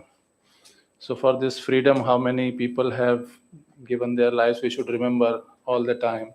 कितने लोगों के प्राणों के आहुति के बाद आज हम इस समय जो है, इसलिए इसे संभाल के रखना बहुत जरूरी है. विकसित भारत बनाने की यात्रा चल रही है इस समय अमृत काल में. 2047 तक भारत कैसा होगा, उसके लिए किस किस के आहुति किस किस को डालनी है, सबसे ज्यादा किसको डालनी है? बोलो बोलो, जोर से बोलो. सबसे ज्यादा आहुति किसकी चाहिए जो है? हाँ, युवाओं की, क्या बात है, ताली बजा सकते हैं इसके लिए। युवाओं के बिना देश, और सबसे ज्यादा युवा भारत ही है इस समय। डेमोक्रेटिक कंट्रीज जितनी भी हैं, नंबर 1 पे भारत पॉपुलेशन के हिसाब से भी है, और डेमोग्राफिक डिविडेंड जो है वो तभी मिल सकता है भारत को अगर हम एंटरप्रेन्योरशिप, इनोवेशन और लीडरशिप पे ध्यान देंगे, नहीं तो ये लाइबिलिटी बन सकती है। इसलिए ये टॉपिक जो है वो बहुत ही एप्ट है। इसको रन कौन करेगा? अच्छा, आप करेंगे? कौन करेगा? अच्छा, तो 17% ऑफ द वर्ल्ड पॉपुलेशन जो है वो इंडिया में है, और इंक्लूसिव ग्रोथ। माइक कोई ऐसा है जो कि ये वाला माइक है?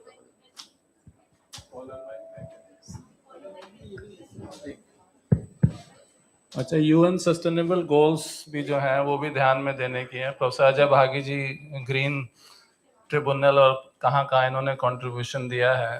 तो जो डेवलपमेंट वेस्टर्न वर्ल्ड ने लीड किया, उसकी वजह से आज ये स्थिति है कि जो भी क्राइसिस हम लोग देखते हैं इन टर्म्स ऑफ, हाँ दे दो तो अच्छा है, बार बार ध्यान नहीं लगाना पड़ेगा ना उसमें, और ऊपर लगाना। अब ये जहाँ लगा रहे हैं, ठीक है।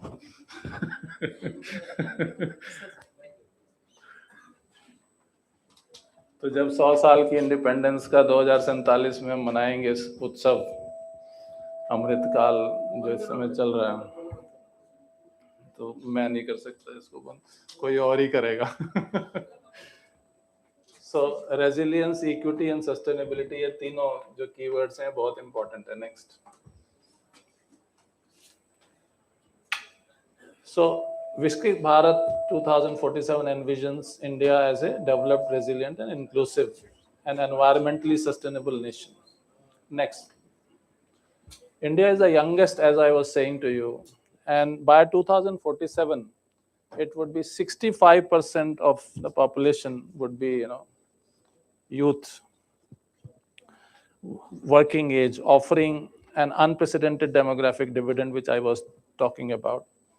So if they are properly skilled, they are properly empowered, if they are made such people who can lead the world. Bharat इस समय वर्ल्ड में सुना जाता है, भारत के बारे में, भारत जो बोलता है उसको विश्व ध्यान से सुनता है। आवाज बंद हो गई इसकी? आ रही है। पीछे आ रही है आवाज? नहीं आ रही? नहीं आ रही। अच्छा चलो, इसको छोड़ दें। अच्छा, कोई बात नहीं, ये हटा ही देते हैं।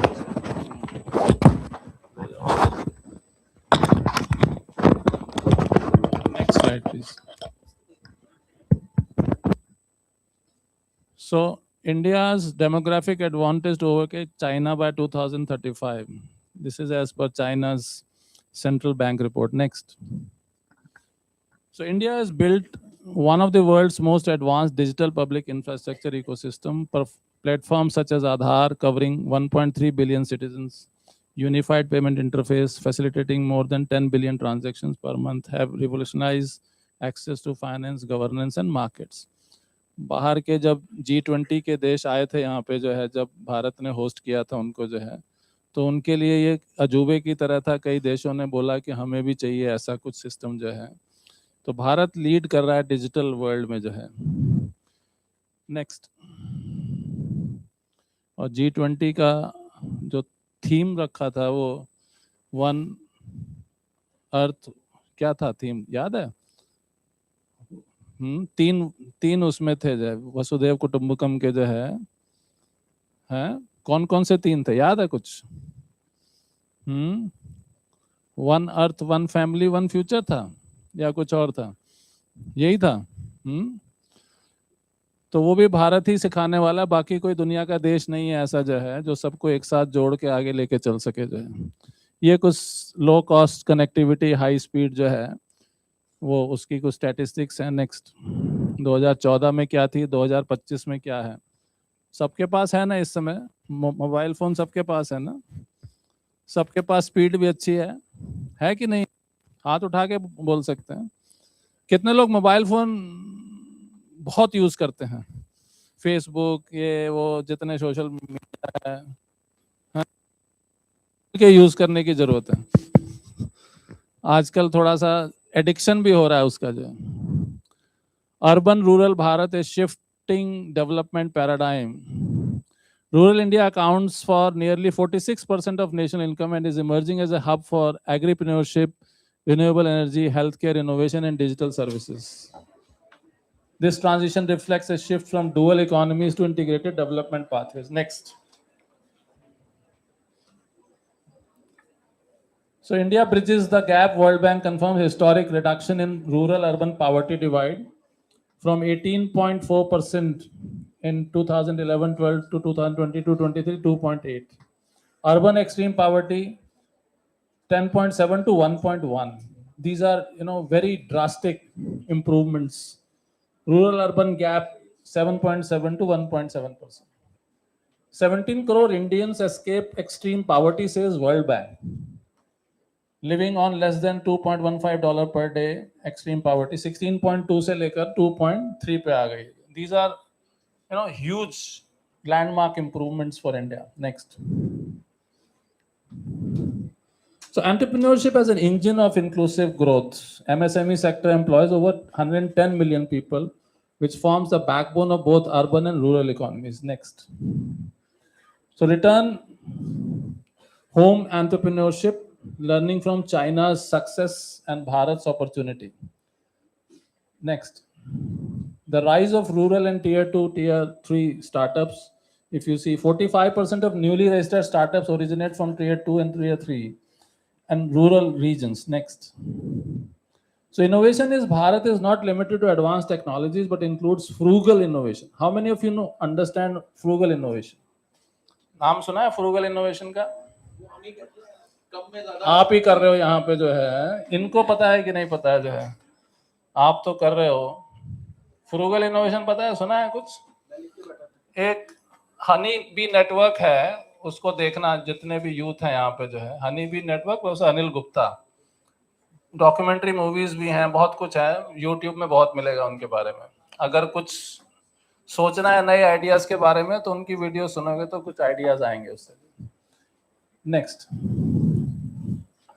With over 125 unicorn startups. Unicorn का मतलब कितनों को पता है?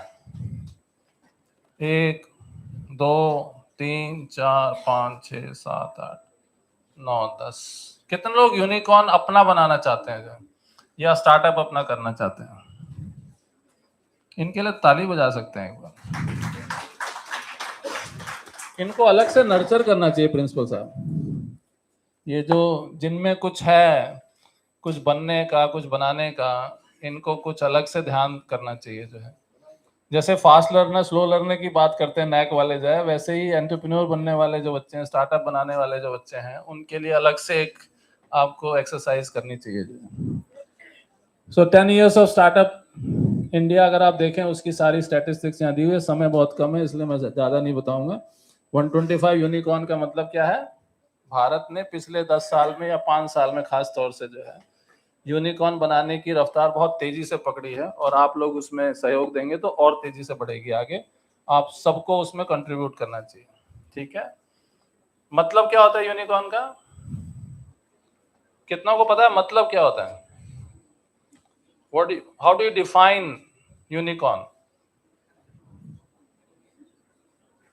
कोई नाम बता सकते हो यूनिकॉर्न का? हाँ बताओ, बोलो बोलो, स्टैंड अप। हाँ, very good. Very good. Let's acknowledge him for that. Professor Poonam के यहाँ तो पूरा इंक्यूबेशन सेंटर है, सीईओ है, पता नहीं कितने निकाल दिए होंगे इन्होंने वहां से अभी स्टार्टअप। हाँ वो नेक्स्ट लेवल है, बट कई सारे स्टार्टअप तो निकले ही होंगे वहां से। जब मैडम बताएंगी तो ज्यादा डिटेल में उसके बारे में कुछ बताएंगी। नेक्स्ट, इसलिए उनके लिए छोड़ देता हूँ इसको जो है, she will tell more because that is one of the few colleges in University of Delhi which has a very well structured method of having startups as incubation center there, very well made. Global innovation index अगर हम देखें, India climbs to 38th rank in global innovation index in 2025, shows strong progress as per the economic survey report of 2025-26. Next,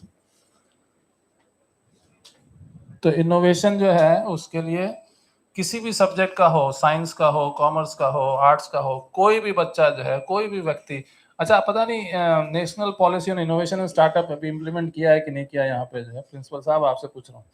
national innovation, उसको छोड़ो थोड़ी देर, जो है national innovation and startup policy जो implement किया है कि नहीं किया यहाँ पे जो है।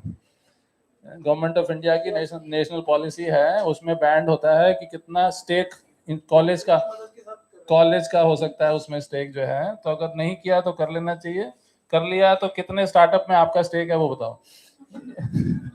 सोचना इस पे। नेक्स्ट स्लाइड है।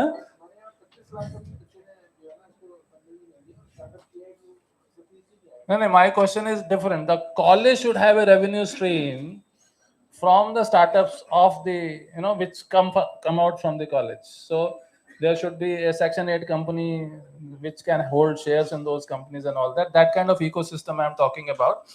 If you do that, then it becomes, more, strong system to support that. You will require, हाँ, उनसे ही करोगे तो अच्छा रहेगा. They have leaders in that. That's good. So India's UPI is soon to be introduced in Japan after NPCI partnered with entity data.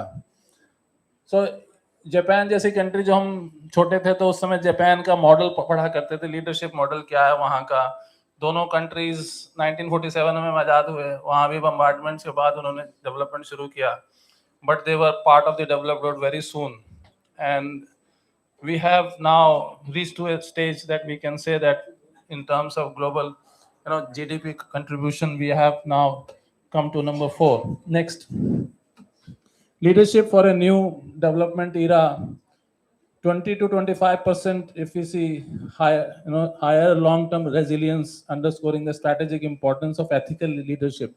This is the study which indicates about this purpose-driven and inclusive leadership, which is the most important dimension which India brings on the table.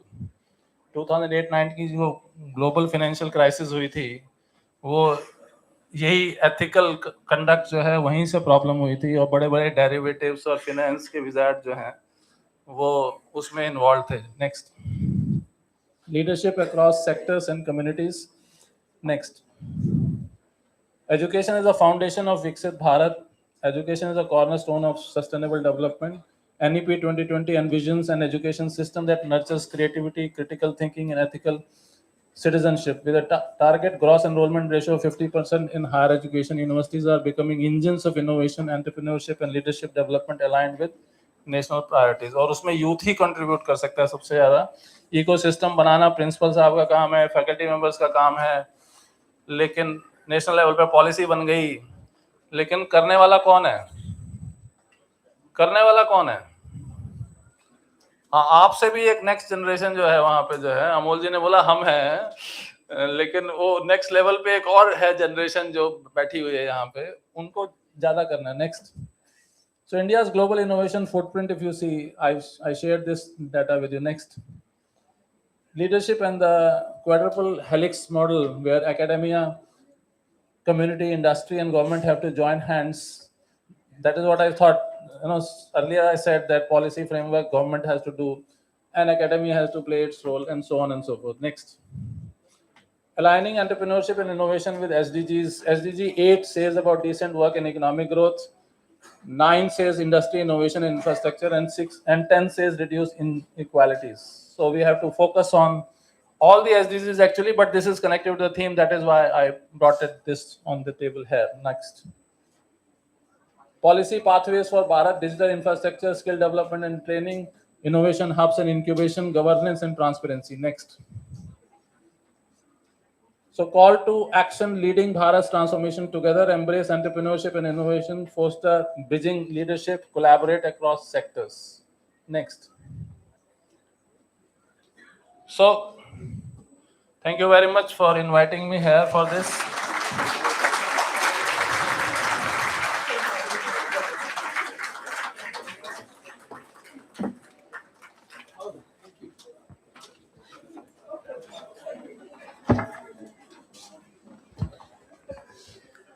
Thank you very much, sir, for your enlightening and encouraging words on innovation and entrepreneurship, and your perspectives on leadership for a new development era and Viksit Bharat.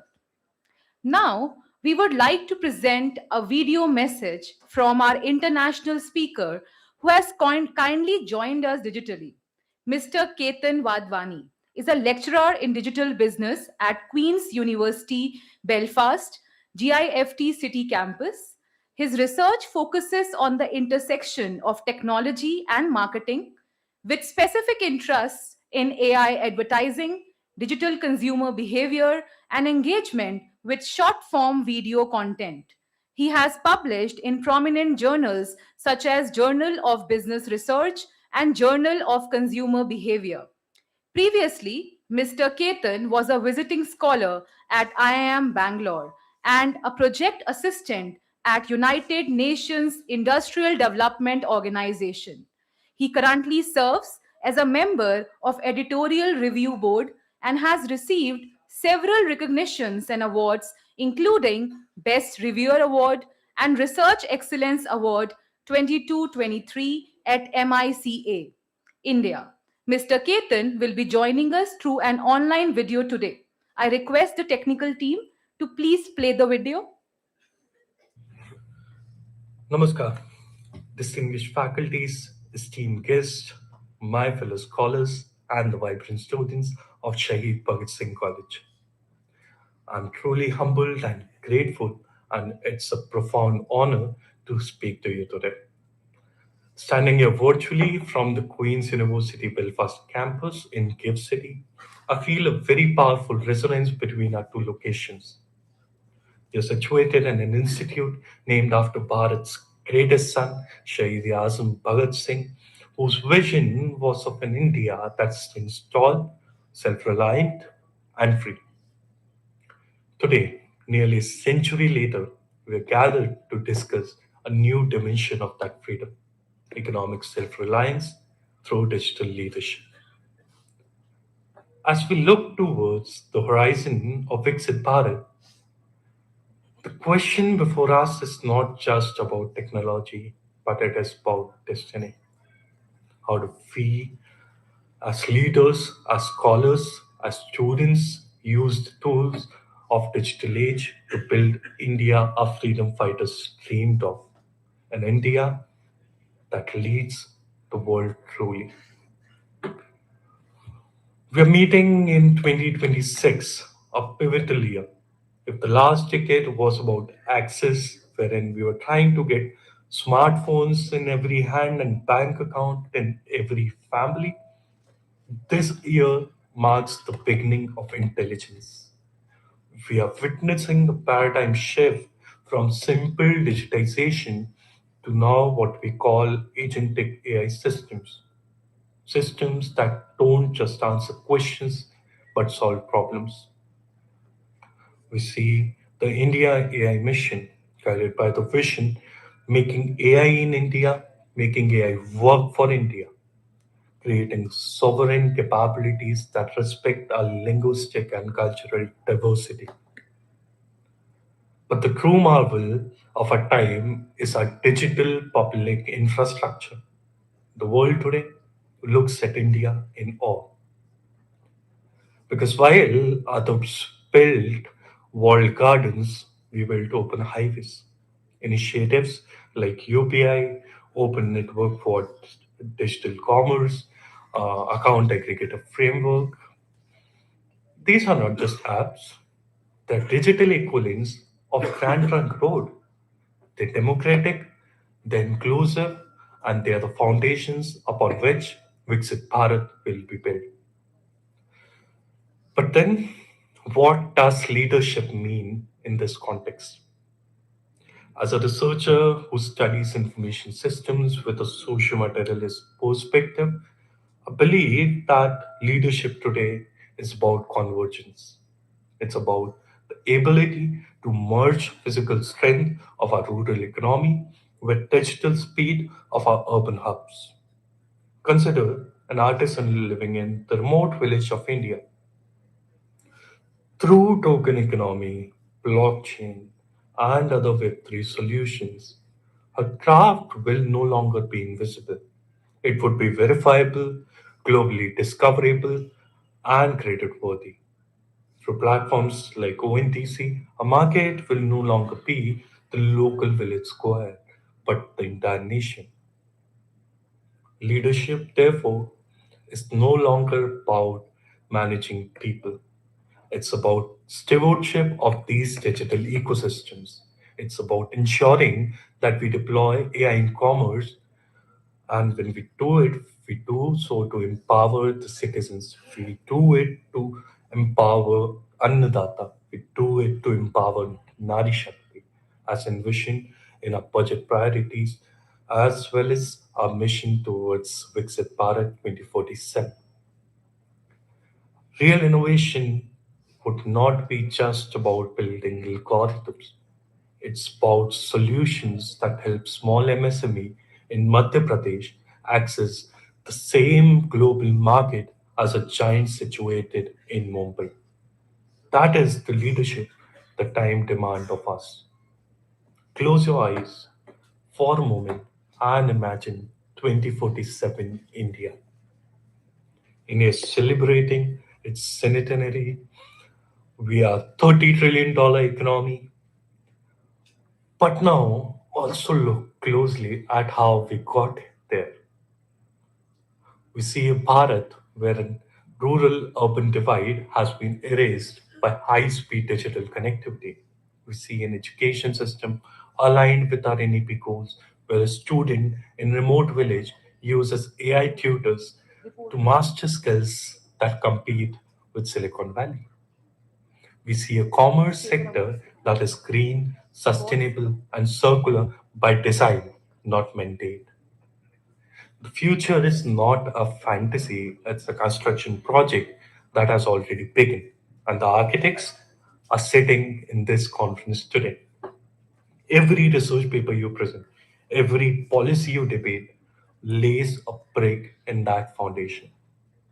Before I end, I want to extend my deepest appreciation to the leadership and the entire team at Shahid Bhagat Singh College for organizing this conference and curating such a vital dialogue. By bringing together global minds, you're proving that knowledge has no borders. And finally, to the students and young scholars listening, do not be satisfied with being users of technology. Be the creators of it. We often speak of Shahid Bhagat Singh in the context of history, but his spirit is timeless. He taught us that courage is the currency of change. My challenge to you is to bring that same courage to your craft. Do not be content with merely using the technologies of tomorrow, but have the audacity to build them. Let your innovation be your patriotism. Let your research be the blueprint of inclusive growth, and let us work together to ensure that the road to Viksit Bharat is paved not just with digital infrastructure, but with human dignity. Thank you. Jai Hind, Jai Bharat. Thank you, Mr. Ketan, for your time and for sharing such thoughtful perspectives with us. It was a pleasure having you to join us digitally. I now take the pleasure of introducing our distinguished guest, Professor Poonam Verma. Professor Poonam Verma is currently the principal of Shahid Sukhdev College of Business Studies. She joined the University of Delhi in 1985 as an assistant professor and has since taught many undergraduate and postgraduate students in some of the most prestigious institutions of the University of Delhi. She has researched how personal policies impact the performance of public sector enterprises. She has guided more than 100 projects, some of which have received international acclaim and appreciation. One such project won the third prize in the Asia Pacific region in the competition conducted by the International Advertising Association and the Basel Worldwide Competition. She is a recipient of the Fulbright Nehru International Education Administrators Fellowship for the year 2019. She believes that learning is the sustaining force of her life and an ongoing process. To her, imparting knowledge is as stimulating as learning itself. She aims to take this objective beyond the level of an individual to an institution and to become instrumental in creating centers of academic excellence. We are honored to have you, ma'am. May I request Professor Poonam Verma, ma'am, to kindly address the audience.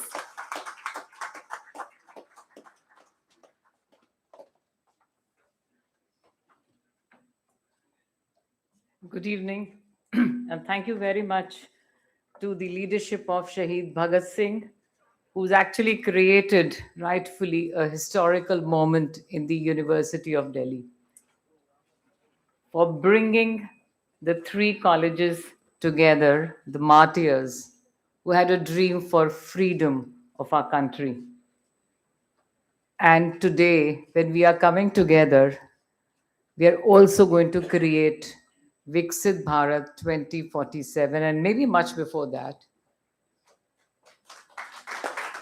Through these three colleges which come together, we are trying to create a capable India. और मैं ये सोचती हूँ कि एक जो इन्होंने पहल शुरू करी है कि हम नॉलेज पार्टनर लिया, शहीद राजगुरु को नॉलेज पार्टनर लिया, तो हम कुछ करके दिखाएंगे. और जैसा प्रोफेसर सिंह ने कहा कि हमारे कॉलेज में इंक्यूबेशन सेंटर है, और I could see some very dynamic thoughts and the energy levels of the students who want to be the unicorns of tomorrow. आप आइए इंक्यूबेशन सेंटर में, साथ में हम लोग हेल्प करेंगे. शहीद भगत सिंह कॉलेज के स्टूडेंट्स हों या यूनिवर्सिटी ऑफ दिल्ली के कहीं भी हों, they should be they should come to our college and be part of that incubation center. एक हम इकोसिस्टम प्रोवाइड करते हैं. ऐसा नहीं है कि हमारे कॉलेज में आकर हर कोई यूनिकॉर्न बनता है. It is a process.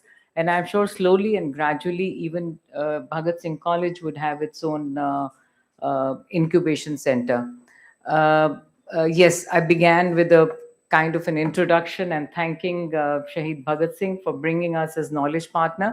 But I also acknowledge the presence of very distinguished guests. I probably haven't, seen such a kind of a gathering where we have the Duta leadership right sitting here. With Professor Baghi, Professor Negi, and of course Professor Saloni. Now she is in the different role as the heading the college, Bharati College, and of course Professor A.K. Singh. There's another thing about Professor A.K. Singh is that his father was my teacher, so I acknowledge that as well. And a little about Professor A.K. Atri. It's a valedictory, and I know valedictory में मेरे को एक opportunity मिली है where I could express my inner thoughts. It has to relate to the conference, which I briefly said that entrepreneurship है. So Professor A.K. Atri is also an entrepreneur in his way.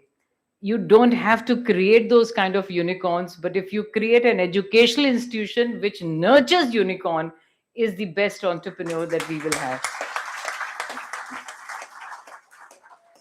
मेरा ये जो proceedings होंगी, ये papers publish होंगे, I think जो सबसे बड़ी आउटकम होगी कि हम इन 3 कॉलेजेस को जैसे आपने इकट्ठा लेकर आए हैं, उसके बाद हम लोग रियल विकसित भारत में एक केपेबल इंडिया को बनाने के लिए हम लोग सब जुड़कर काम करें.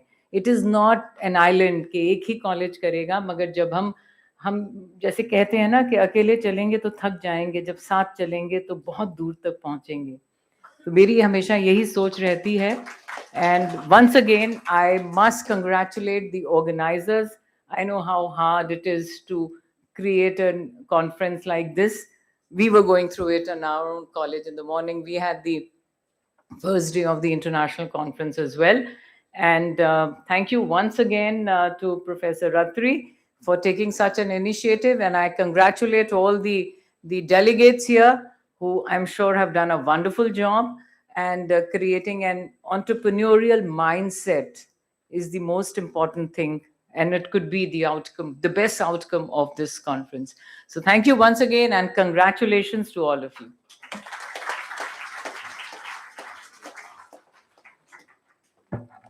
Thank you so much, ma'am, for sharing your valuable insights with us. The pessimist complains about the wind. The optimist expects it to change. However, the leader adjusts the sails. On this note, I would like to invite our esteemed principal, Professor Arun Kumar Atri sir, whose able guidance, unconditional support, and dynamic leadership have been a source of inspiration for all of us. Poonam ma'am rightly said, he is definitely the best entrepreneur. We are truly blessed to have him as our principal. Sir, may I request you to please enlighten us with your words?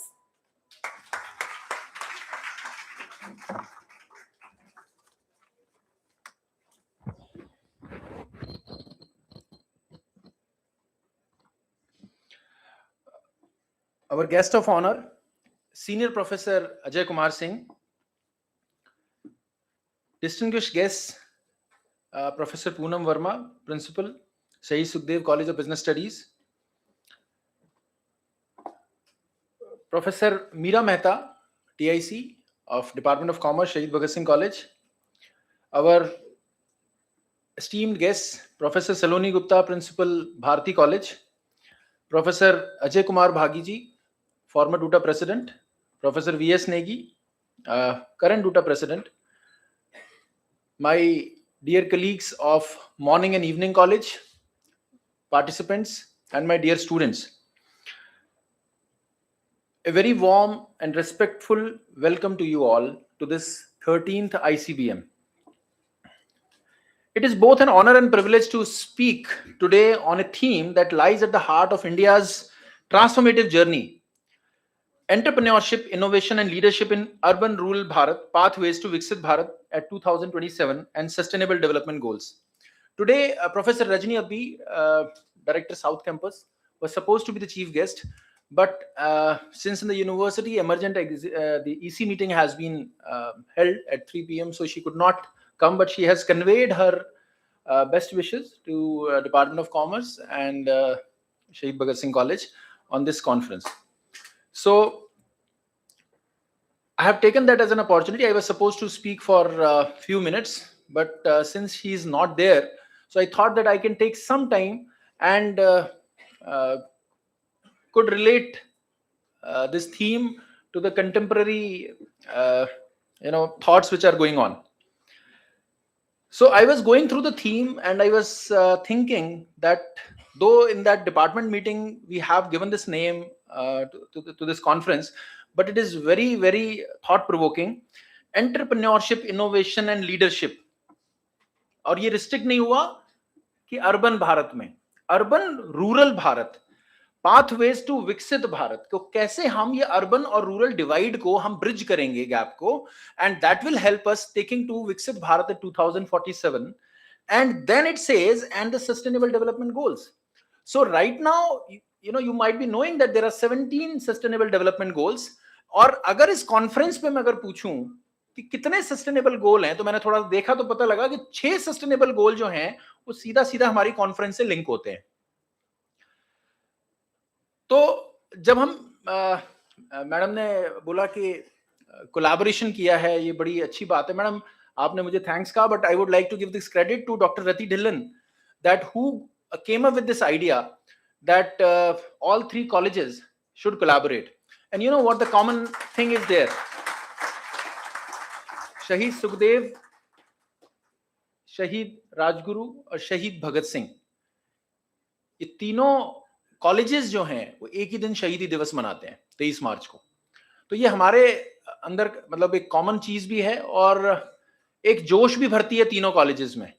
तो ये बहुत ही अच्छा initiative था और हम चाहेंगे कि ये आगे भी ऐसा कंटिन्यू रहे ताकि ये कॉन्फ्रेंस तक सीमित ना रहे. इसको हम चाहे वो स्टार्टअप से लिंक करें या कोई भी जो हम इंक्यूबेशन सेंटर है वो एस्टेब्लिश करना चाह रहे हैं उससे आगे लिंक करें. और चाहे वो सुबह पायल मागो जी आई थी जो प्रिंसिपल हैं शहीद राजगुरु कॉलेज की, जो साथ में डायरेक्टर भी हैं कैंपस ऑफ ओपन लर्निंग की, तो उन्होंने भी वुमेन एम्पावरमेंट पे बात की.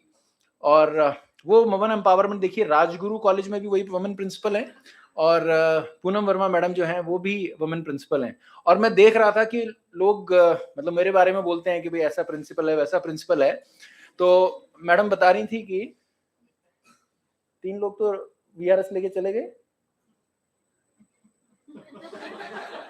अपने हेल्थ कारणों से, गलत ना समझिए। तो I was just pondering upon कि हमारे अगर नॉर्थ कैंपस में आप घूमेंगे तो दौलत राम कॉलेज जाइए, Shri Ram college of commerce जाइए, हंसराज कॉलेज जाइए, आपको वुमेन लीडर ही मिलेंगी and they are running the colleges very. IP college चले जाइए, तो हर जगह आप नॉर्थ कैंपस में जाएंगे तो आपको वुमेन प्रिंसिपल ही मिलेंगी and that shows the strength of the women and participation of women in Delhi university.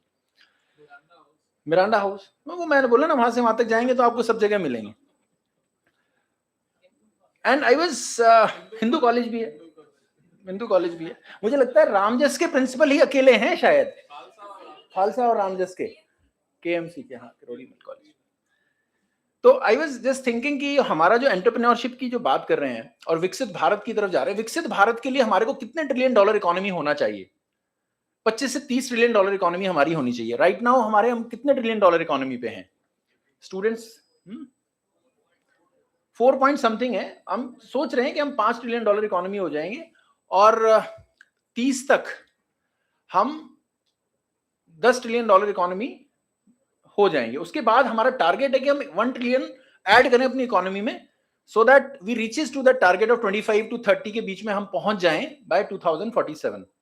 लेकिन जो अगर हम, जैसे हमारे मॉर्निंग में जो चीफ गेस्ट आए थे राजेश गुप्ता जी, उन्होंने भी बताया कि it's not about that you become a developed country, विकसित Bharat, just by on the parameters which are demonstrated by the developed country.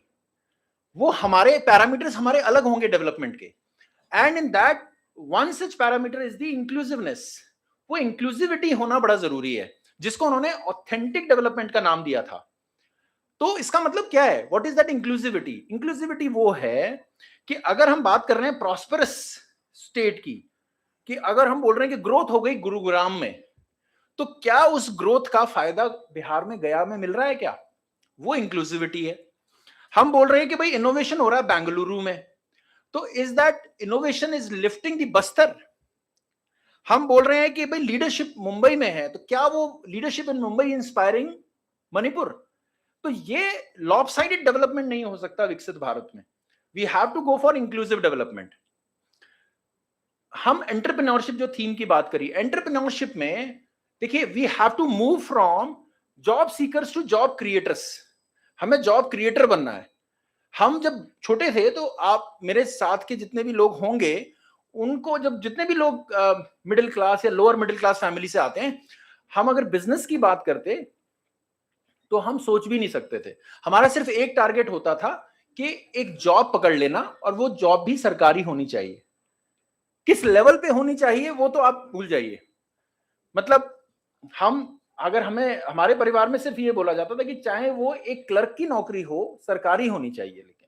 लेकिन आज की डेट में अगर हम बच्चों से पूछते हैं तो वो बोलता है कि नहीं, जॉब तो बात ही नहीं करनी है, मुझे एंटरप्रेन्योरशिप करनी है, मुझे अपना स्टार्टअप करना है। तो ये एक बहुत ट्रांसफॉर्मेशन है जो इस देश में हुआ है, स्पेशली लास्ट 10-12 सालों में जो हमें देखने को मिला है।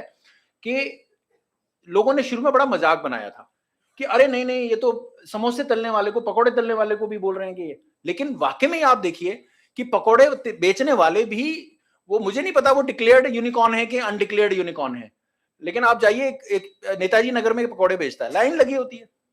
तो anything which you can do creatively, which you can do convincingly and innovatively can definitely be a startup. Doesn't matter कि कहां पे आप कर रहे हैं। अच्छा, एक जो हमने ये बात की यहाँ पे रूरल अर्बन डिवाइड जो है, जो रूरल अर्बन डिवाइड की बात है, मुझे हिमाचल बड़ा पसंद है। हिमाचली भी पसंद है, एक दो को छोड़ के। तो वहां पे मैं अक्सर जाता भी रहता हूं, और मैंने देखा कि वहां पे बड़ा इनोवेशन है कि कैसे आप कनेक्ट करते हैं, किस गैप को आप भरते हैं। शायद सुबह जब बात की होगी हमारे चीफ गेस्ट साहब ने, तो लोगों ने ध्यान नहीं दिया होगा कि देखिए, ये हमारे भारत के प्रधानमंत्री का विजन ही था कि कॉमन सर्विस सेंटर्स हैं, CSCs हैं। पता है आप लोगों को कॉमन सर्विस सेंटर्स? देखिए क्या है कि हमारे हाथ में, मोबाइल में हम कोई भी ऐप डाउनलोड कर सकते हैं, कुछ भी कनेक्ट कर सकते हैं, इंटरनेट पे देख सकते हैं। लेकिन रूरल एरियाज में अभी भी ऐसे बहुत सारे लोग हैं जो उनको नहीं पता ना, उनको आधार कार्ड अप्लाई करना है तो नहीं पता, अगर कोई और राशन कार्ड अप्लाई करना है तो नहीं पता कैसे करना है. So there is a gap, huge gap. तो वो कॉमन सर्विस सेंटर सारा कुछ करते हैं. इवन आपको पता नहीं होगा कि जब दिल्ली यूनिवर्सिटी में जब लॉकडाउन लगा था तो ओबी हुआ था, ओपन बुक एग्जामिनेशन, तो ये कॉमन सर्विस सेंटर्स काम आए थे. वहां पर बच्चों ने बैठ के रूरल एरियाज में वहां पर ये अपने ओपन बुक एग्जामिनेशन से एग्जामिनेशन दे पाए थे वो. तो सोचो कि जब वो एक 2014-15 में आके कोई व्यक्ति कह रहा है कि इसको हमें रूरल इंडिया को कनेक्ट करना है और उसका फायदा हमें कहां मिल रहा है, 2020-21 में मिल रहा है. तो ये एक विजन होता है. जो एक दूसरी बात है जो हमारी थीम है एंटरप्रेन्योरशिप के बाद, इनोवेशन है. सर ने बात की फ्रुगल इनोवेशन. तो वो फ्रुगल इनोवेशन क्या चीज है, मैं आपको एक एग्जांपल देता हूं. फ्रुगल इनोवेशन का मतलब है कि बड़े कम में हम लोग एक यूनिक हैं अपने देश में, जो भारत में, क्योंकि भारत एक अभाव का देश है. अभाव देखा है हमने, शुरू से कमियां देखी हैं, कम में गुजारा किया है. तो बहुत सारे लोग बोलते हैं अरे प्रिंसिपल ऐसे करता है जैसे अपनी जेब से पैसे दे रहा है. मैं क्या करूं, मेरी परवरिश ही ऐसी हुई है, मैंने कमी में ही गुजारा किया है. तो वो मुझे लगता है ऐसे वेस्टेज लगती है. मुझे लगता है कि पहले देखिए, आप बहुत लोगों को थोड़ा सा अलग लगेगा, हम घरों में क्या करते थे कि पहले पैसा बचा बचा के हमारे मदर फादर वो कहते थे घर बना लो, पहले घर बना लो. घर बन गया, उसके बाद जो है हम दूसरी चीजें उसके अंदर फर्नीचर डालेंगे, अपना चाहे हम कम खा लेंगे. तो मेरा एक वही विजन है, क्योंकि जब मैं देखता हूं कि यहाँ पे इंफ्रास्ट्रक्चर की बड़ी भारी कमी थी और बड़े सारे ब्यूरोक्रेटिक हर्डल्स हैं फंड्स को लाने में. प्रिंसिपल्स बैठे हैं यहाँ पे, वो बता सकते हैं कि it is not that easy to get the funds from HEFA और any other agency. The bureaucratic procedures हैं, वो गलत नहीं है, वो इसलिए भी जरूरी होते हैं कि अकाउंटेबिलिटी भी रहती है. एक जब भी आप पैसा खर्च करते हैं सरकारी इंस्टीट्यूशन में तो वो रिस्पॉन्सिबिलिटी रहनी चाहिए. तो हमने, अगर मेरे पास बड़ा कम समय है, मैं तो ऐसा सोच के चलता हूं कि चलिए 5 साल है, 5 में से 3 साल मेरे निकल गए, अब 2 साल बचे हैं. अगर हम ब्यूरोक्रेटिक प्रोसीजर्स में चले जाएं तो जहां आप बैठे हैं, ये एक फ्रुगल इनोवेशन का ही एग्जांपल है कि आप जिस कुर्सी पे बैठे हैं वो एक 3600 की कुर्सी है, साथ वाले बैठे हैं वो 1100 की कुर्सी पे हैं. जबकि हम अगर इसी को एक सरकारी प्रक्रिया से करें तो ये मतलब जो आज हम बोल रहे हैं कि हम एक 39 लाख रुपीस में अगर यहां पर एक पूरे इंफ्रास्ट्रक्चर में बैठे हैं, that can go to 3 crore 90 lakh. So this is what the innovation we have done. उसमें कुछ नहीं लगता है, इसमें अपना एक थोड़े से एफर्ट्स लगते हैं, थोड़ा सा जो, लेकिन ये आता वहीं से है.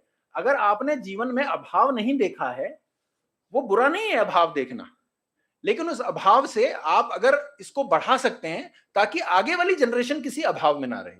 हमें ये नहीं मिला जो आप जो आज की जनरेशन यहां पर कर रही है, वो हमें नहीं मिला. वो हम नहीं चाहते कि आप वो समय देखें. तो ये फ्रुगल इनोवेशन जो है वो 3 चीजों पे बेस्ड है. पहला, ये टेक्नोलॉजी ड्रिवन होना चाहिए.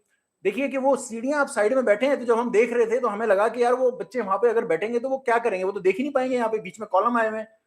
तो टेक्नोलॉजी ड्रिवन है. हमने कहा यार वो लगाते हैं, स्क्रीन्स लगा देते हैं ताकि वहां से भी व्यू मिल जाए. दूसरा, it must be socially responsible. Sir socially responsive में बेसिकली देखिए दिल्ली यूनिवर्सिटी एक इतना अच्छा एग्जांपल है सोशली रेस्पॉन्सिव होने का कि हम बड़े इंक्लूसिव रहते हैं हर अप्रोच में, चाहे वो so that the benefit of the development, benefit of any growth reaches to the marginalised section of the society. जो हाशिए पे लास्ट व्यक्ति बैठा है उसको भी उसका फायदा मिल सके. तीसरा, ज्योग्राफिकली इंक्लूसिव, कि अब हमने ज्ञान प्रसार केंद्र शुरू तो किया बड़े ऐसे विजन से, लेकिन मुझे लगता है कि कुछ चीजों में टाइम लगता है. तो I am very hopeful, optimistic that in the times to come जो हमारा पर्पस है कि यहाँ पे जो लेक्चर्स बने वो ऐसा नहीं है कि जो शहीद भगत सिंह कॉलेज में बच्चे आए वही देख पाए, वो दूसरे लोग भी देख पाए. हम स्कूल ऑफ ओपन लर्निंग का एक तरह से एक्सटेंडेड वर्जन हम हो जाएं, तो वो आने वाले समय में I am hopeful that will also happen. तीसरी चीज जो है वो लीडरशिप है, और लीडरशिप में 4 C's होने चाहिए. 4 C's बड़े जरूरी हैं. अगर हम देखें, मार्टिन लूथर किंग भी एक लीडर थे और हिटलर भी एक लीडर था, लेकिन दोनों में 3 C कॉमन थे, चौथा C कॉमन नहीं था. तो 4 C क्या है किसी लीडरशिप के? पहला है communication. A leader has to be effective communicator. अगर कम्युनिकेशन नहीं है, अगर टीचर का कम्युनिकेशन नहीं है तो बच्चा सुनेगा ही नहीं। लीडर का कम्युनिकेशन नहीं है तो फॉलोअर्स देखेंगे ही नहीं, फॉलो ही नहीं करेंगे, सुनेंगे ही नहीं। तो कम्युनिकेशन इज मस्ट। दूसरा, करेज। करेज होना चाहिए। मैं हमेशा बोलता हूं कि कायरों से सलाह नहीं लेनी चाहिए, कायरों से सलाह नहीं लेनी चाहिए, कायर हमेशा डराएंगे आपको, तो हिम्मत रखनी चाहिए। तो दूसरा है करेज। तीसरा है कॉस्ट इफेक्टिवनेस, जो हम अपने कम में हम ज्यादा करके दिखाते हैं, आउटपुट ज्यादा दिखाते हैं। और जो चौथा है जो डिफरेंस क्रिएट करता है वो है कंपैशन। तो ये जो कंपैशन था ये डिफरेंस क्रिएट करता है एक हिटलर जैसे लीडर में और मार्टिन लूथर किंग जैसे लीडर में। तो कंपैशन जो था वो हिटलर के अंदर नहीं था।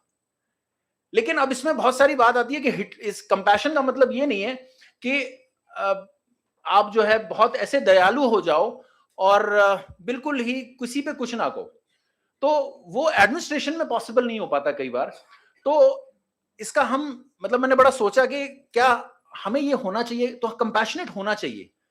लेकिन डिफरेंस है, डिफरेंस ये है कि आपको अपने दुश्मन को माफ करने का हक है, बस देश के दुश्मन को माफ करने का हक नहीं होना चाहिए।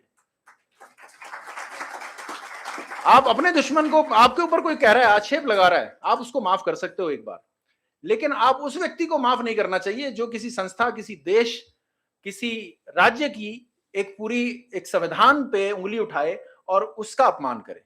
तो उसको माफ करने का अधिकार आपको नहीं है, चाहे आप किसी भी संस्था के शीर्ष स्थान पर बैठे हैं।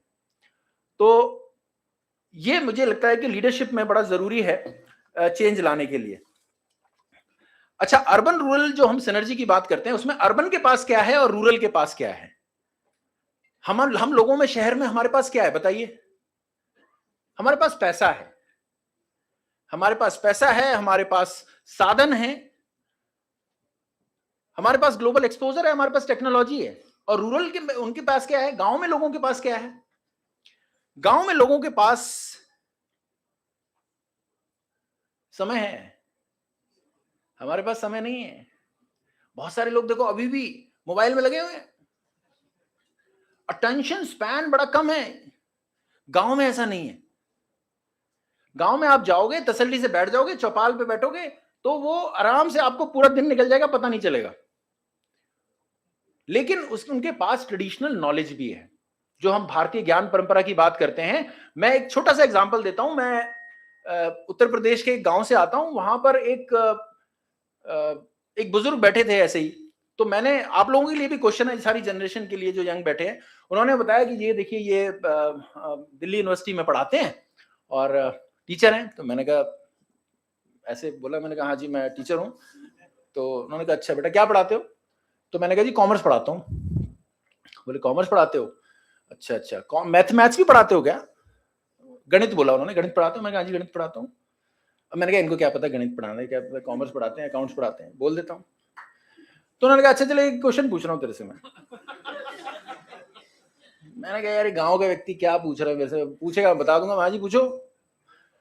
तो उन्होंने बोला यार 40 किलो का वजन है, 40 किलो के वजन को 4 हिस्सों में बांट दे और ऐसे बांट दे, बट्टे बना दे उसके, वेट्स होते हैं ना, क्योंकि उसका अपना दिमाग चल रहा है। देखो वो अपने गांव के हिसाब से वो क्या बोल रहा था कि यार मुझे ना गेहूं तोलना होता है। तो उस 40 किलो के वजन को 4 हिस्सों में बांट दे और उसका टोटल बांटों का 40 होना चाहिए, लेकिन ये इंश्योर कर कि कोई भी वजन 1 से लेके 40 तक मेजर हो जाए। मतलब कि अगर मुझे 5 किलो वजन तोलना है तो मैं 3 किलो यहां रखूं, 2 किलो यहां रखूं उसके साथ, तो मतलब या 5 किलो एक साथ रखा 3 और 2 का, तो ये हो जाए। 7 किलो बांटना है तो उसके साथ कुछ माइनस किया इधर तो हो जाए। मतलब ये कॉम्बिनेशन परमुटेशन बन जाए। मेरा दिमाग चकरा गया और मैं वो 4 भागों में बांट नहीं पाया। फिर मैंने सोचा कि मैं कितना बड़ा ज्ञानी व्यक्ति हूं। मैं ऐसा सोच रहा था कि मैंने परमुटेशन पढ़ा, कॉम्बिनेशन पढ़ा, मैंने ये पढ़ा, पीएचडी की, सब कुछ किया, लेकिन मैं एक गांव के व्यक्ति का सिंपल सा एग्जांपल आंसर नहीं दे पाया। आप में से दे सकता कोई एग्जांपल आंसर? अपने चैट जीपीटी से पूछ लेना, अगर बता जाए तो बता देना इसका आंसर। वैसे मेरा इतना दिमाग खराब हुआ, 3 दिन तक मैं सो नहीं पाया। नहीं होगा मैडम, नहीं होगा। 40 टोटल नहीं होगा, 1 से लेके 40 तक वजन आप मेजर ही नहीं कर पाएंगे। 1 2 5 20 नहीं हो पाएगा। और उसका आंसर जो था वो सिंपल सा था, 1 3 9 एंड 27।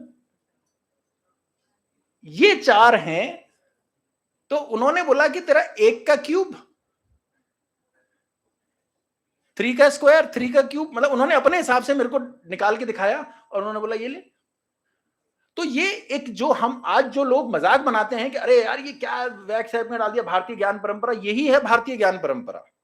आप वैदिक मैथ्स को देखिए, ऐसा नहीं है कि ये जो आपको एल्जेब्रिक एक्सप्रेशन जो सिखा रहे हैं उससे मैथमेटिक्स आपका आता है। It's all about creativity, it's all about हमारे ट्रेडिशनल तरीके से जो नॉलेज जो हम गेन कर सकते हैं वो उसका कोई मुकाबला नहीं है। लास्टली मैं एक बात कहूंगा, जो लोग ऐसा बोलते हैं अच्छा और बुरा व्यक्ति जो होता है कि अच्छा है बुरा है, ये सारा सोच पे निर्भर करता है।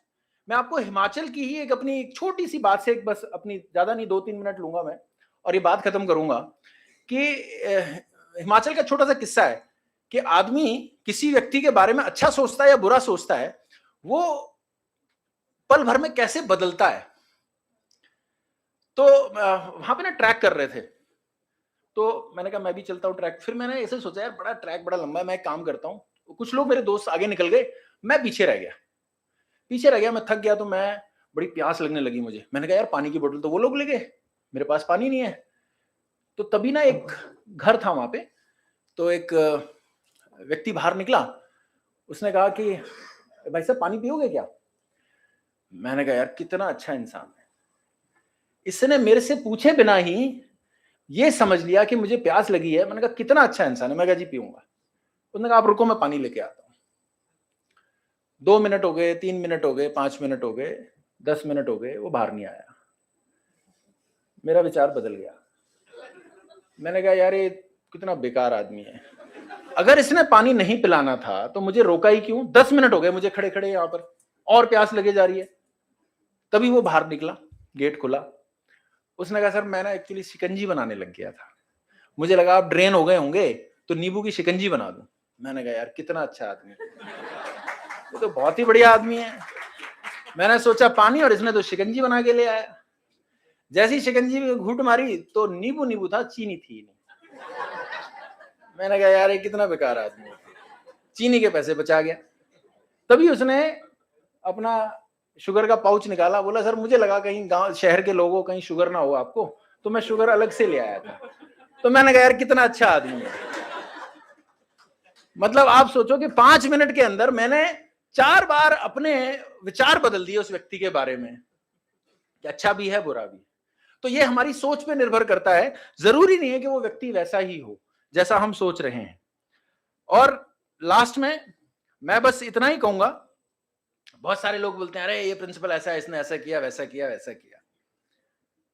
तो एक बड़े एक कवि की मैं पढ़ रहा था, तो मुझे 4 पंक्तियां बड़ी अच्छी लगी, तो मैंने सोचा मैं आपको बता दूं इस कंटेक्स्ट में कि आप चाहें तो मेरे हाथों की तलाशी ले लें, आप चाहें तो मेरे हाथों की तलाशी ले लें, मेरे हाथों में लकीरों के सिवा कुछ भी नहीं है, मेरे हाथों में लकीरों के सिवा कुछ भी नहीं है। बातें फैली हैं मेरे नाम से जाने क्या क्या, बातें फैली हैं मेरे नाम से जाने क्या क्या, जबकि सच ये है कहा मैंने कुछ भी नहीं है। धन्यवाद, नमस्कार, जय Hind.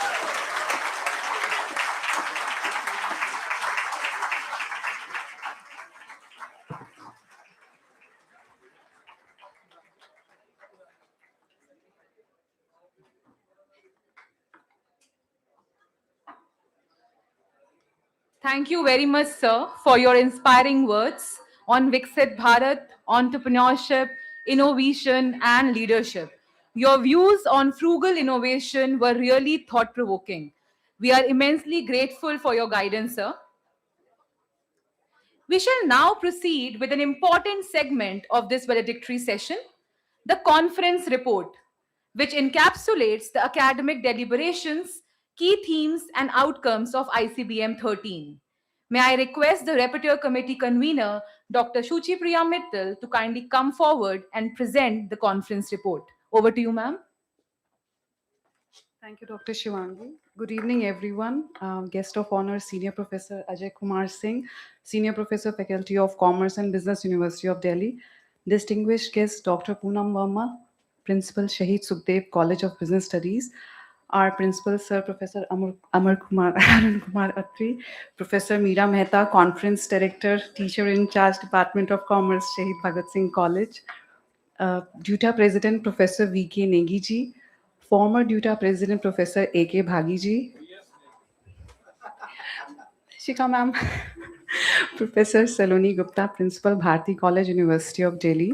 13th International Conference on Business and Management, Entrepreneurship, Innovation and Leadership in Urban Rural Bharat, Pathways to Viksit Bharat 2047 and the SDGs was organized by the Department of Commerce, Shahid Bhagat Singh College, University of Delhi and sponsored by ICSSR, Indian Council of Social Science Research.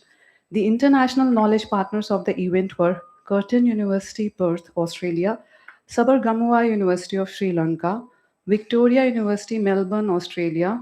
The national knowledge partners for the event were Shahid Rajguru College of Applied Sciences for Women and Shahid Sukhdev College of Business Studies, University of Delhi.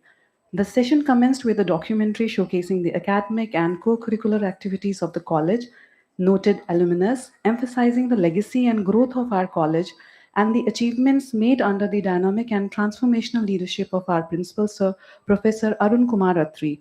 The conference was formally inaugurated by the chief guest, Shri Rajesh Gupta, IRS, Principal Commissioner of Income Tax, Delhi Government of India, and guest of honor, Professor Payal Mago, Principal, Shahid Rajguru College of Applied Sciences for Women, Director, Campus of Open Learning, University of Delhi. Professor Meera Mehta, the conference director, appraised the audience on the relevance of entrepreneurship, innovation, and leadership in urban rural Bharat pathways to Viksit Bharat 2047 and SDGs. Our principal, Sir Professor Arun Kumar Atri, shared the legacy of Shahid Bhagat Singh College, conducting the much awaited conference every year, praising the efforts of his predecessors and showing commitment to carry forward the legacy. He emphasized upon the relevance of incorporating ethical governance, socially conscious enterprises, and ethical responsible corporate leadership. Chief guest Sri Rajesh Gupta addressed the gathering with his deep insights and inspiring words highlighting the importance of holistic development. He further emphasized upon appropriate and authentic development through human development. Shri Rajesh Gupta highlighted the importance of Sabka Saath, Sabka Vikas by implementing the theory of reversal given by Robert Chambers, which states that the poorest, the most marginalized, and discriminated must get the benefit of the development. He further discussed the role of tax policies in the multidimensional development of our country through equal and progressive taxation. He further discussed that governance must be accountable, involved, transparent, and participative. Lastly, he highlighted the importance of reformative measures to give boost to entrepreneurship, innovation, and startups. He also touched upon the changing landscape of entrepreneurship with special reference to social entrepreneurship and youth entrepreneurship. Guest of honor, Professor Payal Mago, shared anecdotes from her work life experiences in India and abroad. She emphasized upon skilling women for well rounded economic development. She further praised the efforts of women in education and their economic contribution both in urban and rural India. The inaugural session was followed by the keynote address by Professor Vijay Kumar Shotria, Head and Dean Faculty of Commerce and Business, University of Delhi, highlighted the importance of prosperity with purpose, Khushhal Viksit Bharat 2047. He emphasized upon the social development through higher literacy rate, better governance, improved healthcare infrastructure, and balanced growth to improve the standard of living of all. He also stressed upon the role of teachers in the social development of our nation. He emphasized achieving sustainable growth and nation building without hampering competitiveness and profitability. The second keynote speaker, Mr. Ketan Wadhwani from Queen's University Belfast Gift City campus, joined us digitally. The inaugural session ended with a vote of thanks by conference advisor Professor Shikha Gupta. The plenary session focused on the impact of artificial intelligence on future of work. It served as a dynamic industry academia interface, bringing together experts to discuss the role of artificial intelligence on the future of work. The session was moderated by Dr. Vaniki Joshi, Assistant Professor, Atal Bihari Vajpayee School of Management and Entrepreneurship, Jawaharlal Nehru University. The key speaker of the plenary session, industry expert CA Harinderjeet Singh, ICGN Advisor India, fellow member of Institute of Directors and Institute of Chartered Accountants of India, set the tone with an engaging narrative on developing an attitude for learning, unlearning, and relearning for better employability and continuous technological advancements for nation building to achieve the dream of Viksit Bharat by 2047 with artificial intelligence revolution. He led a thought-provoking discussion on aligning business strategies with AI for innovation, operational efficiency, and cost reduction. He highlighted the need to commit to ethical judgment, creativity, originality, and lifelong learning. He also emphasized upon the role of universities to act as lifelong partners in learning. Distinguished speaker Dr. Abhishek Tandon, Associate Professor, Department of Operational Research, Joint Chief Executive Officer, Udmodya Foundation, University of Delhi, provided insights into the challenges of drivers of Viksit Bharat by collecting startups from entire country, witnessing the rise of 180,000 startups, out of which 80,000 are women-led startups. He underscored how second and third tier towns 621 districts have 30% of the registered startups in India. Moderator Dr. Vaniki Joshi called for a systematic approach to enhance commitment to innovation with entrepreneurial spirit. The session ended with a meaningful dialogue between industry experts and students and focus on the frugal innovations. Overall, the session provided valuable insights into the opportunities and challenges business face in aligning innovation on entrepreneurship. Plenary session of the conference was followed by the technical session, and they were conducted in hybrid mode across 10 tracks with a total of 64 research papers presented reflecting diverse and contemporary research perspectives. The first session on marketing in the age of AI examined AI-driven transformations in consumer behavior, digital trust, omni-channel retail strategies. The session was chaired by Dr. Lokesh Jindal, Associate Professor, Atal Bihari Vajpayee School of Management and Entrepreneurship, Jawaharlal Nehru University. The second session on digital transformation, innovation, and inclusive growth towards Viksit Bharat 2047 focused on AI-led workforce transformations, digital inclusion, entrepreneurial growth aligned with India's long-term development vision. The session was chaired by Dr. Kumar Bijoy, Associate Professor, Shahid Sukhdev College of Business Studies, University of Delhi, and Dr. Arnab Kumar, Assistant Professor, Faculty of Management Studies, University of Delhi. The third session on governance and entrepreneurship in a transforming economy examined governance quality, industrial efficiency, global entrepreneurial competence, and strategic channel management for sustainable business expansion. The session was chaired by Dr. Neeraj Shirawat, Assistant Professor, Shahid Sukhdev College of Business Studies, University of Delhi. The fourth session on finance for sustainability and inclusion addressed ESG governance, financial inclusion, innovations, and asset market dynamics, highlighting sustainability-linked financial reforms. The session was chaired by Dr. Kiran Bala, Assistant Professor, Department of Commerce, Delhi School of Economics, University of Delhi. The fifth session on innovation, governance, human capital for sustainable growth focused on sustainable entrepreneurship, circular economy practices, digital payments, and regional socioeconomic challenges.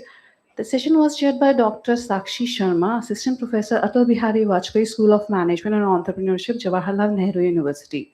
The sixth session on workplace well-being and human AI collaboration in modern organization explored AI-enabled employee well-being leadership models, mental health interventions, and inclusive organizational practices. The session was chaired by Professor Sushita Gaba, Professor, Department of Commerce, Lakshmibai College, University of Delhi. The seventh session on emerging issues in public policy and social innovation towards Viksit Bharat 2047 examined women empowerment initiatives, social security schemes, healthcare innovation, skill development, and startup sustainability. The session was chaired by Professor Pankaj Kumar, Professor, Department of Commerce, Kamala Nehru College, University of Delhi. The eighth session on fintech and artificial intelligence in global and inclusive economic development analyzed AI-driven finance, financial inclusion, trade dynamics, investment behavior, and sustainability challenges in emerging Economies. The ninth session on emerging issues in human resource development, ESG, and socioeconomic transformation focused on workforce transformation, ESG, accountability, environmental sustainability, demographic shifts, and education reforms. The final 10th session on emerging trends in sustainable marketing, AI adoption, and consumer behavior examined sustainable consumption, AI-driven marketing, consumer trust, electric mobility adoption, and influencer-led branding. Overall, the technical sessions provided a rigorous academic forum for the exchange of ideas on emerging research themes. The deliberations reinforced that the realization of Viksit Bharat requires an awakened and socially conscious nation supported by the responsible and strategic application of artificial intelligence to achieve inclusive and sustainable economic growth. Thank you, everyone. Over to you, Dr. Shivangi.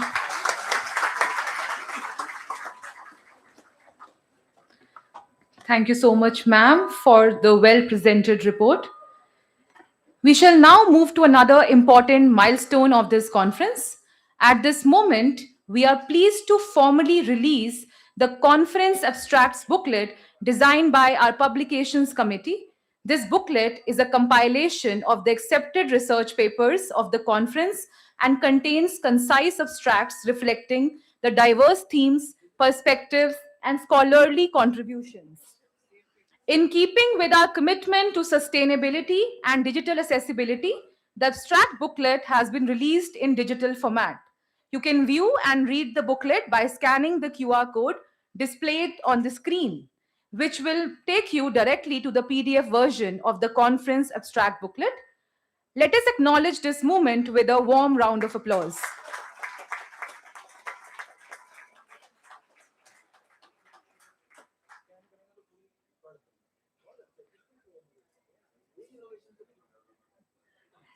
Thank you, everyone.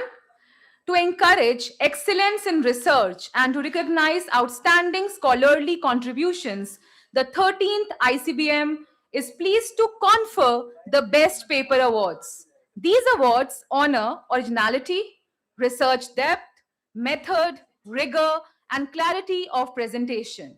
We shall announce the awards one by one. We begin with the student track, introduced to encourage undergraduate students to take their first confident steps into academic research. The Best Student Paper Award, second prize, carrying a cash prize of 2,000, goes to paper 218 titled Finding the AI Threshold, Exploring Young Adults' Perceptions of AI-Driven Marketing Access Across Industries by Sanyam Jain, Darvish Jindal, Riya Rathore, and Akshita. May we request the awardee to kindly come forward to receive the award from our distinguished guest, Professor Poonam Verma, respected Principal Sir, and Dr. Shalini Gupta. Also our guest of honor, Professor A.K. Singh Sir, and Senior Professor A.K. Singh Sir, and our TIC, Professor Meera Mehta.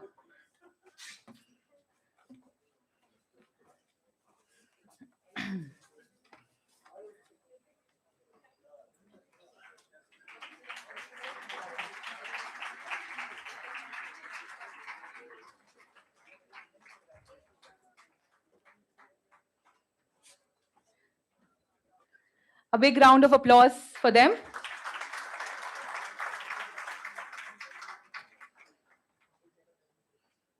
Now we have the Best Student Paper Award first prize, carrying a cash prize of 3,000. It goes to paper number 111 from Perception to Loyalty, examining the post-purchase impact of sustainable packaging in FMCG sector by Vani Agarwal, Neha, Bishal, and Shivam. May we request the awardee to kindly come forward to receive the award from our guest and Dr. Ayushman.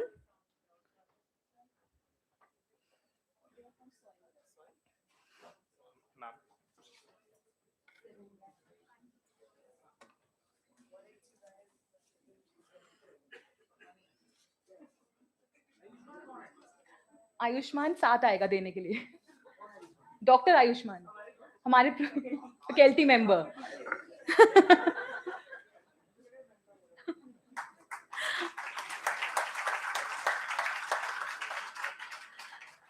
Ladies and gentlemen, now we move forward from emerging scholars to seasoned researchers.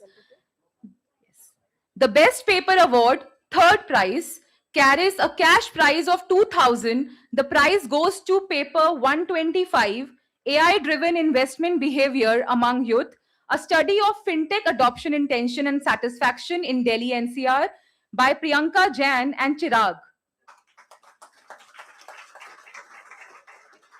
I request our guest of honor and our other distinguished guests to award the awardee.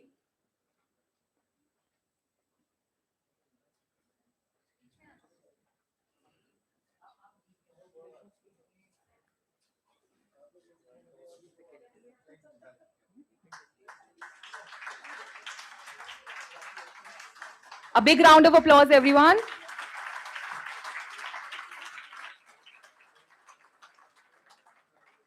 Next is the Best Paper Award.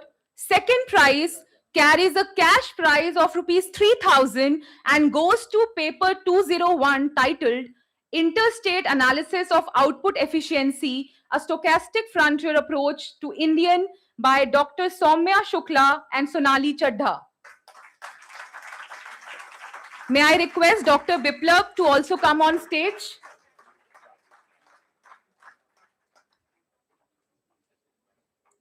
Ma'am?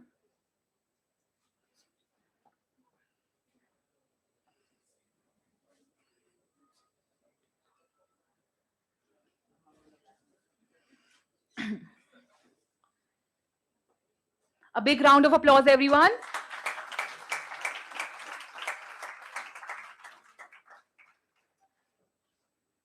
Ladies and gentlemen, we now arrive at the most prestigious award of this conference. The Best Paper Award first prize is presented for outstanding research excellence, originality, and significant contribution to the field of business and management. This award carries a cash prize of rupees 5,000 and it goes to paper 195, Strategic Role of AI Adoption in Omni-Channel Marketing, Evidence from Indian Retail Shoppers, to Ramesh Kumar and Dr. Parag Shukla. May I request Dr. Aarti Saini to also join us on the stage? A big round of applause, everyone.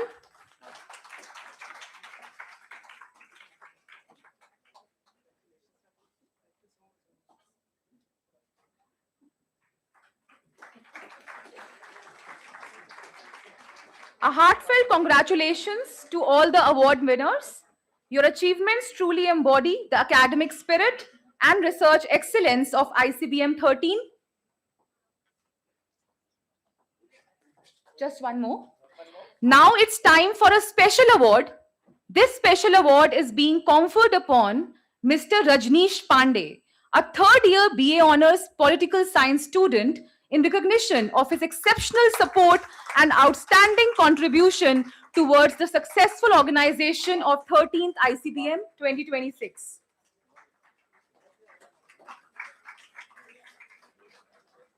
Congratulations, Mr. Rajneesh Pandey. A warm round of applause, please.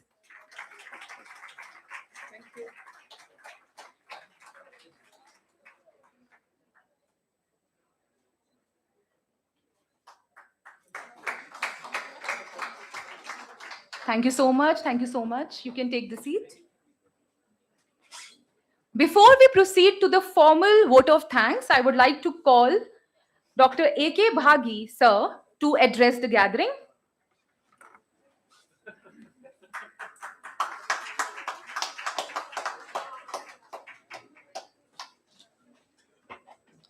Good evening everybody.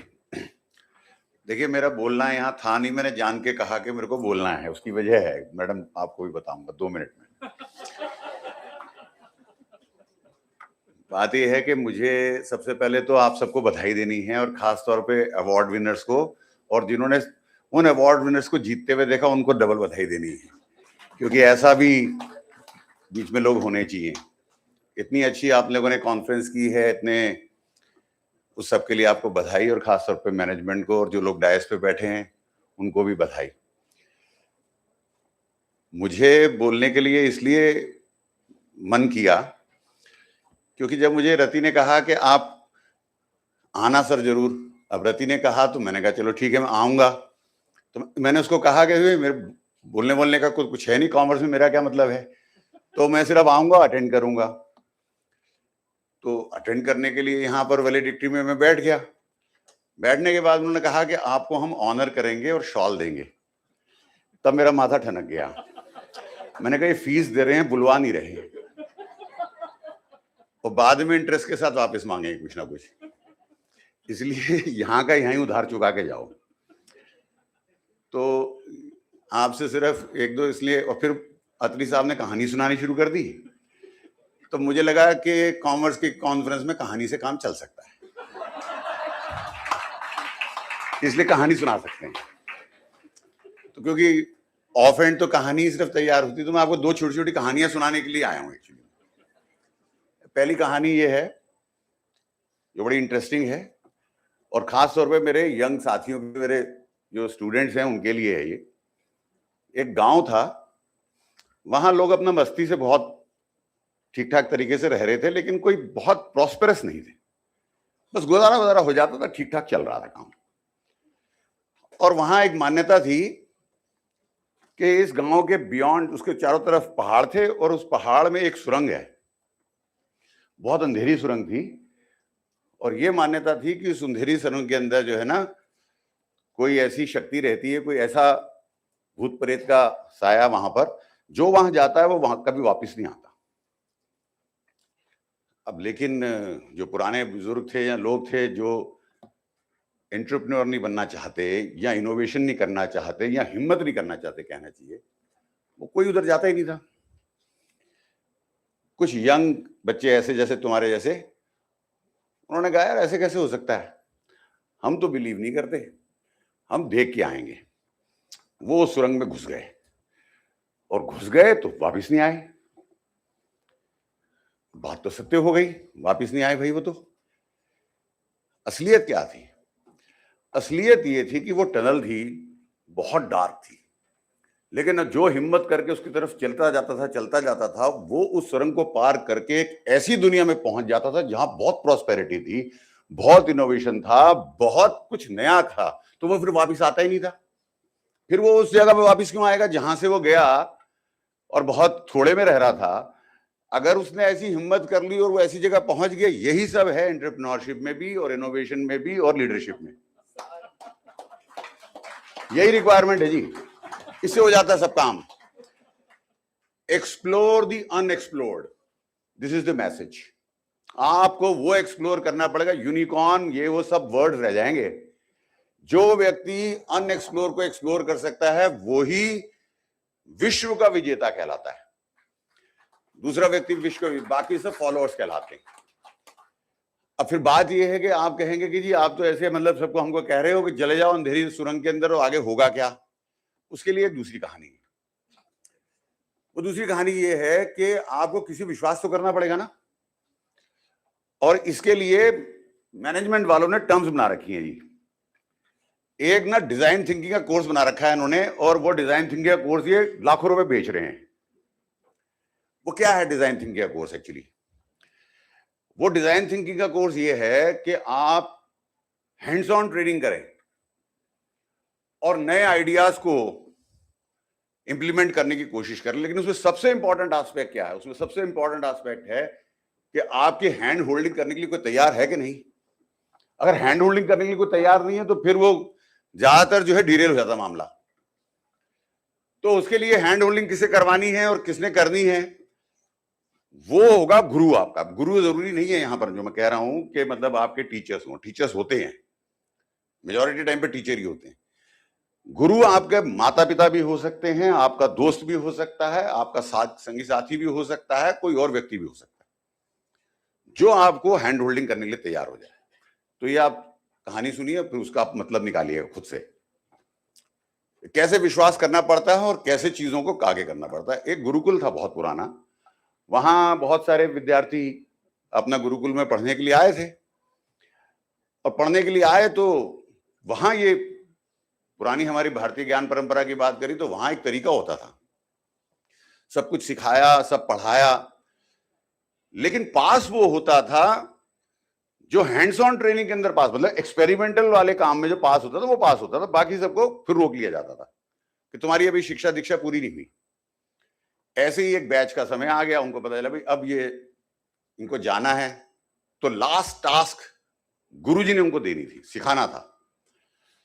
तो गुरुजी ने उनको सुबह अगले दिन कहा कि morning में आप आ जाना और आपको एक टास्क देके जो बहुत डिफिकल्ट टास्क है उसको आपने पूरा करना है। सुबह से पहुंच गए। उन्होंने क्या किया कि बैंत से बनी हुई टोकरियां उस समय चलती थी, वो उन सब बच्चों को पकड़ा दी और कहा कि यहां से 2 मील दूर पे जो नदी बहती है उसमें से पानी भर के लाना है। अब उन टोकरियों में थे छिद्र, छोटे छोटे छेक।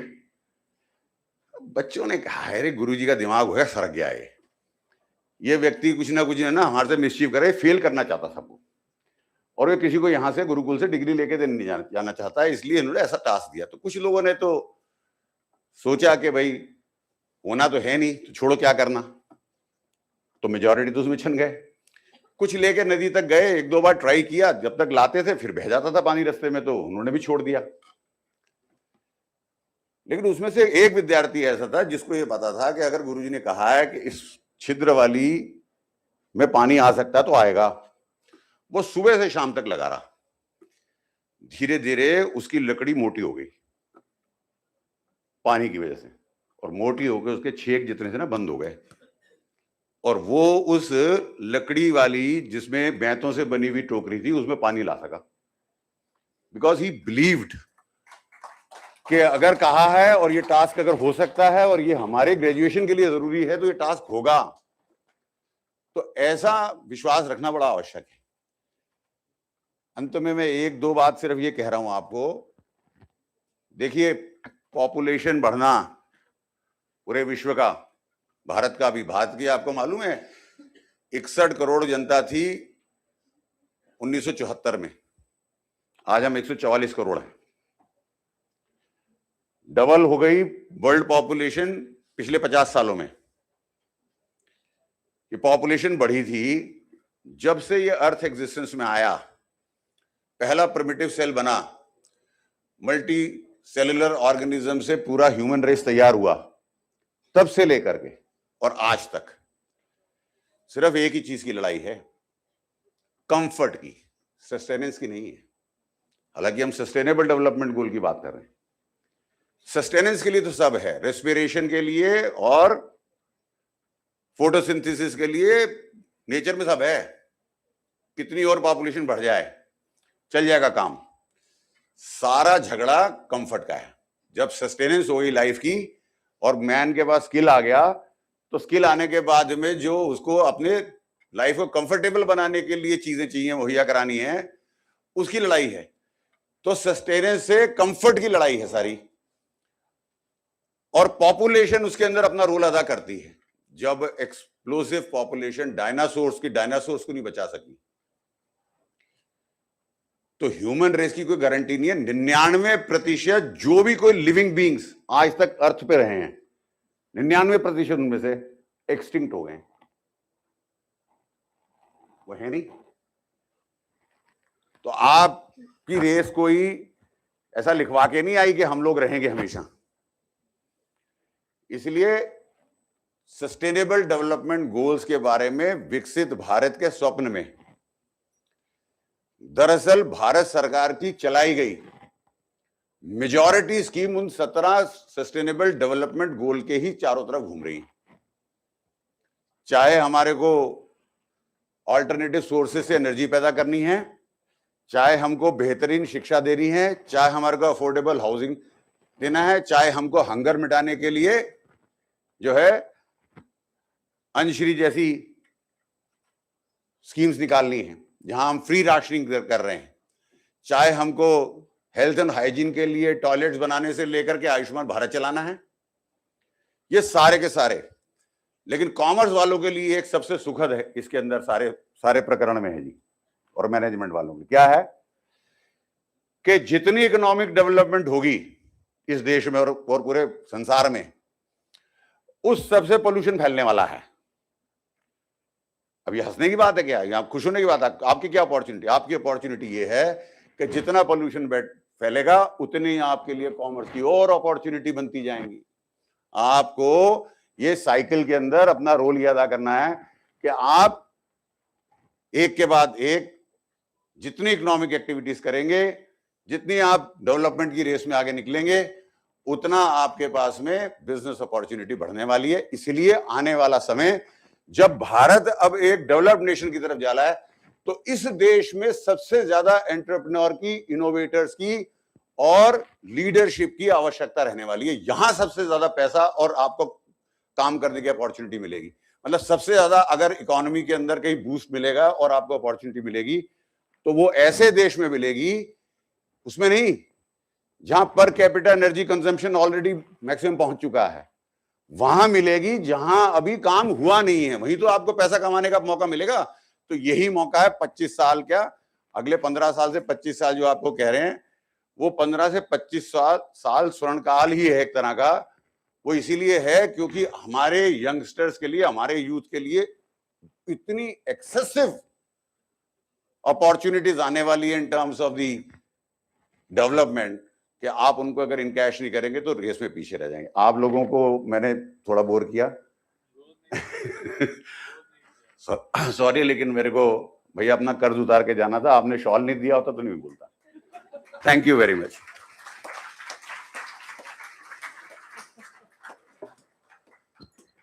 Thank you so much, Bhagi sir, for such thought-provoking and eye-opening address.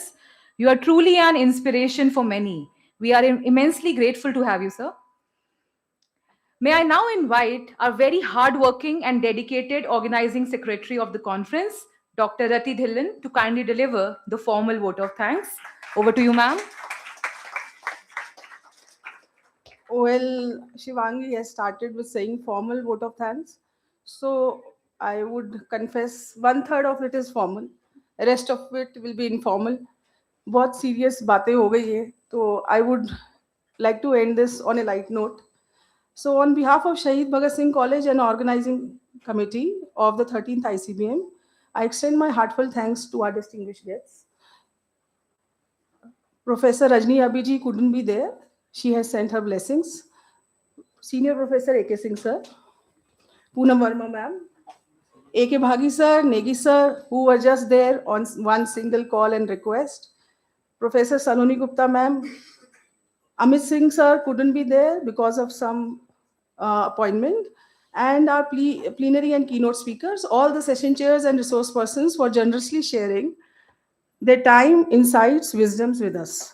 I sincerely acknowledge the support and guidance by ICCSR and express my deep gratitude to our respected chairman sir and principal sir for their constant encouragement, vision, and leadership.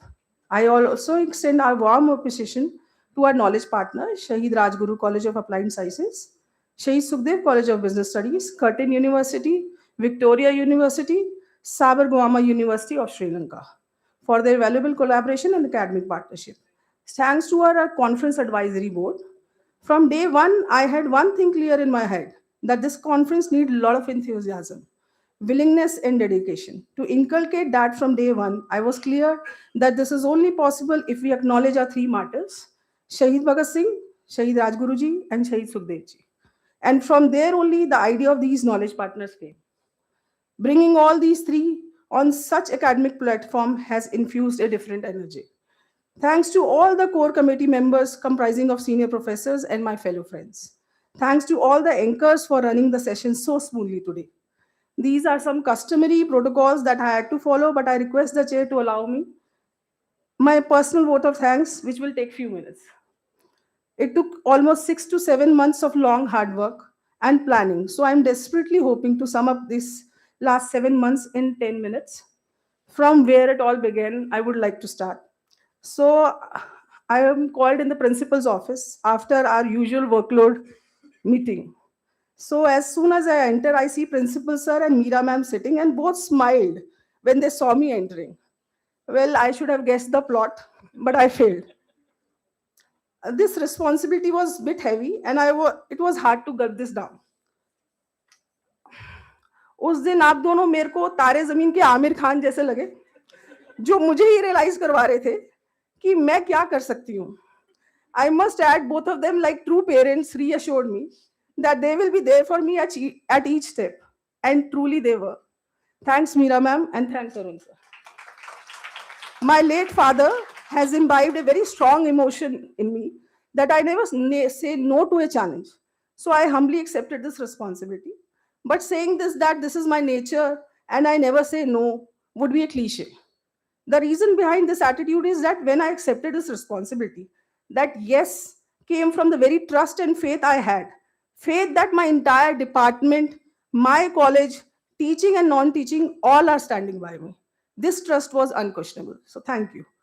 So, saying thanks to them today would be a very small, teeny weeny gesture to what actually all of them has done to make this conference a success. A big, big thanks to the scientific committee for providing their invaluable support and expertise in carefully selecting the quality research work. Thanks to Ruchi ma'am and Vanda ma'am for timely and systematic completion of this Herculean task. Thanks to all the members of this team. Thanks to the entire department for being part of the review process. Thanks to Mitakshi ma'am and Sunil sir, Shikha Gupta 1 ma'am, Amol sir, Rajiv sir, Ravikant sir. I extend my thanks to Professor Ruchi Gupta and Professor Aarti ma'am, coordinators of our international collaborations. Dr. Ravi Yadav for coordination with our national knowledge partners. I sincerely thank Seminar Publicity and Media Management Committee, headed by Professor Sonika Sharma ma'am. It is because of them we got connected to all of you. Thanks to Dr. Sahil for keeping out social media handles updated. Registration Committee, headed by Shalini ma'am and Dr. Chandni. I thank you and your team for smooth interface. They were always readily available for the data collation and with accurate numbers. अब समझ आ रहा है चांदनी commerce की treasurer क्यों है. VIP reception committee headed by Kalpana ma'am and Anil sir along with the senior teachers. I humbly bow to you for perfect execution along with student pilots today so that our guests are warmly welcomed and duly taken care of. Banners and mementos, I thank Hashi sir and Parul Seni for being there. Hashi sir, thank you for your patience. In fact, here I would like to say that I thank all of you for your patience. Certificate Management Committee headed by Pooja Rani ma'am and Nupur Bhati is doing round the clock work to make sure the work presented is documentally correctly. Soon all of you will be getting your certificates. This work doesn't end today.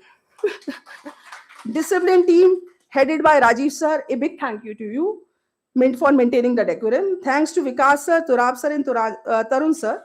Thanks to all the NCC cadets. I thank Gunjan ma'am and Jaikar sir for smooth logistics and perfect coordination. Thanks to the conference kit committee for giving us such beautiful eco-friendly kit.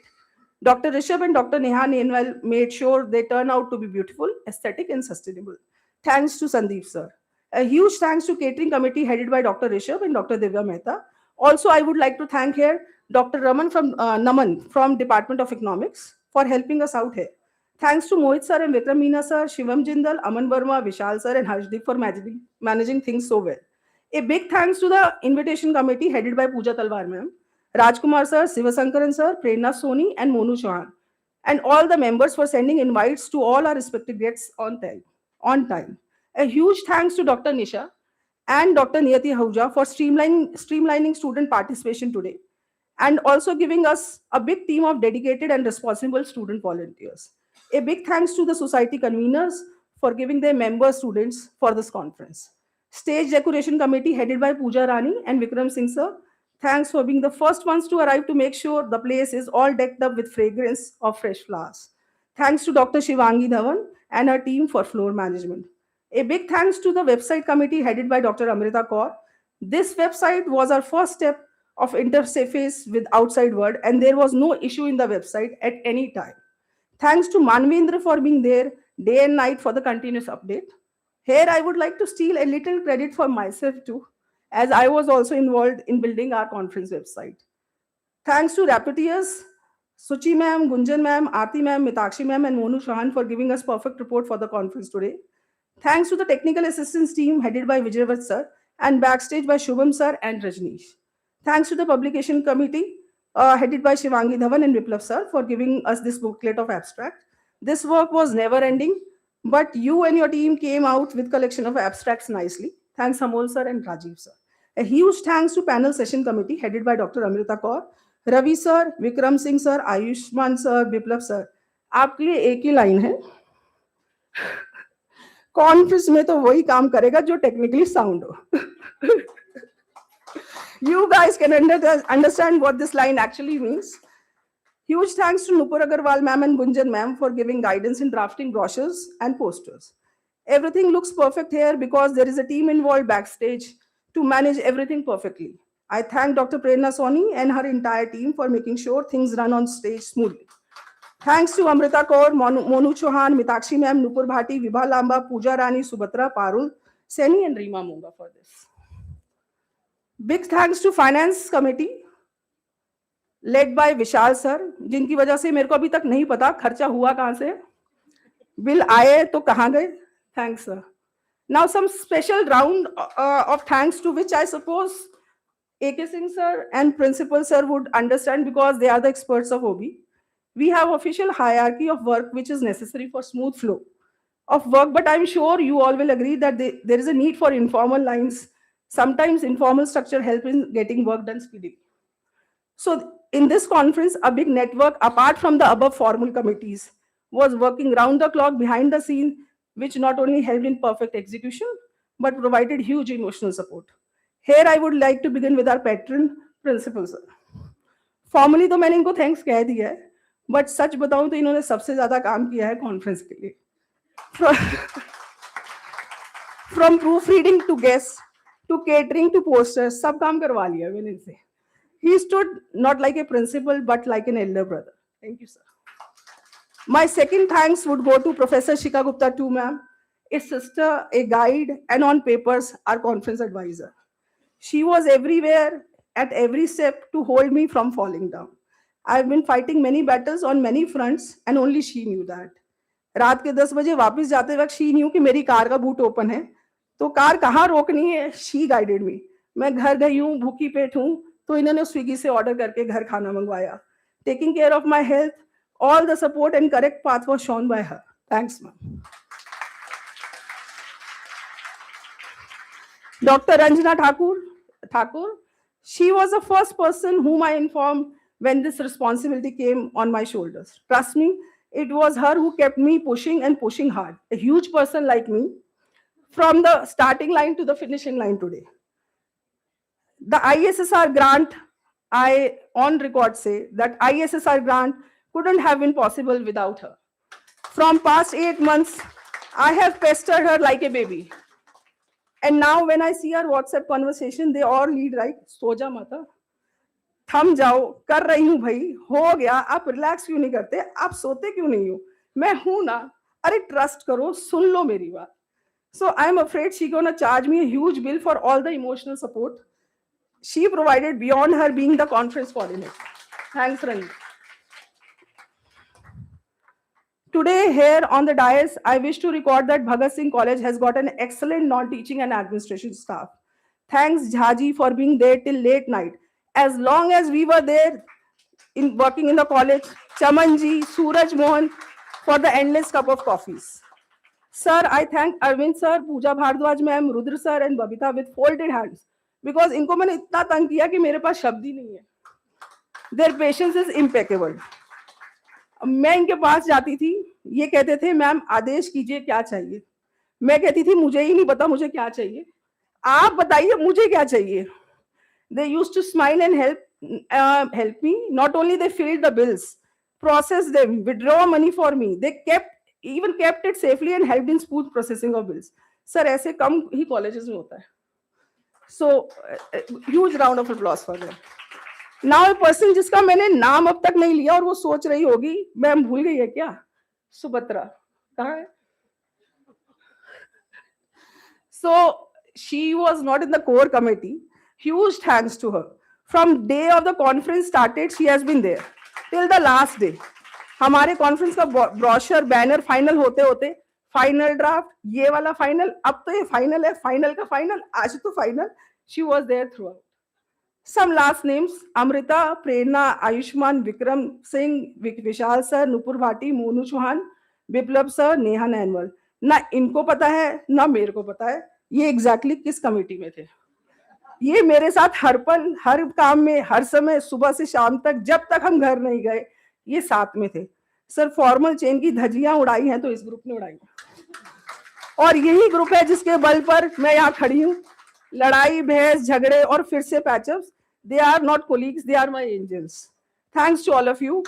संजीवनी पर्वत द्रोणागिरी की तरह इन्होंने conference को और specially मेरा बोझ उठा रखा है 8 महीने से। A huge thanks to all the student volunteers. एक फौज लगी हुई है पीछे, मुझे पता है। I thank Gyan Prasar Kendra led by Dr. Mahesh Kumar and Dr. Naman for giving us 24/7 access for our conference.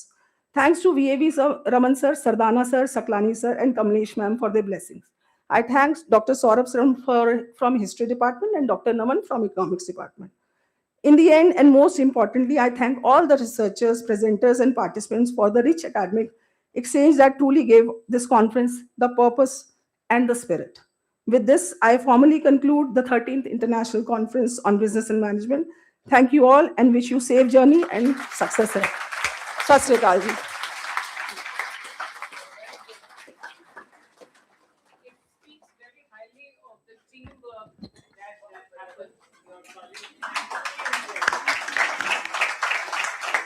Thank you so much, Rati ma'am, for such well-presented formal and informal vote of thanks. To formally conclude the valedictory session, I request everyone present here to kindly rise for the national anthem.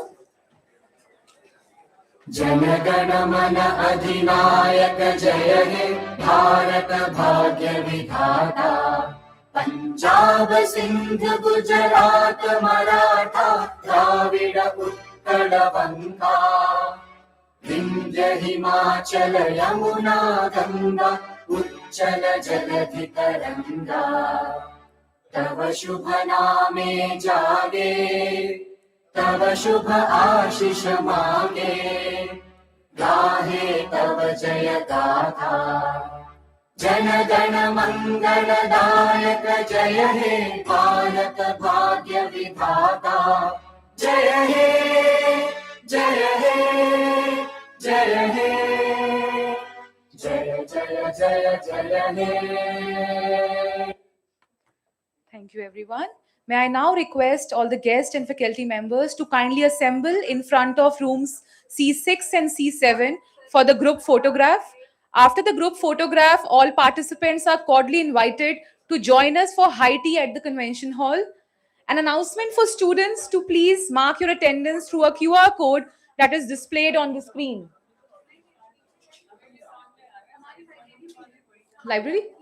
High tea will be in the library. And for students, it will be in the convention hall.